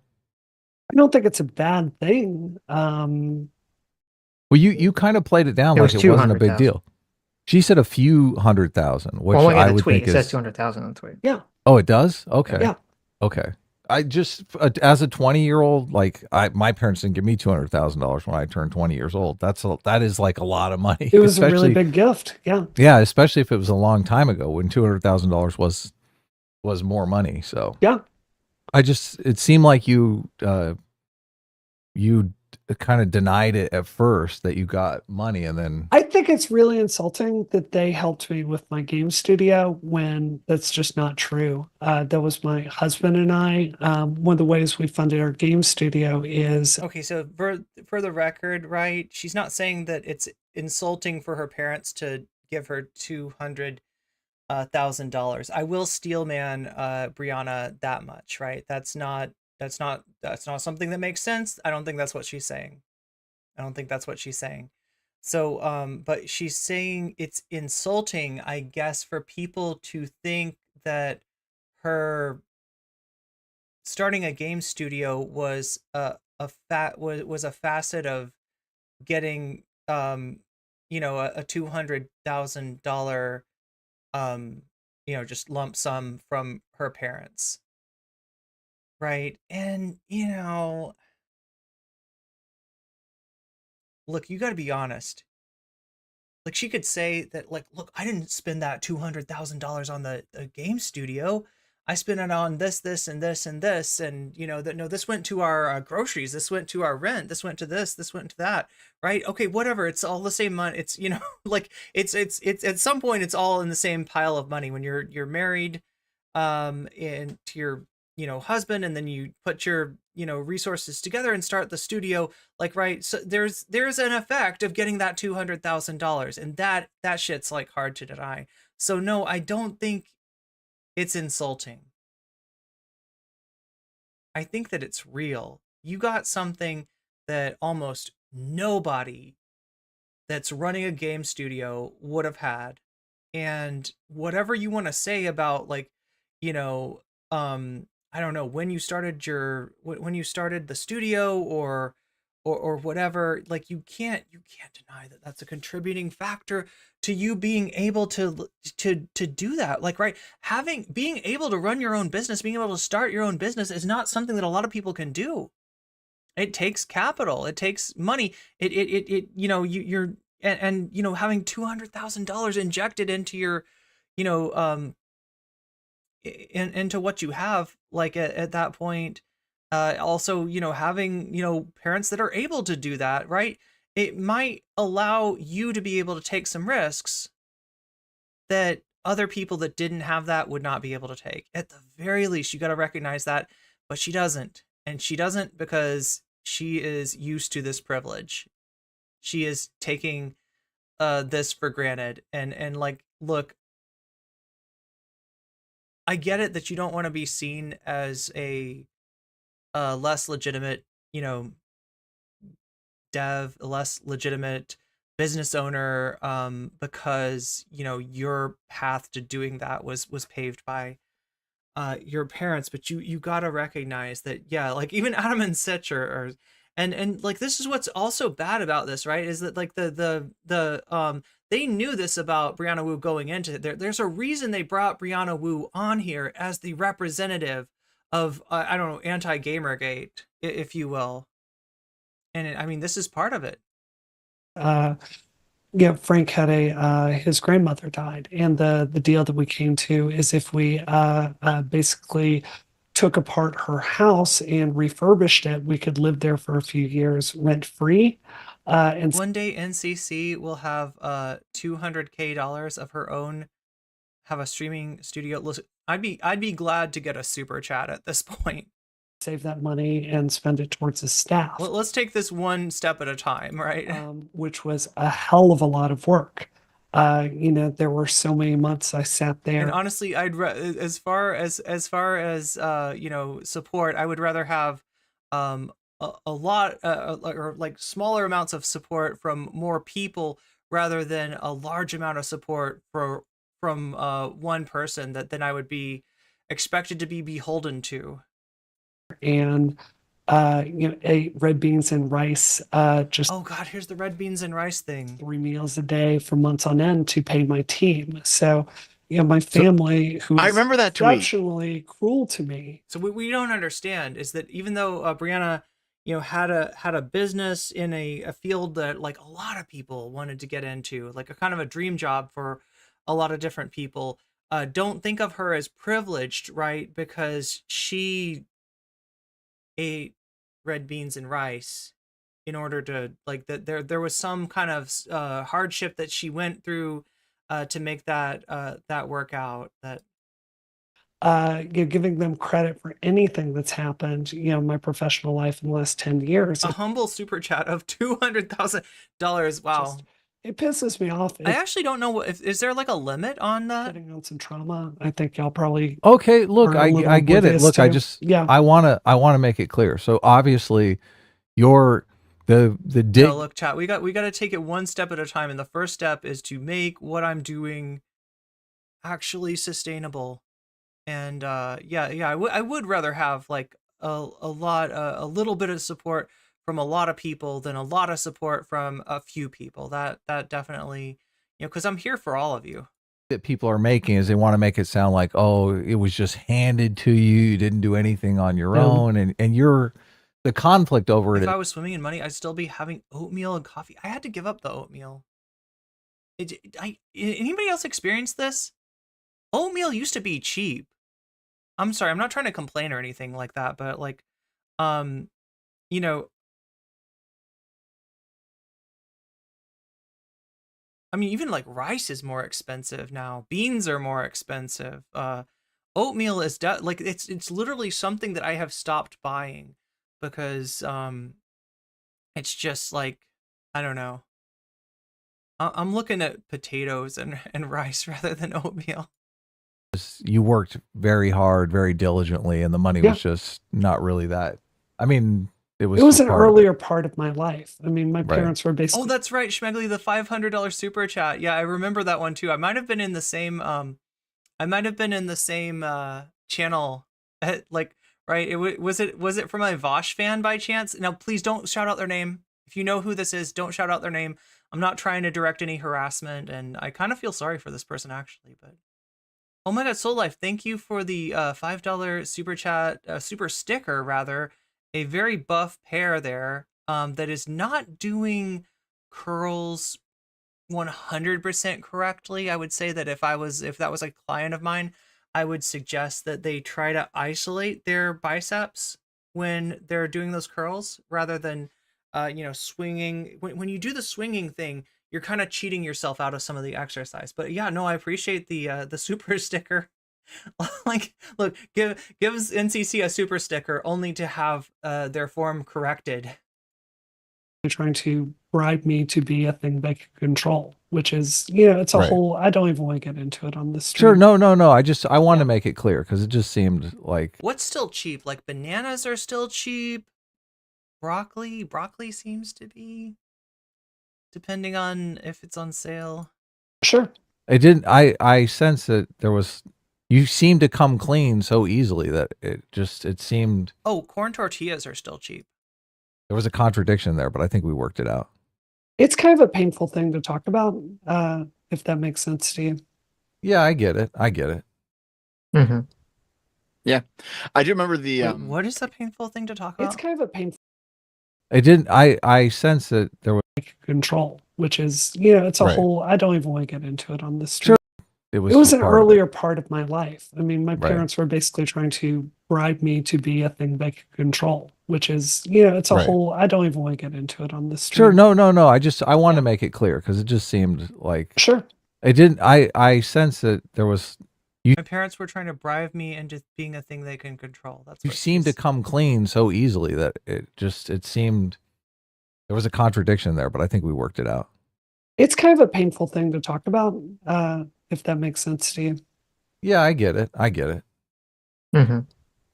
Yeah, I do remember the people talking about the red beans and rice thing.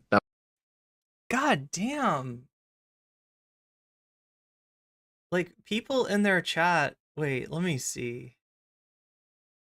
Did this person at least get banned?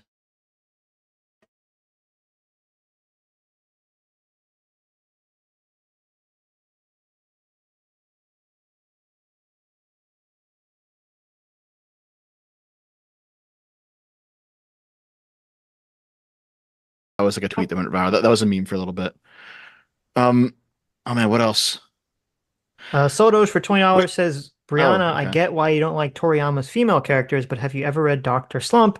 Ariel or Aurelie was actually super inspirational to Mario and video games. I can't tell. There's like transphobic shit being said in the chat. I don't know if that's getting moderated. Games. Also, unfortunate you missed poor Connor's aneurysm last night.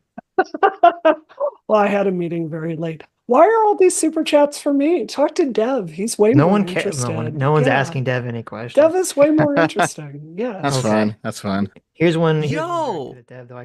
Okay.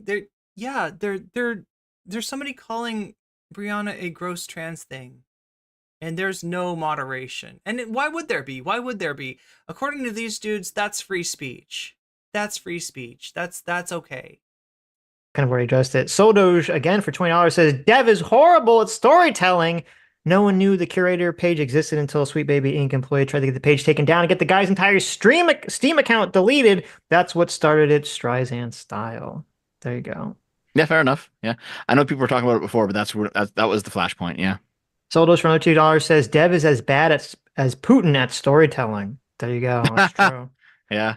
That's true. Well, he did go full Putin in the beginning there, didn't he? Yes. We'd have like 25 minutes if Dev could have just give us the cliff notes, right? Yes. It was fun though. Sounds280 for $5 says, something Dev said about Saint Row being made too safe goes into the problems with Spider-Man 2. Miles' dad is a chief, yet NYPD are erased in the sequel. Really? I never played it. What do they mean? They don't have. He's not. Oh wait, wasn't it like a made up police force? Like he was still a police officer, right? It was just like a made up police force. That was the NYPD specifically, or something. I don't know. I don't know. I'm I don't know, chat. man. Sorry. I never played Spider. Was Brianna Wu's experiencing her face getting eaten a little bit too much there? Yeah. Artemis is now dredging up the old lore. Oh, Is that but the- don't worry, chat. It's not a right-wing show. It's not a right-wing chat. They just call people gross trans things. That's all. You know, it's just it's free speech. It's free. It's important that that people in chat have the free speech to be able to call a guest gross trans thing. That's Is that the same house that Wu did a few of her interviews from? yeah, in Sitch and Adams chat. That brings up a lot of old memories that are fuzzy. And I know what he's getting at. He's being coy. So there was a conspiracy theory about you back during Gamergate, Brianna Wu, that you didn't actually leave your house when you said you did.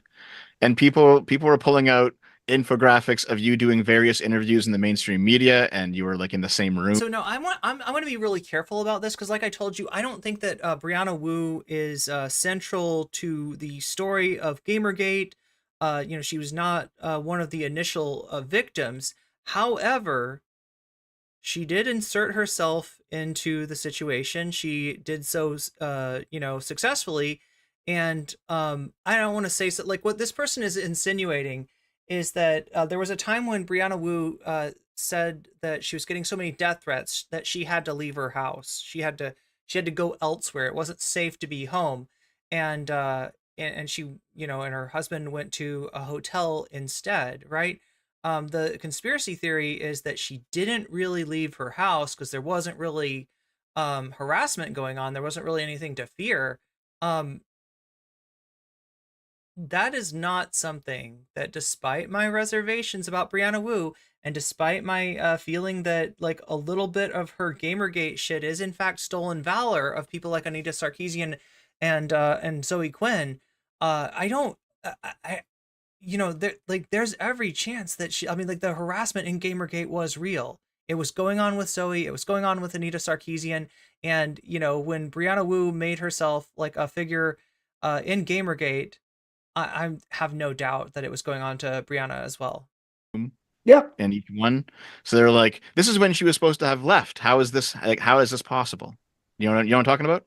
Yeah, I mean, so the truth is, Frank and I were nearly broke back in those days. So we did spend the first few nights in a hotel, and I showed those We got our alliance a 4-hour peace shield. I think that's only for yeah. I think I got one too. So Shakespeare is talking about the sponsorship that we're doing for another day. Yeah, we got one more day of this sponsorship. If oh god, I didn't I was supposed to I was supposed to put this in the pinned. Wait, I don't even know what's going on. It doesn't look like our oh, there it is. Okay, I'm gonna put this in the pinned.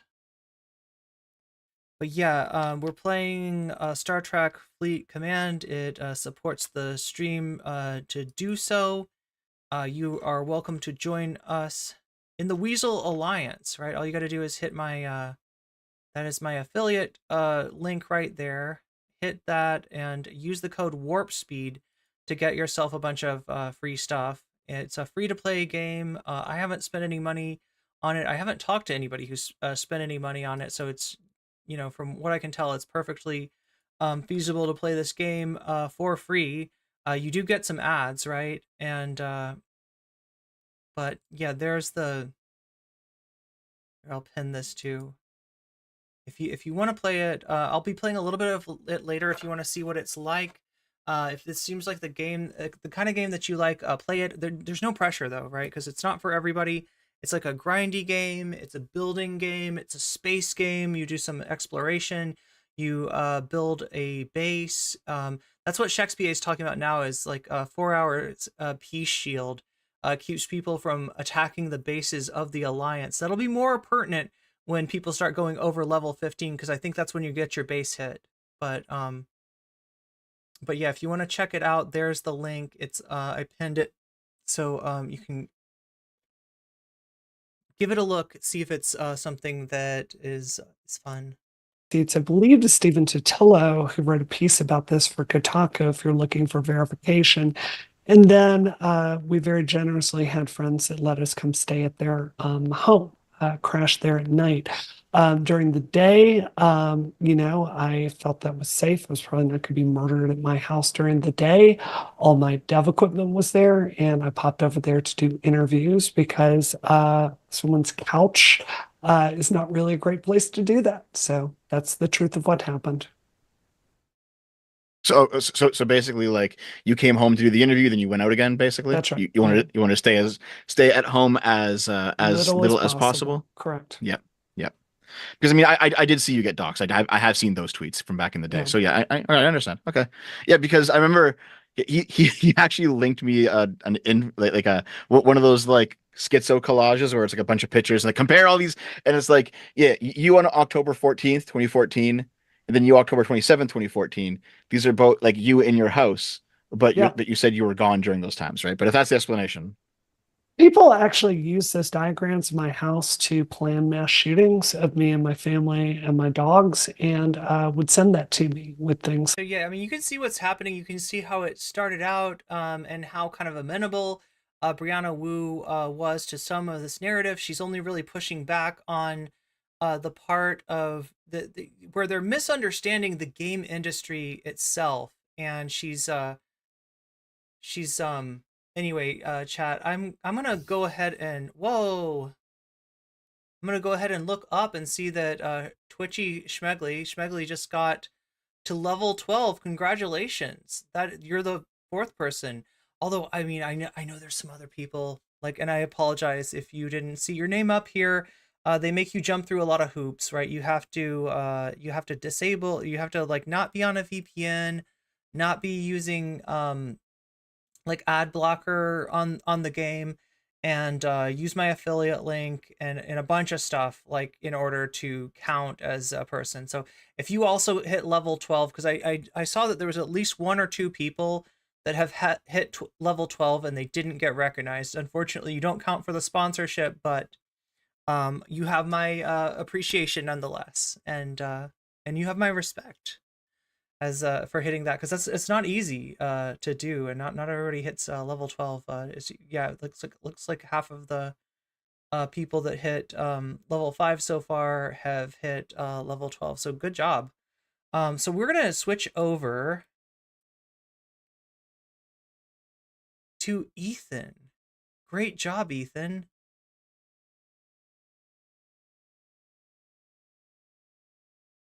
Great moves. Keep it up. Proud of you.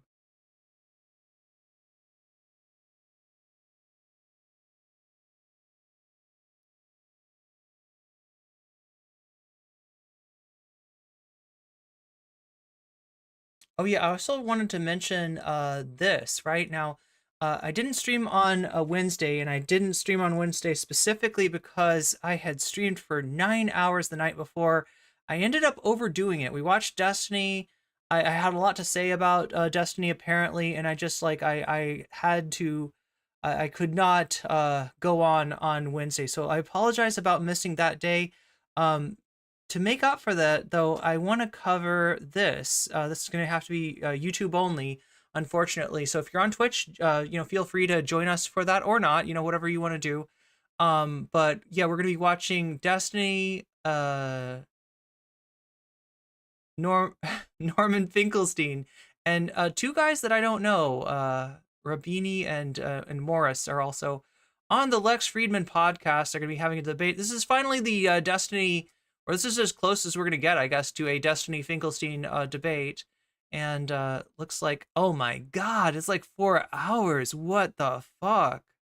It's like 5 hours. That's a long debate. So I got my work cut out for me, but at the moment, for now,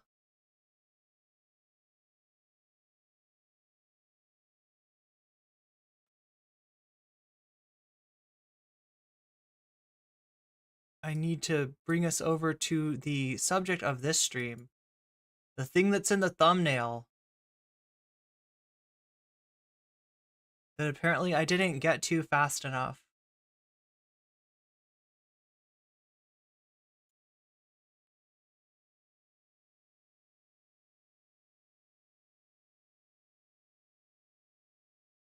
Ethan Klein getting big mad at the H3 Snark subreddit, at YouTube, at all kinds of people.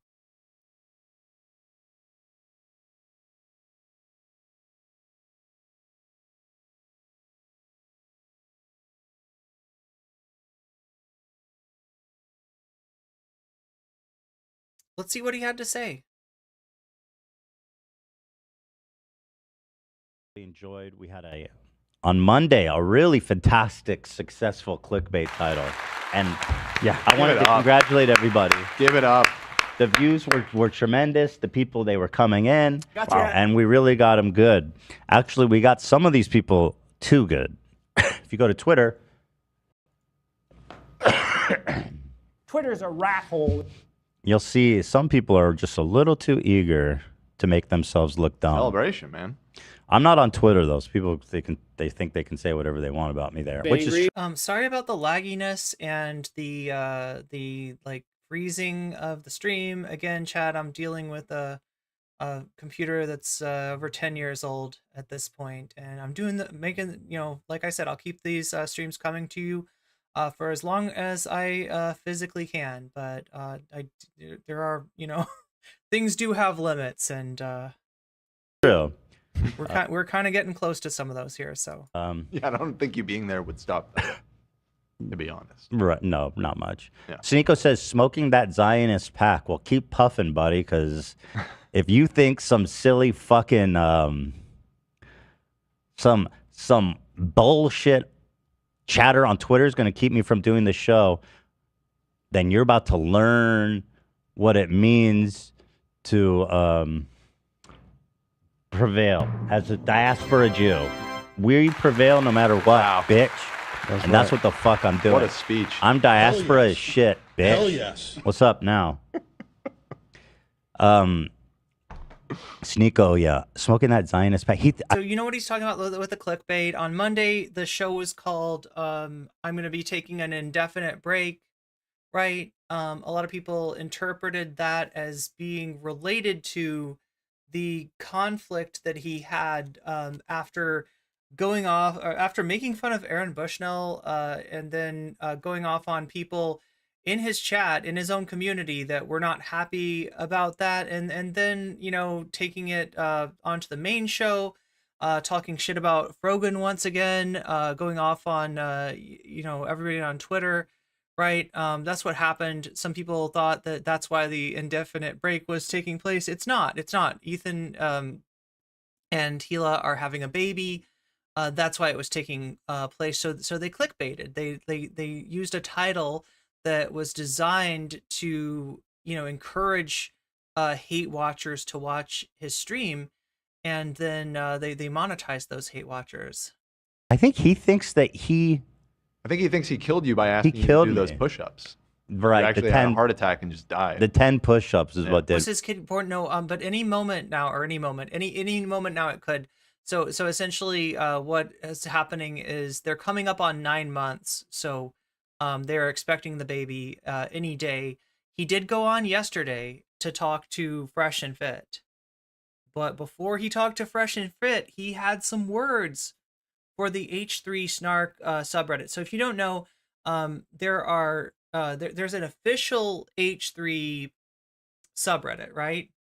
And that's the one where anybody that was like complaining about the jokes about Aaron Bushnell was getting banned, and then the H3 Snark is the subreddit where people were going to complain about those bans, right? And including like people that have been, you know, members for a really long time, right? We're just like, you know, really upset with what Ethan did. And so he's getting some snark from H3 Snark. And then he decided he would get some viewership from the hate watchers by making them think that maybe they got to him and maybe he was quitting. Maybe that, you know, right? Obviously that's not the case. I kind of figured right in the beginning that probably what we were dealing with was something that was more pregnancy childbirth related rather than something that was snark related. So Man.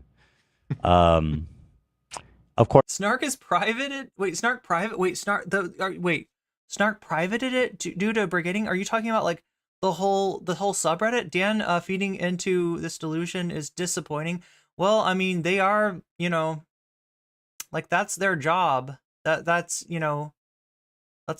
where they work, and if they did have an issue with anything, we're sure as hell not going to hear about it until they're ready to make a move themselves and maybe. Of course, this got 10,000 likes. Even Keemstar, It is privated. Interesting. The newsman himself. So it looks like they successfully brigaded their Snark subreddit. Still pushing his journalistic credentials. No way did Sneeko get H3 to retire? You're right. No way. No, there is no way. Yeah, that didn't happen. I go, people go, this doesn't make sense. This is crazy. It's like, yeah. Mm-hmm. Yikes! Because it's, yeah, you're right. It Yeah. doesn't make sense. So, yeah, Sneeko got me to retire. But continuing, JT Chapman, second thought is this socialist. Okay, so here we see our first conflict. Ethan Klein versus JT Chapman. H3 versus second thought. Let's go. Or communists. Let's Communism, go. socialism, it's kind of the same thing, right? I mean, Oh my God. no, Had this listen, I'm not getting into conversation. debate, but I thought he was trolling. I get confused. I feel like didn't Hassan have this conversation with him at some point? Because I see them using interchangeably. Sometimes they're used interchangeably, but it is generally think of, socialism is the bigger umbrella term. Think of it that way. Look, I feel like Ethan and Keffels were dabbing up. I mean, sorry, I know it's dabbing up, but Ethan says dabbing up. Like Ethan probably thinks it's. I won't do it, chat, but you get the idea. Like he's confused about the term. But yeah, dapping up with Keffels here to own second thought, to own JT Chapman and call him a dirty commie. There are other forms of socialism. Like all squares are rectangles. Yes, actually, that's a good way to. Okay, so all socialists are commies. No, the other way around. All commies. All communists would be socialists, not all Yeah, socialists are communists. Not all and socialists really, are that's communists. All pinkos are commies. There you go. pretty big oversimplification too, but I'm trying to keep this. Well, anyway, let's not get derailed. This is the guy. I think he's under that umbrella. He's on the spectrum. He's on the commie he is spectrum. certainly on the spectrum. Sorry for the dab, chat. Like I know that's cringe. Who I For the record, I've never unironically dabbed on stream. Right after on October 7th, this guy ran to his podcast and was like laughing. Before Israel ever responded, he was like, "Oh yeah, there's no such thing as settler. There's no such thing as innocent settlers." And he was basically like tap dancing on the graves of like literal slain civilians. And so I called him evil for that, which I stand by. But he's also Wait, what did Dan smoking do Zionist that pack. was cringe? This is literal slain. Yeah, there's right after on October. He's on the spectrum. He's on the commie he is spectrum. certainly on the spectrum. Oh, there it is. Who I think he's under that umbrella.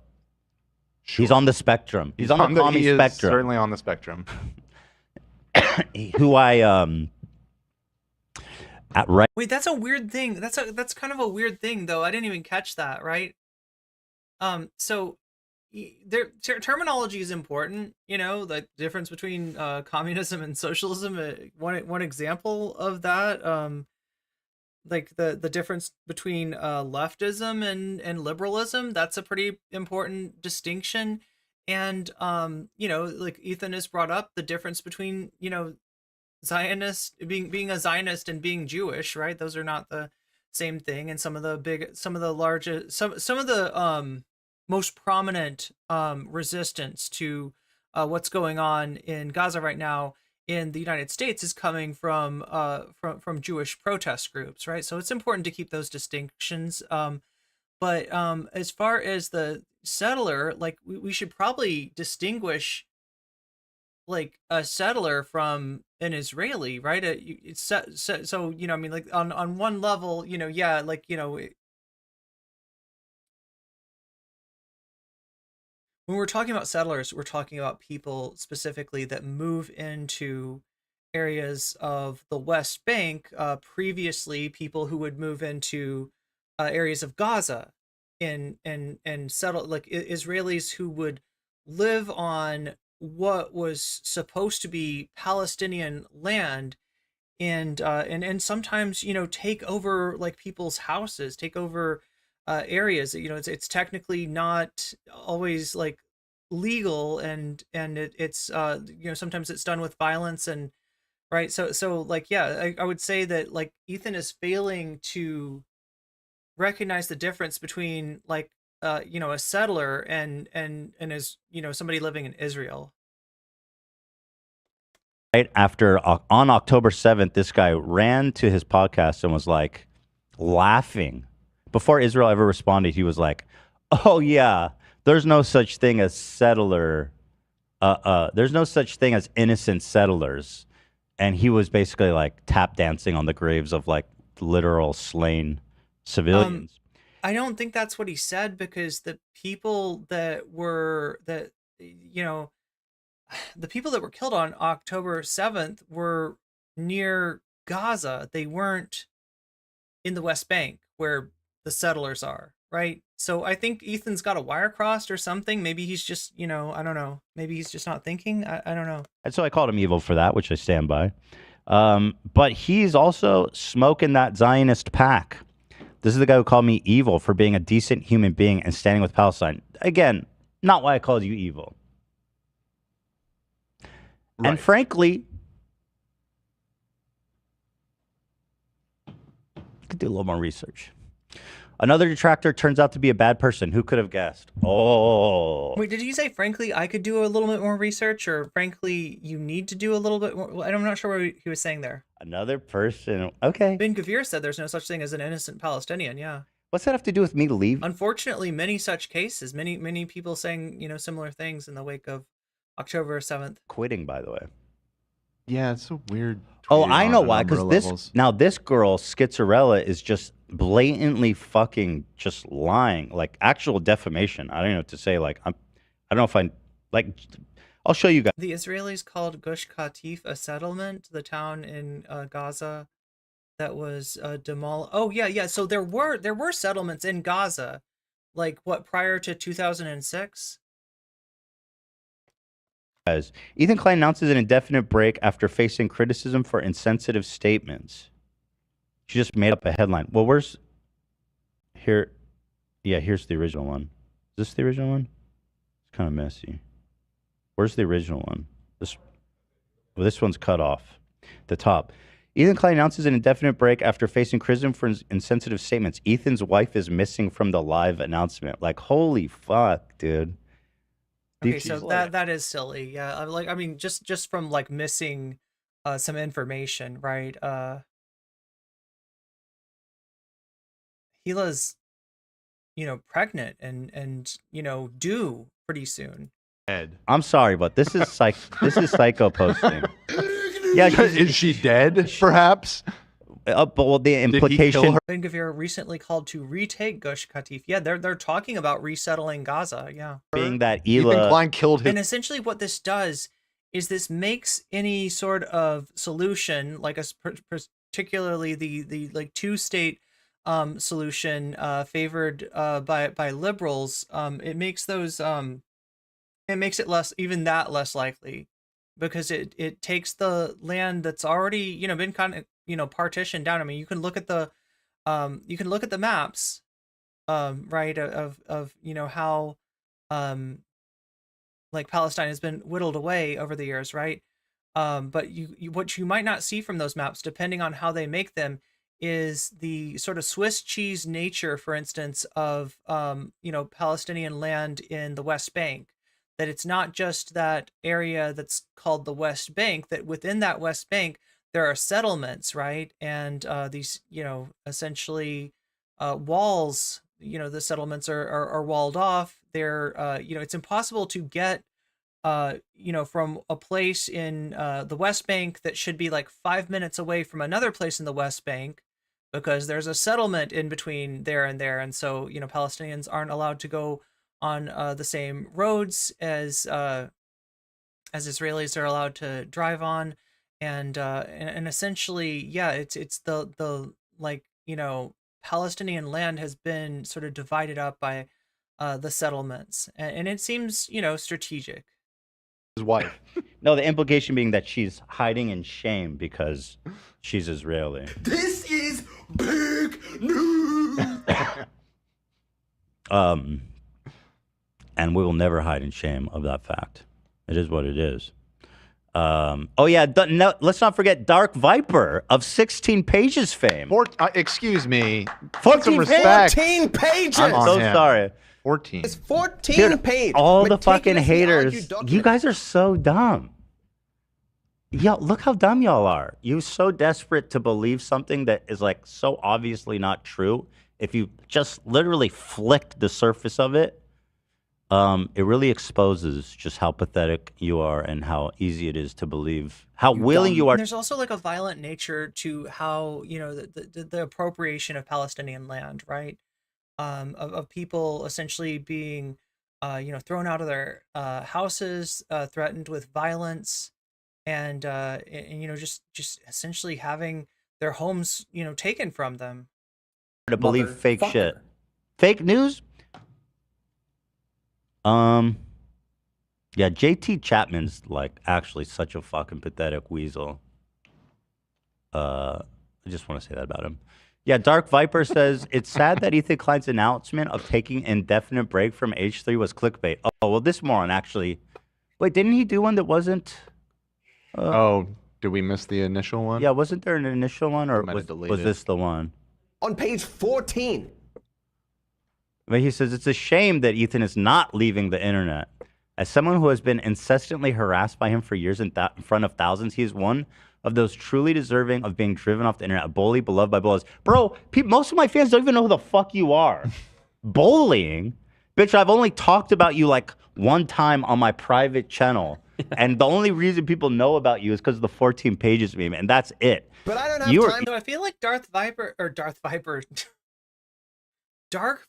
AU, is that who we're talking about? It's the same person that complained about Hassan's React content. Did Hassan do like a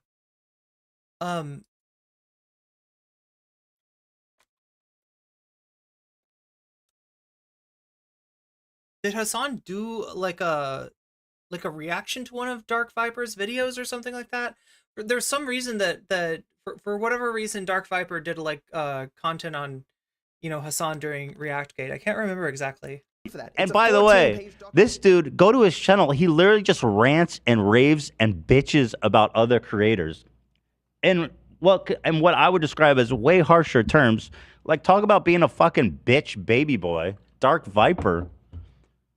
14 brain cells. Is it Ethan's turn to quit, or is it Keffels? Well, right now, Keffels is the one who's gone dark, right? Keffels has essentially taken all content off of her main channel, off of her live channel. I don't know if she's private on Twitter or maybe not. I feel like maybe not. But essentially, I guess it's in anticipation of whatever Mudahar is going to do. She doesn't want to, have what any of her videos.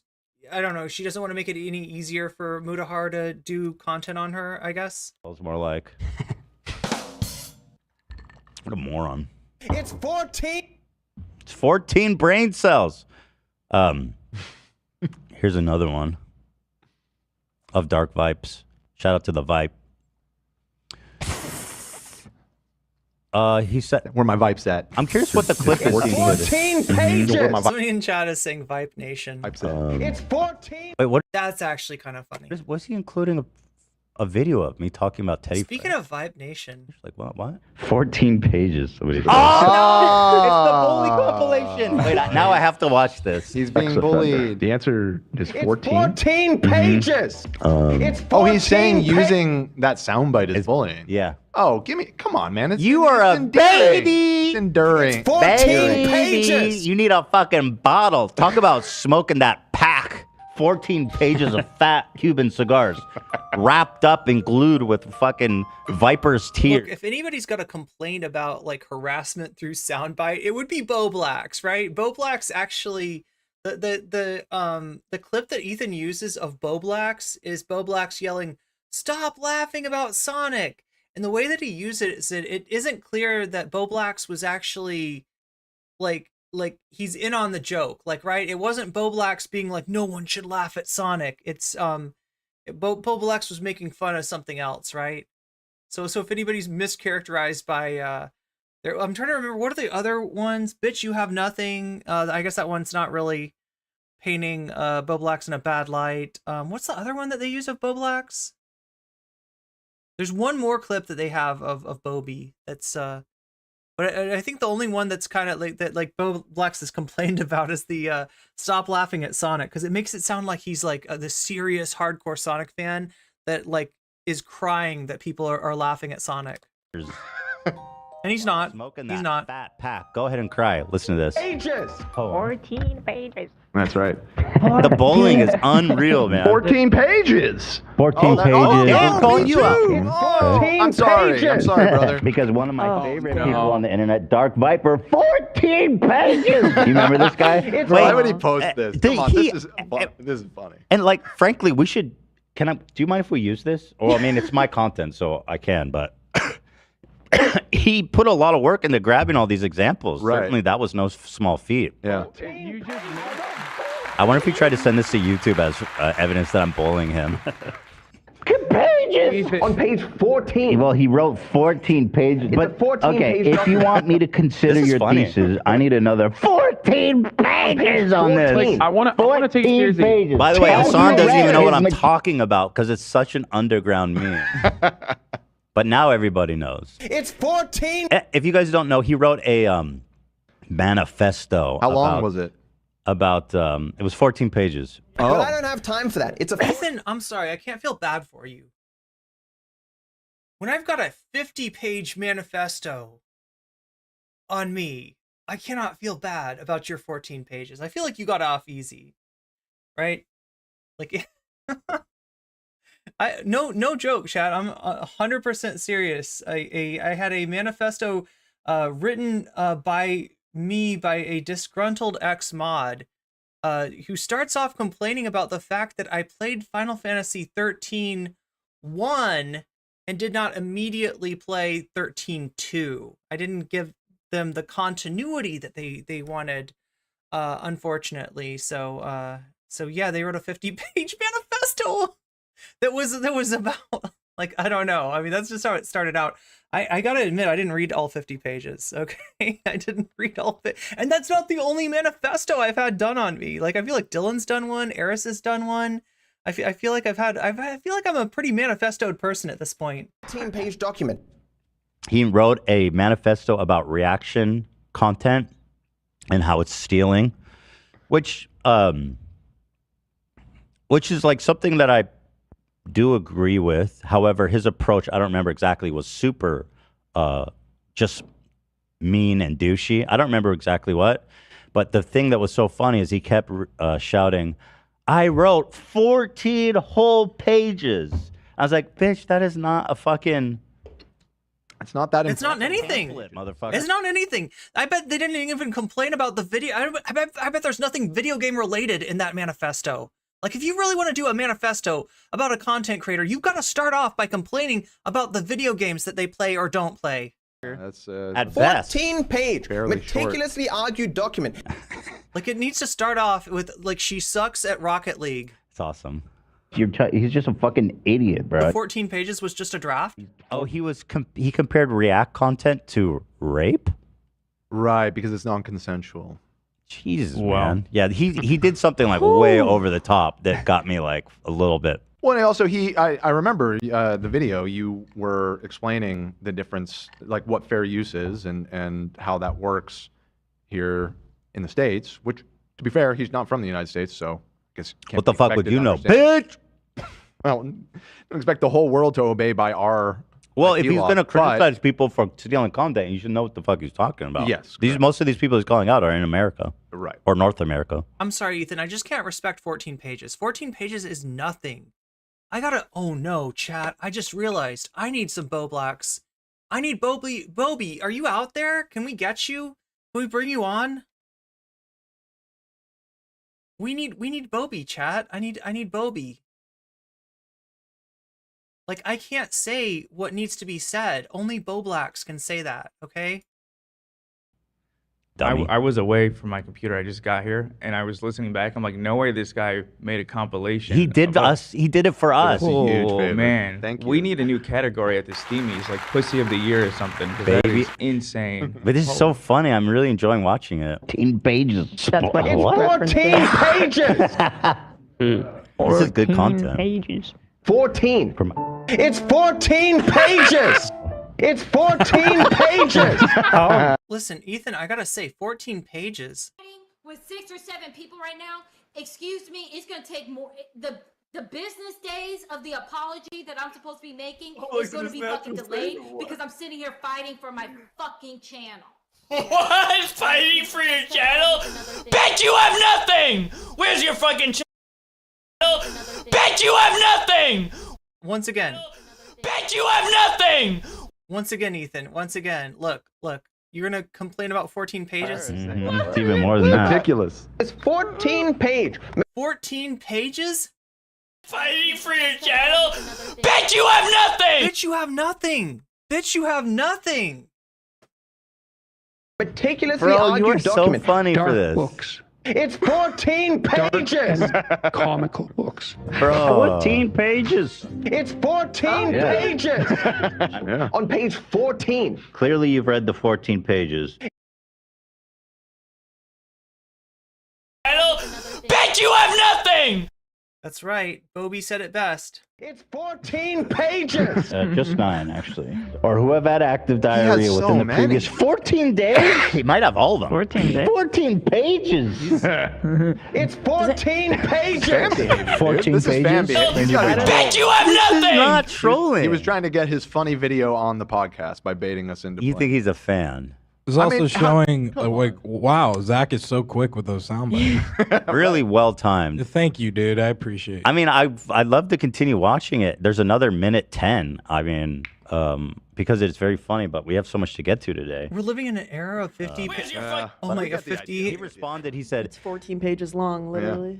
he said it would be different if this was a wholesome meme, as We're living in the era of 50-part TikTok callouts on Ethan. Is that the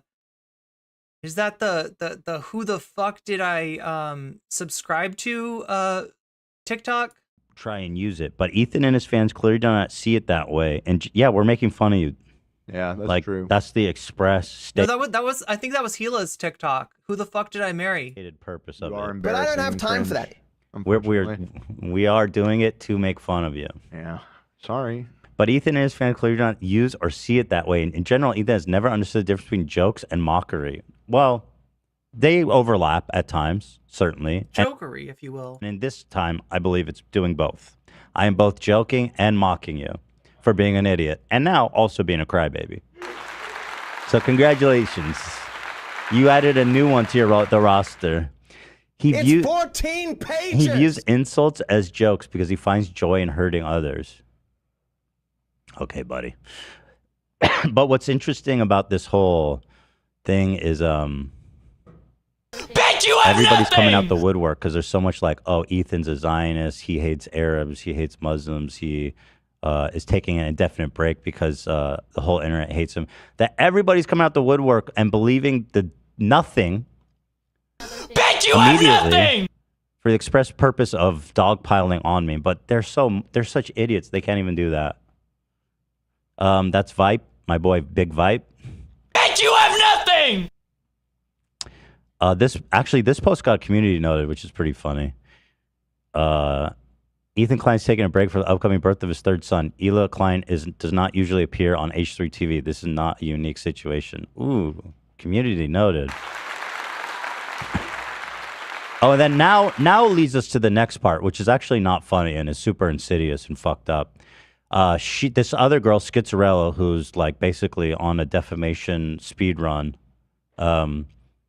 She says she's a journalist in her description, so It's a lie. She's a troll. Well, so I thought she was a troll account, but like when it comes to talking about me, there's no sense of irony. She's just straight up lying. Wait, is he doing damage control? No, wait. Her bio and everything. Wait. To the extent that I guess He's not doing damage control, chat. He's doing damage. That's what he's doing. He's hurting himself more. Like, right, in the longer scheme of things, this doesn't matter. I don't know. Like, you know, people canceled their memberships, but other people, despite the people that were upset about Ethan's joke, other people, you know, bought gift memberships. Like, it's not really affecting H3. This is not going to be like what it was for Vosh. H3 is used to losing 10,000 subscribers like per month, right? So they're on like a long decline because their original audience were like anti-SJWs. They've you know, switched gears. Ethan doesn't want to be like that anymore, but at the same time, they're not really you know, I mean, they're you can take the shit, you can take the the shitlord out of the Ethan Klein, but I'm trying to make a metaphor here, some kind of thing. Like he's still making jokes about the R slur. Let's just put it that way. Like on his last show, he was making jokes about the R slur. So, you know, as much as he's changed, you know, he also kind of hasn't changed. And I don't know, like there's no audience for you is the sad thing, Ethan, is like that, you know, you're always gonna like the way that you want to play it. It's just like, I don't know. New York Times made a statement. Like if you wanted to make R slur jokes, maybe you should just stayed friends. Wait, was he friends with Keemstar? Or like put out a thing disavowing her because so many people were asking. They overuse. Well, yeah, those are the Bo Blacks sound bites. They're super loud. Okay. Well, regardless of her employment status, she is a just straight defaming me. She says, if you were wondering what Ethan would do on break, he's been actively removing any posts that wish happy Ramadan on his subreddit. And here she posted,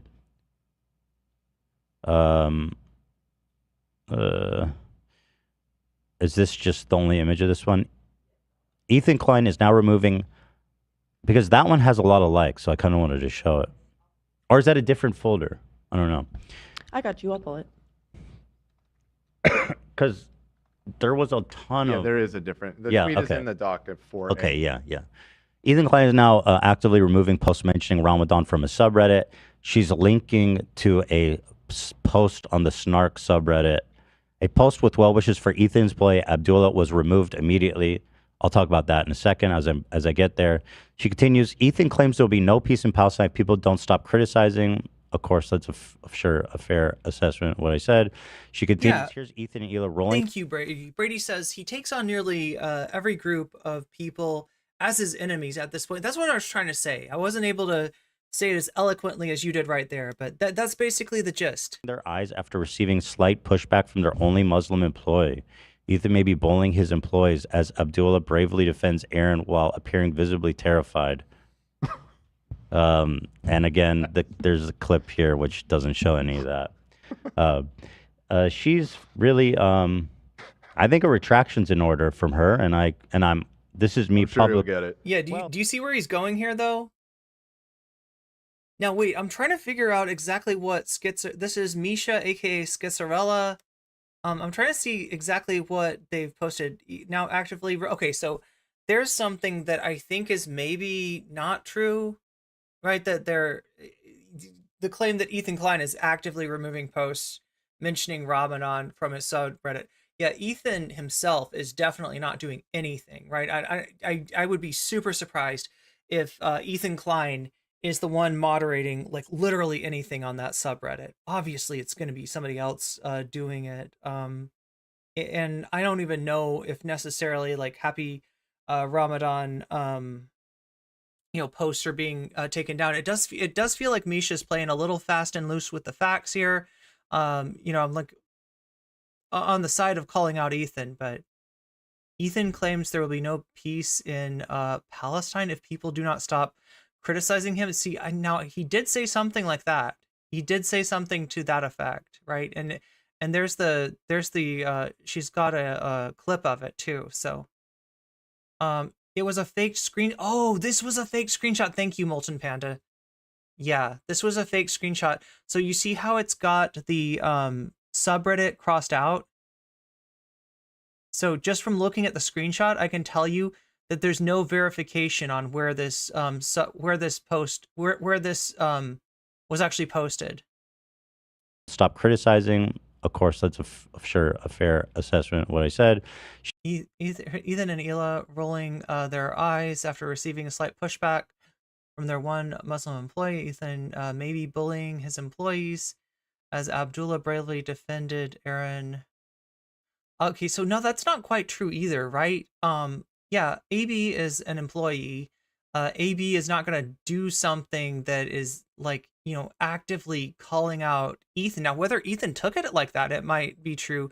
But what AB was doing was just sort of relaying what other people are saying about Aaron. And, I mean, there's every chance that that's what AB said, how AB, feels. But there's also the fact that Ethan is AB's employer. So there's a limit on how much AB can express, and we don't really know how much AB wants to express, like in what way AB, how much AB, look, I was saying that I was worried about AB's job when he said that, but that's just a guess on my part. Like there's things that we know and there's things that we don't know, and I can't say for sure where exactly AB is, and we're not going to know. We're not going to know how AB feels.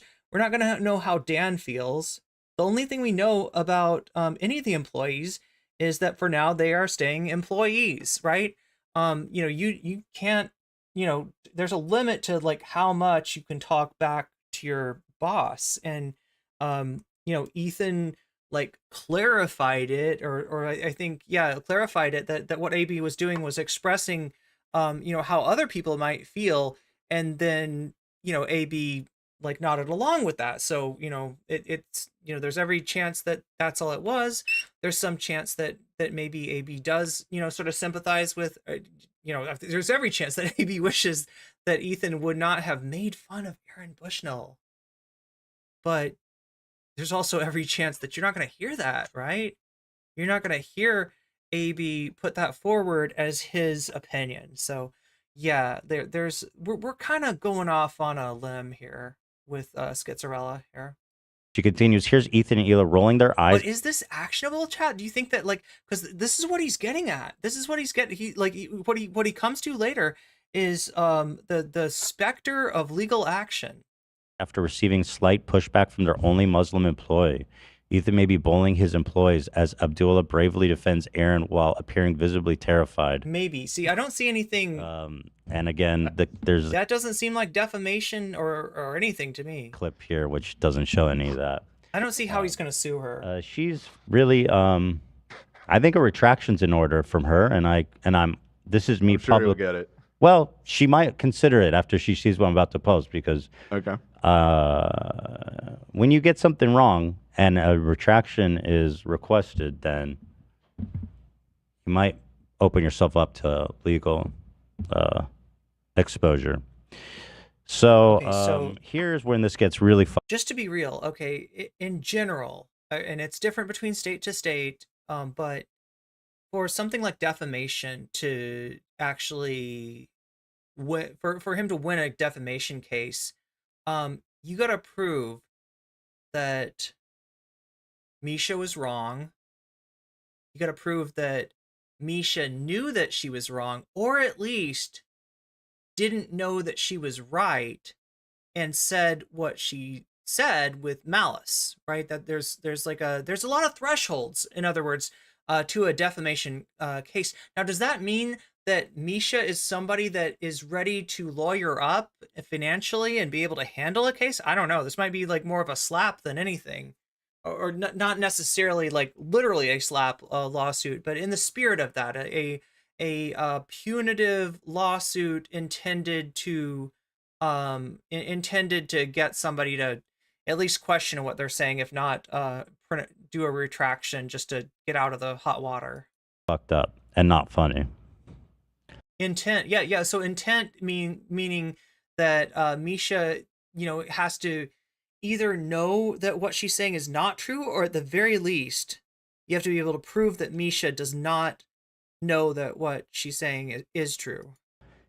Here's this post on the Snark subreddit that's been going viral, not just on their subreddit, but now all over Twitter, as proof that I hate Muslims. And so now here was what was surprising to me: how much smoke Ethan has for a subreddit. Like I said, Chad, I've been called out by subreddits before.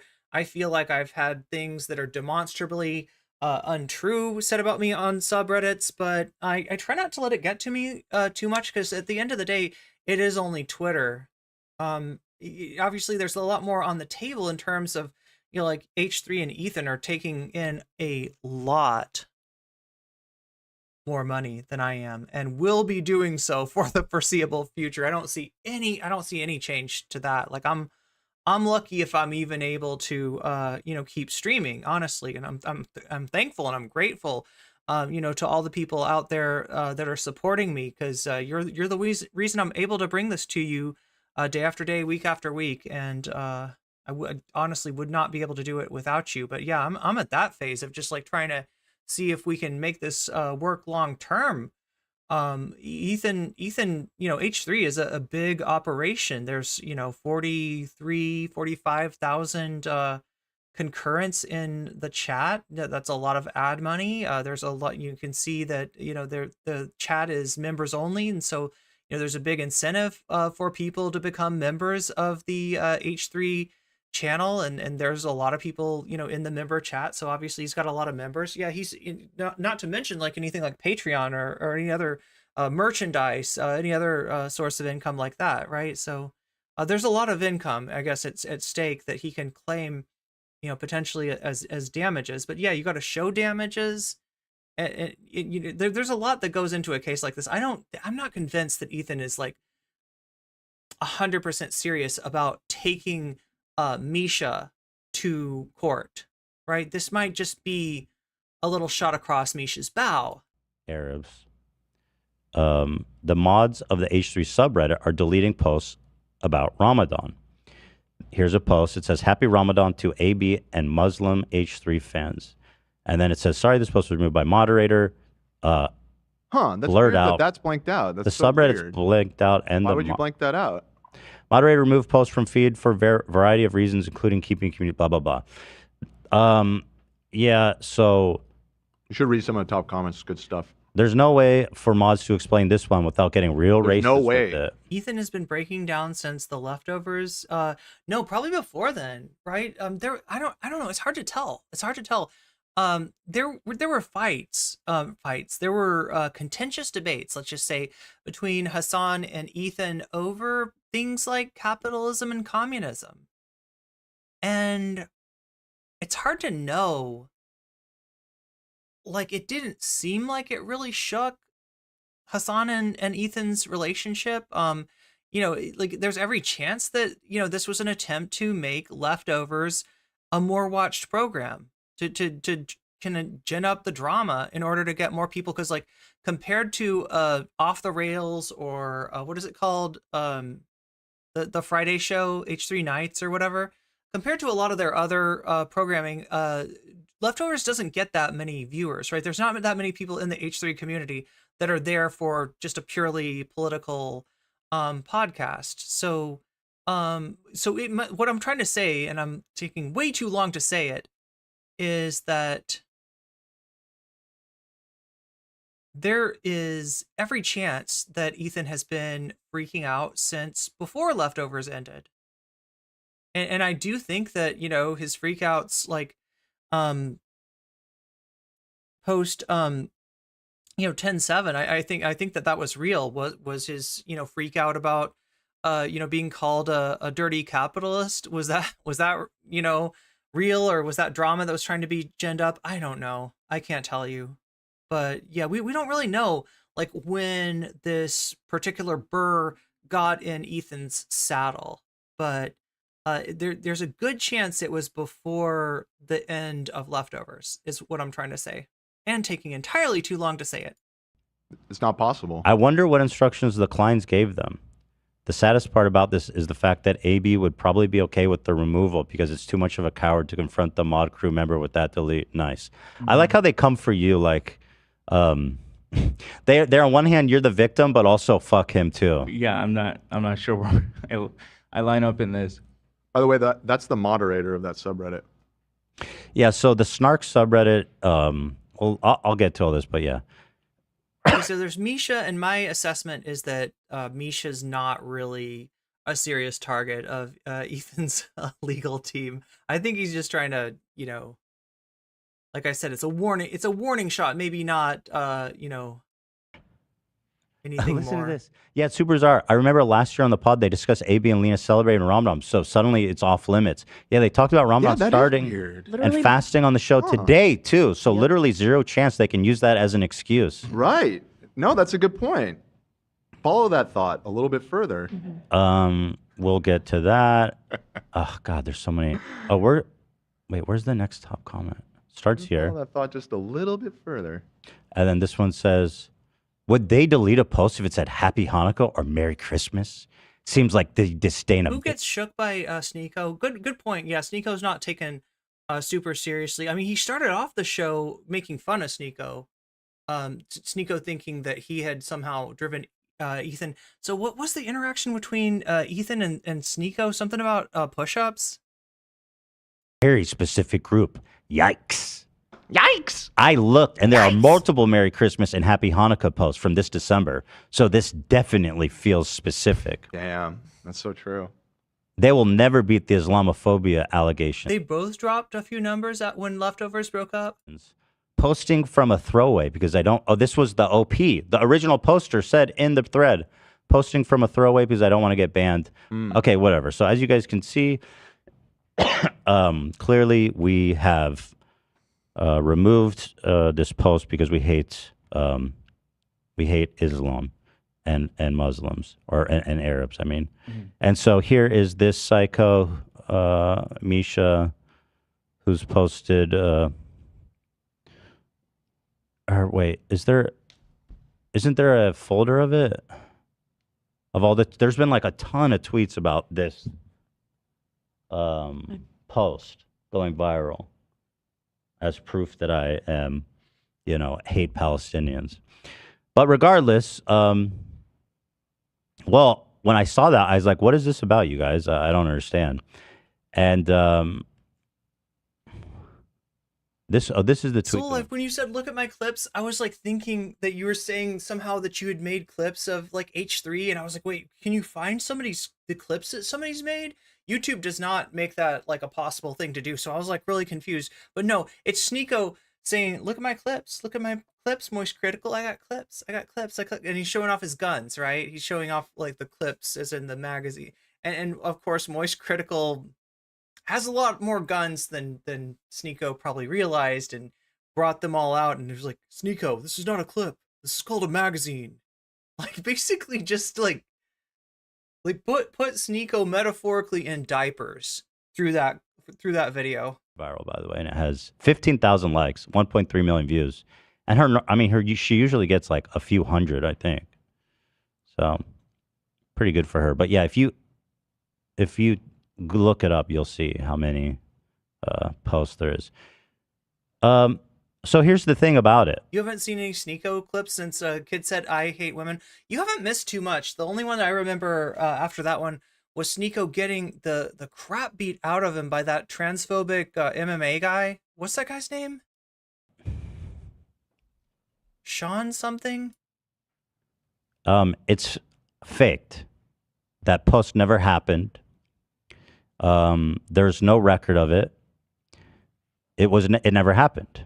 Didn't happen. It was not deleted because it was never posted. And what's fucking real interesting to me Yeah, Sean Strickland, thank you. is that these morons, again, like all these other idiots on Twitter, are so happy to believe anything now. This poster says, hey, I just created this throwaway account. Let's look at this user. The user of this, God damn it.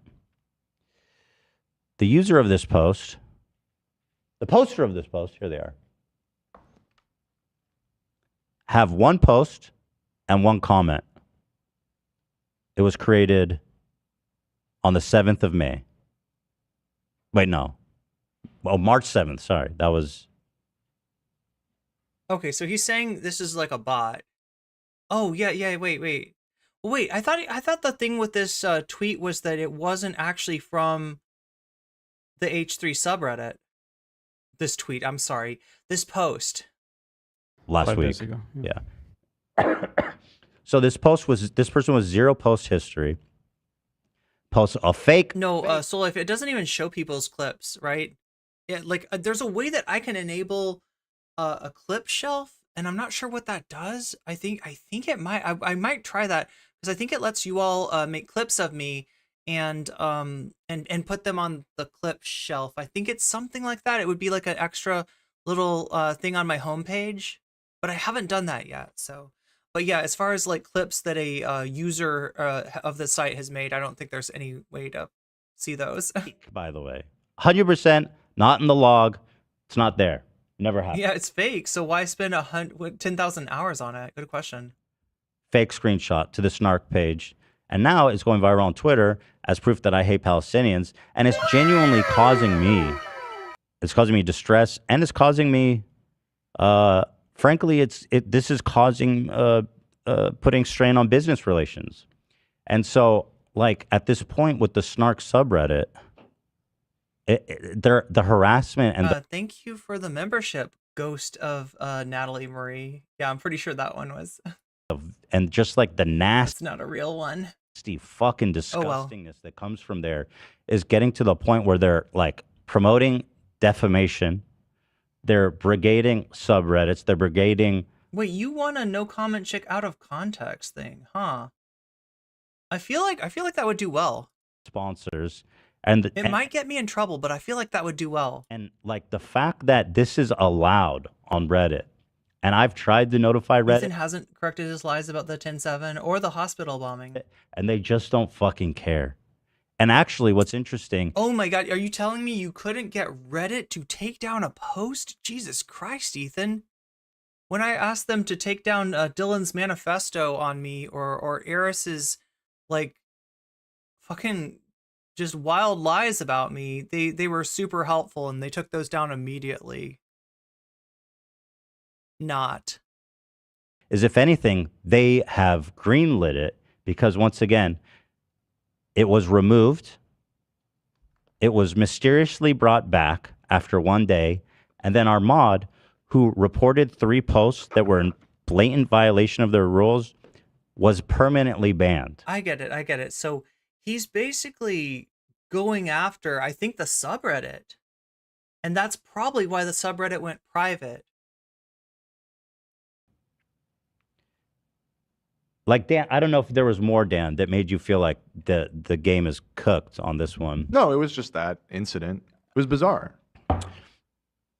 Yeah, one of our mods compiled a bunch of site-wide rule breaking that that was taking place on there, reported it. The sub was closed, and then that was reversed. So they did actually get it closed. And that mod was banned from Reddit with no appeal. He appealed, and they said nah.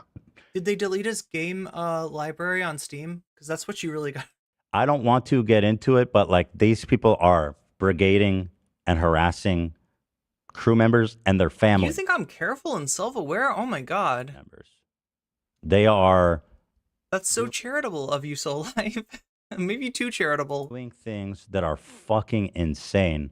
They are The main sub is pretty consistently harassing people H3 brings up to laugh at. Can I say the thing or no? Probably. This is the definition of a nothing burger. Yeah, and that's why I don't know. Like, I'm trying to figure out, is he just really this mad, or is this the way of riling up the subreddit? Is this the way of riling up his community? Probably shouldn't, but NCC is fair. The thing is, it needs to stop. And if Reddit isn't going to do anything about it, after I've gone through every venue possible, I'm going to have to, I don't know what to do. Oh, what are you going to do, Ethan? What are you going to do? Start holding people accountable at Reddit. At Reddit. Yo, do you see what he's talking about? This for sure is not, I can't believe This is like suing Facebook. that this is following their site rules. I can't believe it. And if it is, then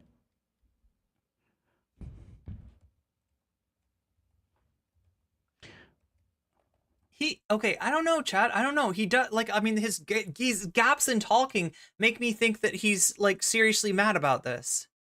And it does not seem like I don't think there's much of a legal case for any of this. If I'm being like 100% with you. I don't think he's got, I don't know, Chad. I'm not like a legal expert by any means, but like, I don't think he's got a legal case against Misha. I don't think he's got a legal case against Reddit. they're doing stuff that's so fucked up, you guys, that people don't want me to talk about it for reasons, which is fair.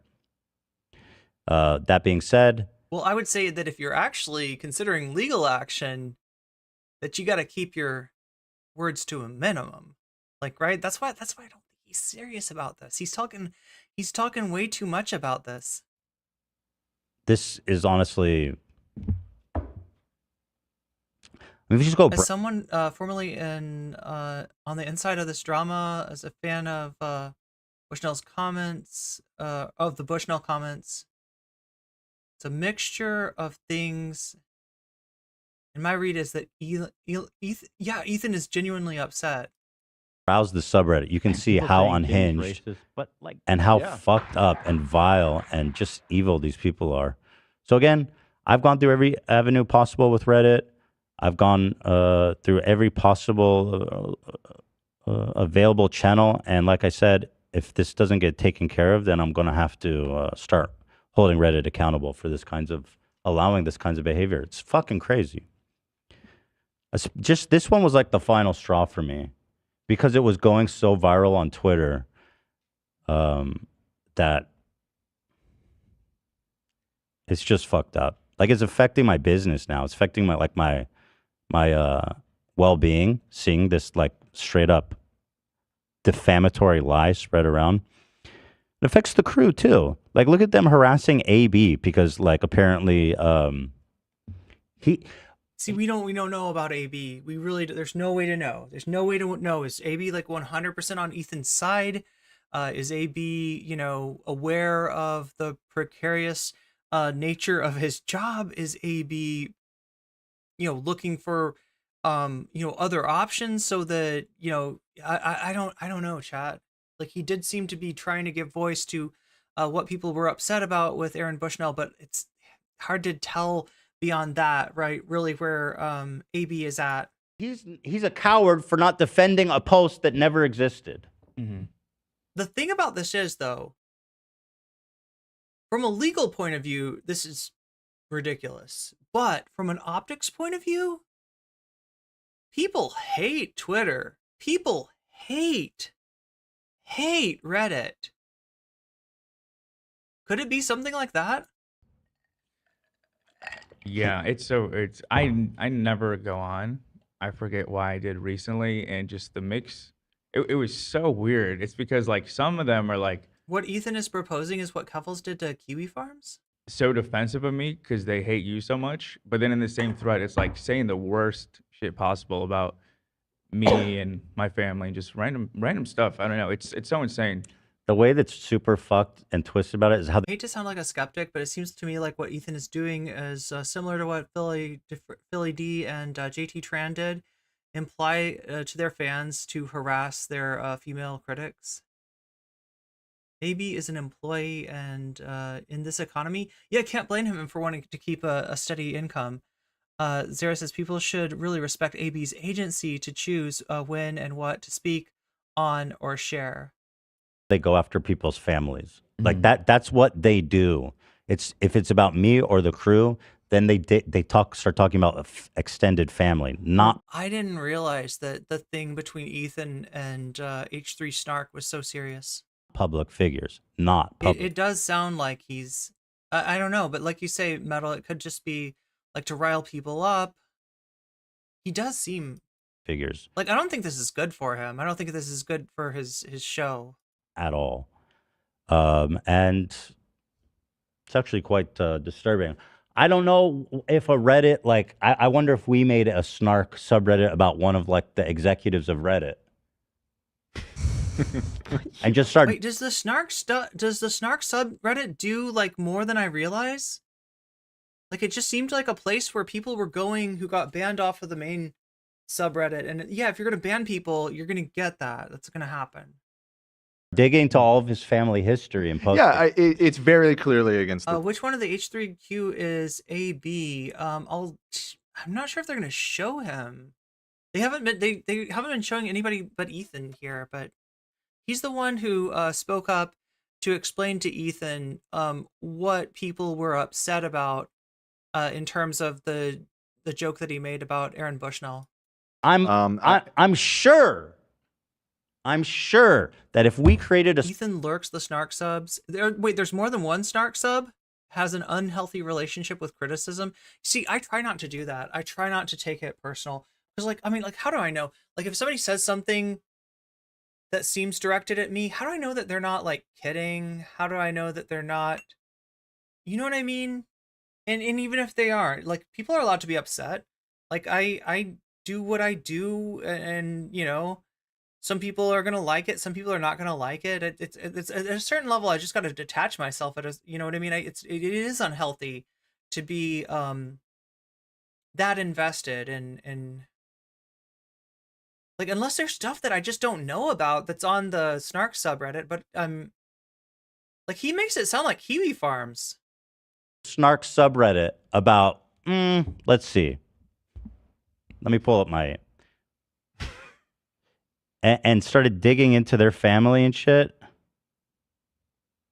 That they would remove that immediately. The H3 podcast sends its regards. So again, I don't want to hold Reddit accountable in ways like that. It sounds fun and funny to do. And certainly would be some really probably potentially bad PR for them as well. I think they're trying to make an IPO now too, aren't they? They are in the middle of an IPO. It's also got like a really nasty anti-Semitic slant. A lot of the harassment coming too, which is not you know, pretty. But I would say, like, for example, just what's this lady? Anna Solner. She's the head of communications and PR. For example, if I made a subreddit dedicated to her, Snark, that would be totally fine. And it might be something that's worth looking into as well. To make my point that they don't want to fucking hear. So fuck Reddit. And it looks like there's just another issue brewing for Papa Ethan. And guess what? I'm not leaving the internet, bitches. So keep crying pack watch on you morons.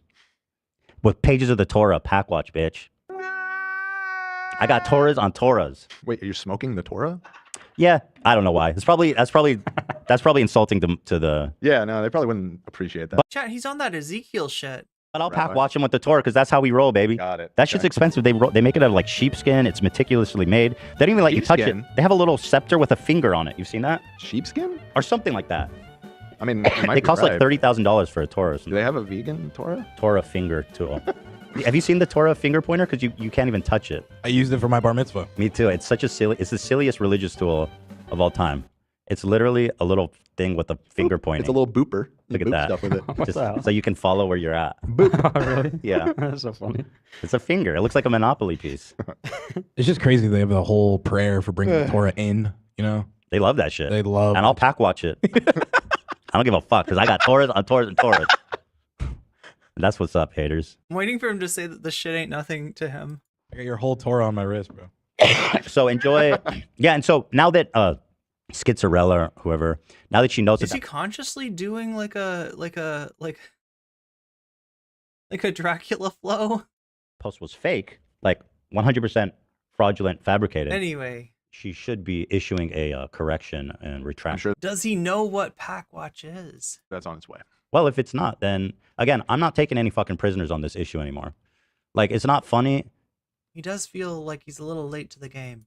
At this point, what's taking place, and it's actually something that I am taking very seriously. There's a certain point where, you take there are laws for a reason. There are laws, and so I'm just saying, Schizzarelli, you have a vested interest in retracting that statement. Thank you. And now all of a sudden, again, this is just a funny little punctuation on it. Suspicious how Ramadan posts are now suddenly allowed on the main sub. So all these fucking morons fled into our subreddit to test it. Because there was another post that was like, Has he heard Hassan say Packwatch? Yeah. They're like, it doesn't work.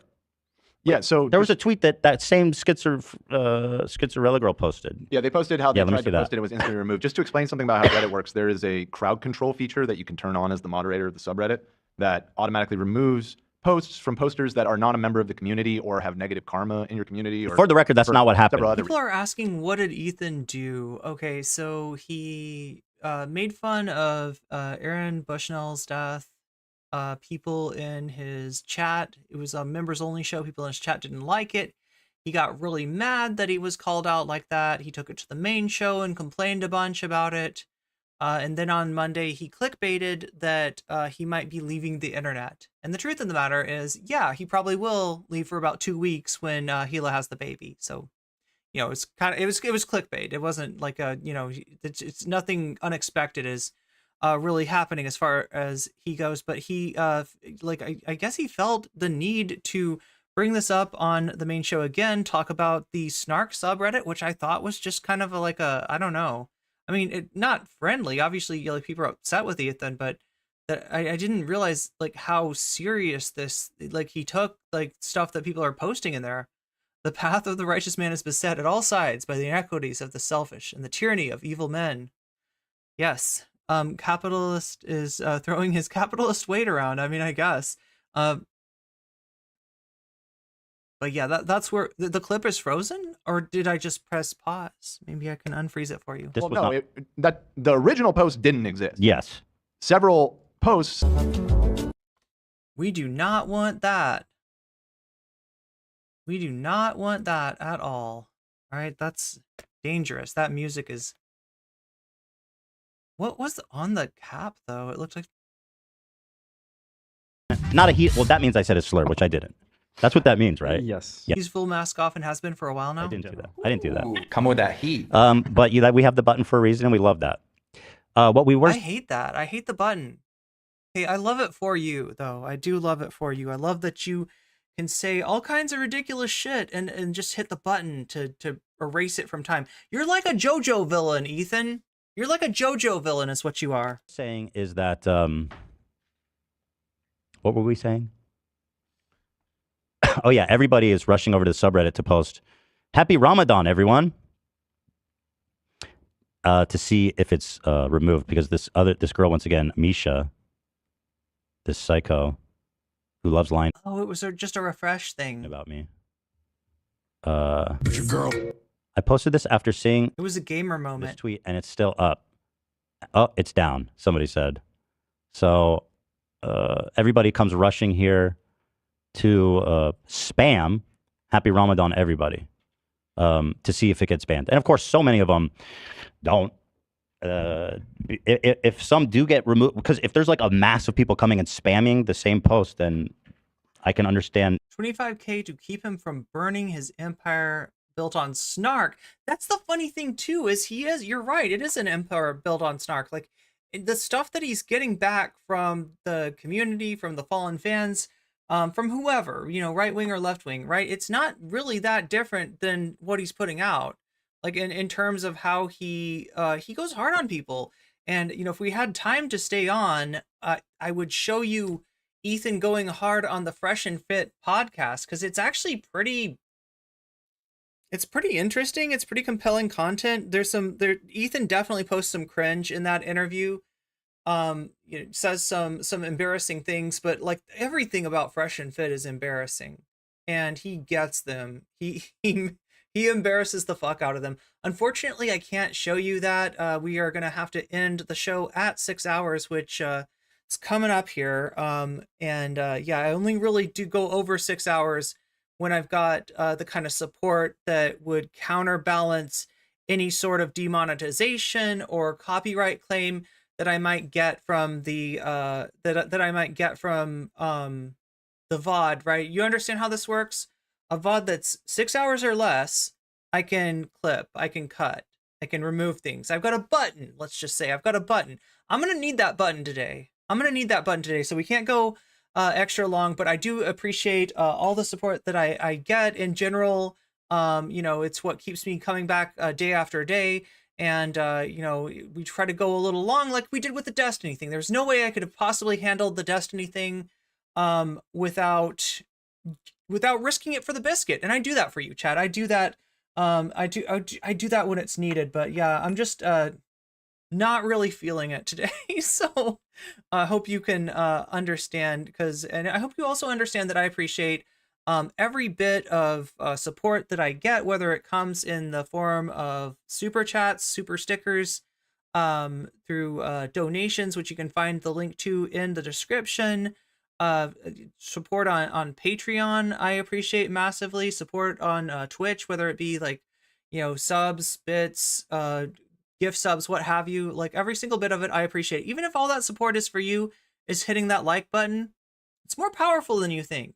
And don't think I don't appreciate it. If they're removed by like crowd control automatically.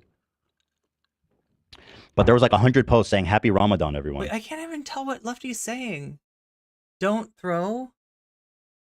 You can't duck if. And guess I'm what? sorry, because yeah, Lefty's dealing with this weird. They're all up because the original one never was removed to begin with. You fucking morons. You imbeciles. And furthermore, I'll say this. I do want to say Steve Huffman, Jen Wong, Drew Valero, do you think that is? Yeah. Christopher Slow. Yo, okay, so this is what I wanted to make sure to show you. These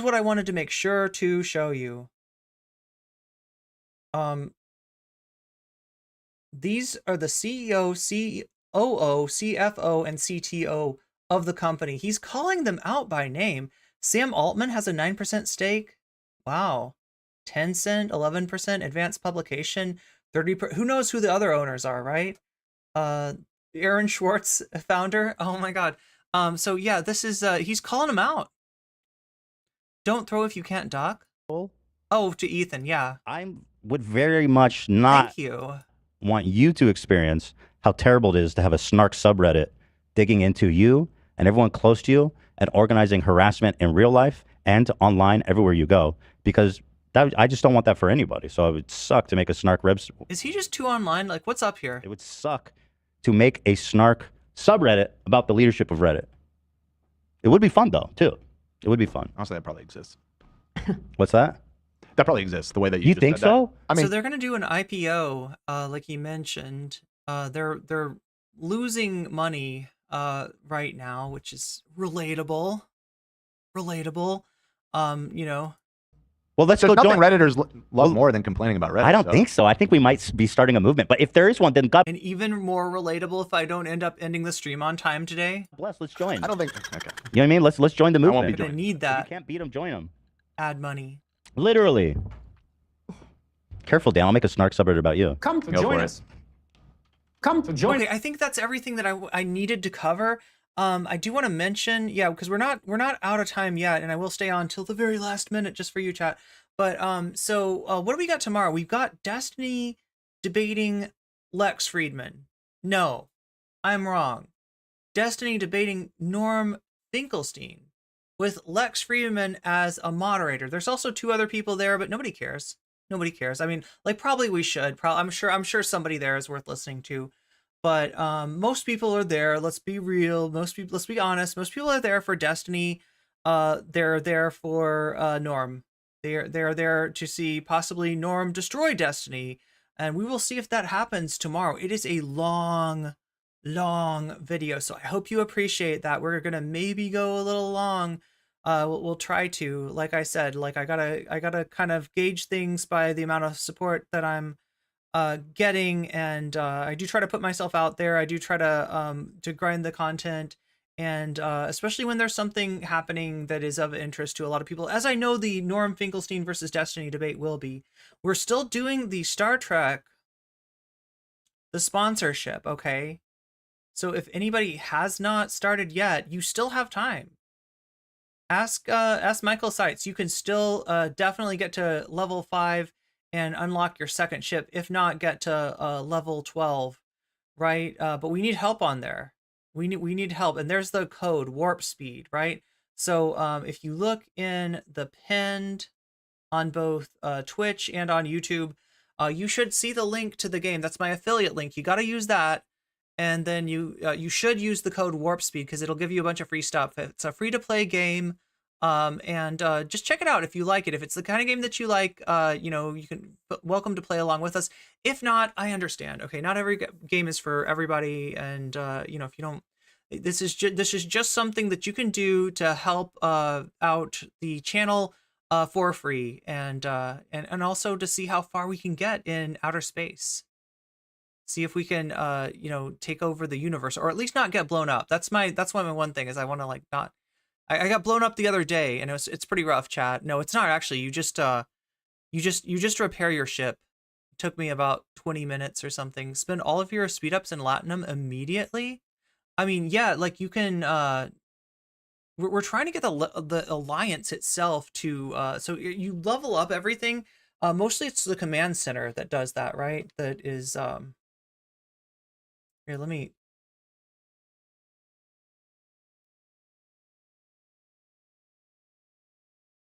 What am I trying to put on here? Oh, yeah. We are a paid promotion at this point.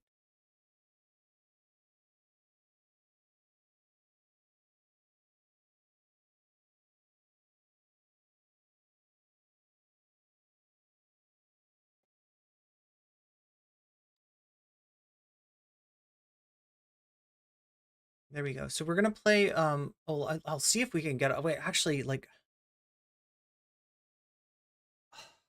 Let me see if I can show you a little bit of the game.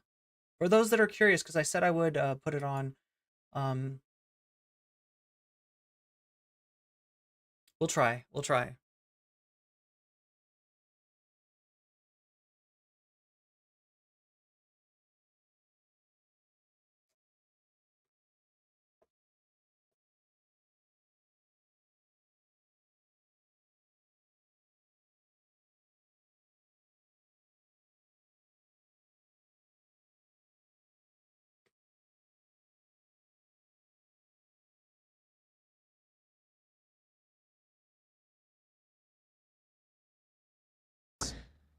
Dance word loves snark.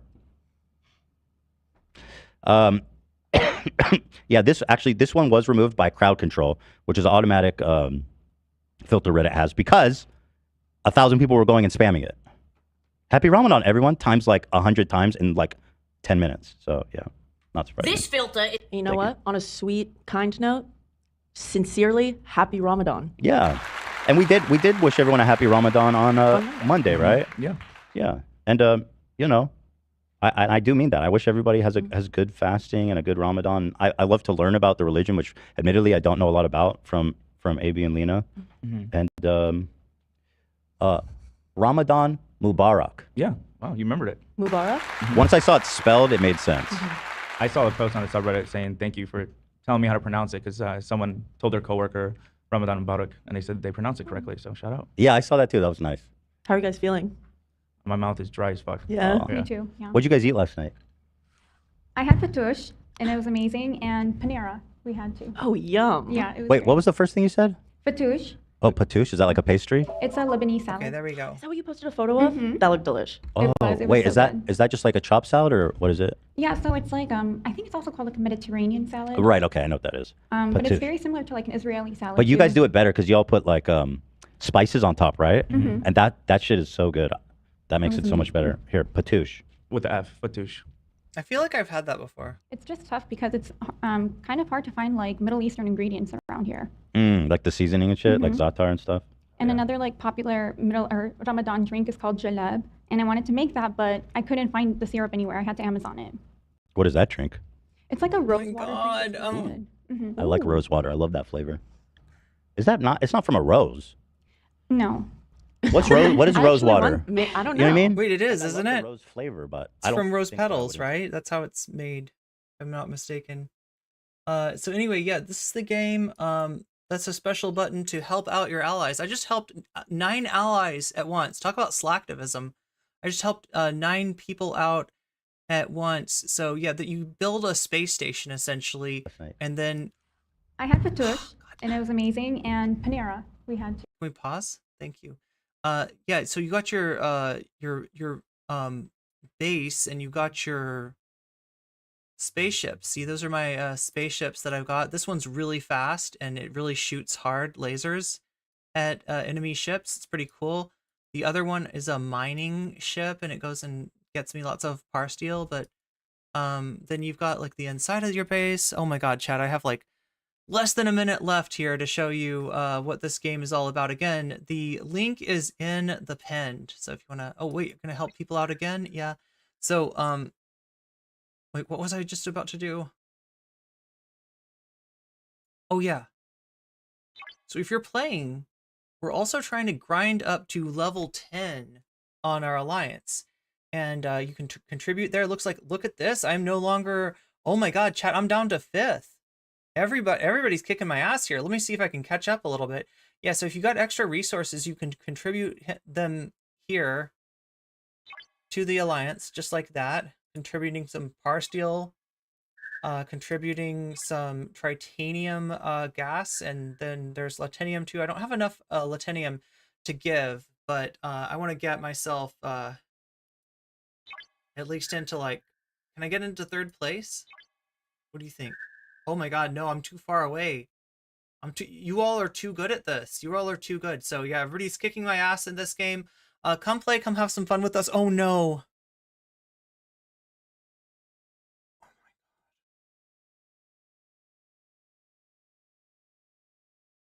Good night, everyone. I went over time. I'm so fucked.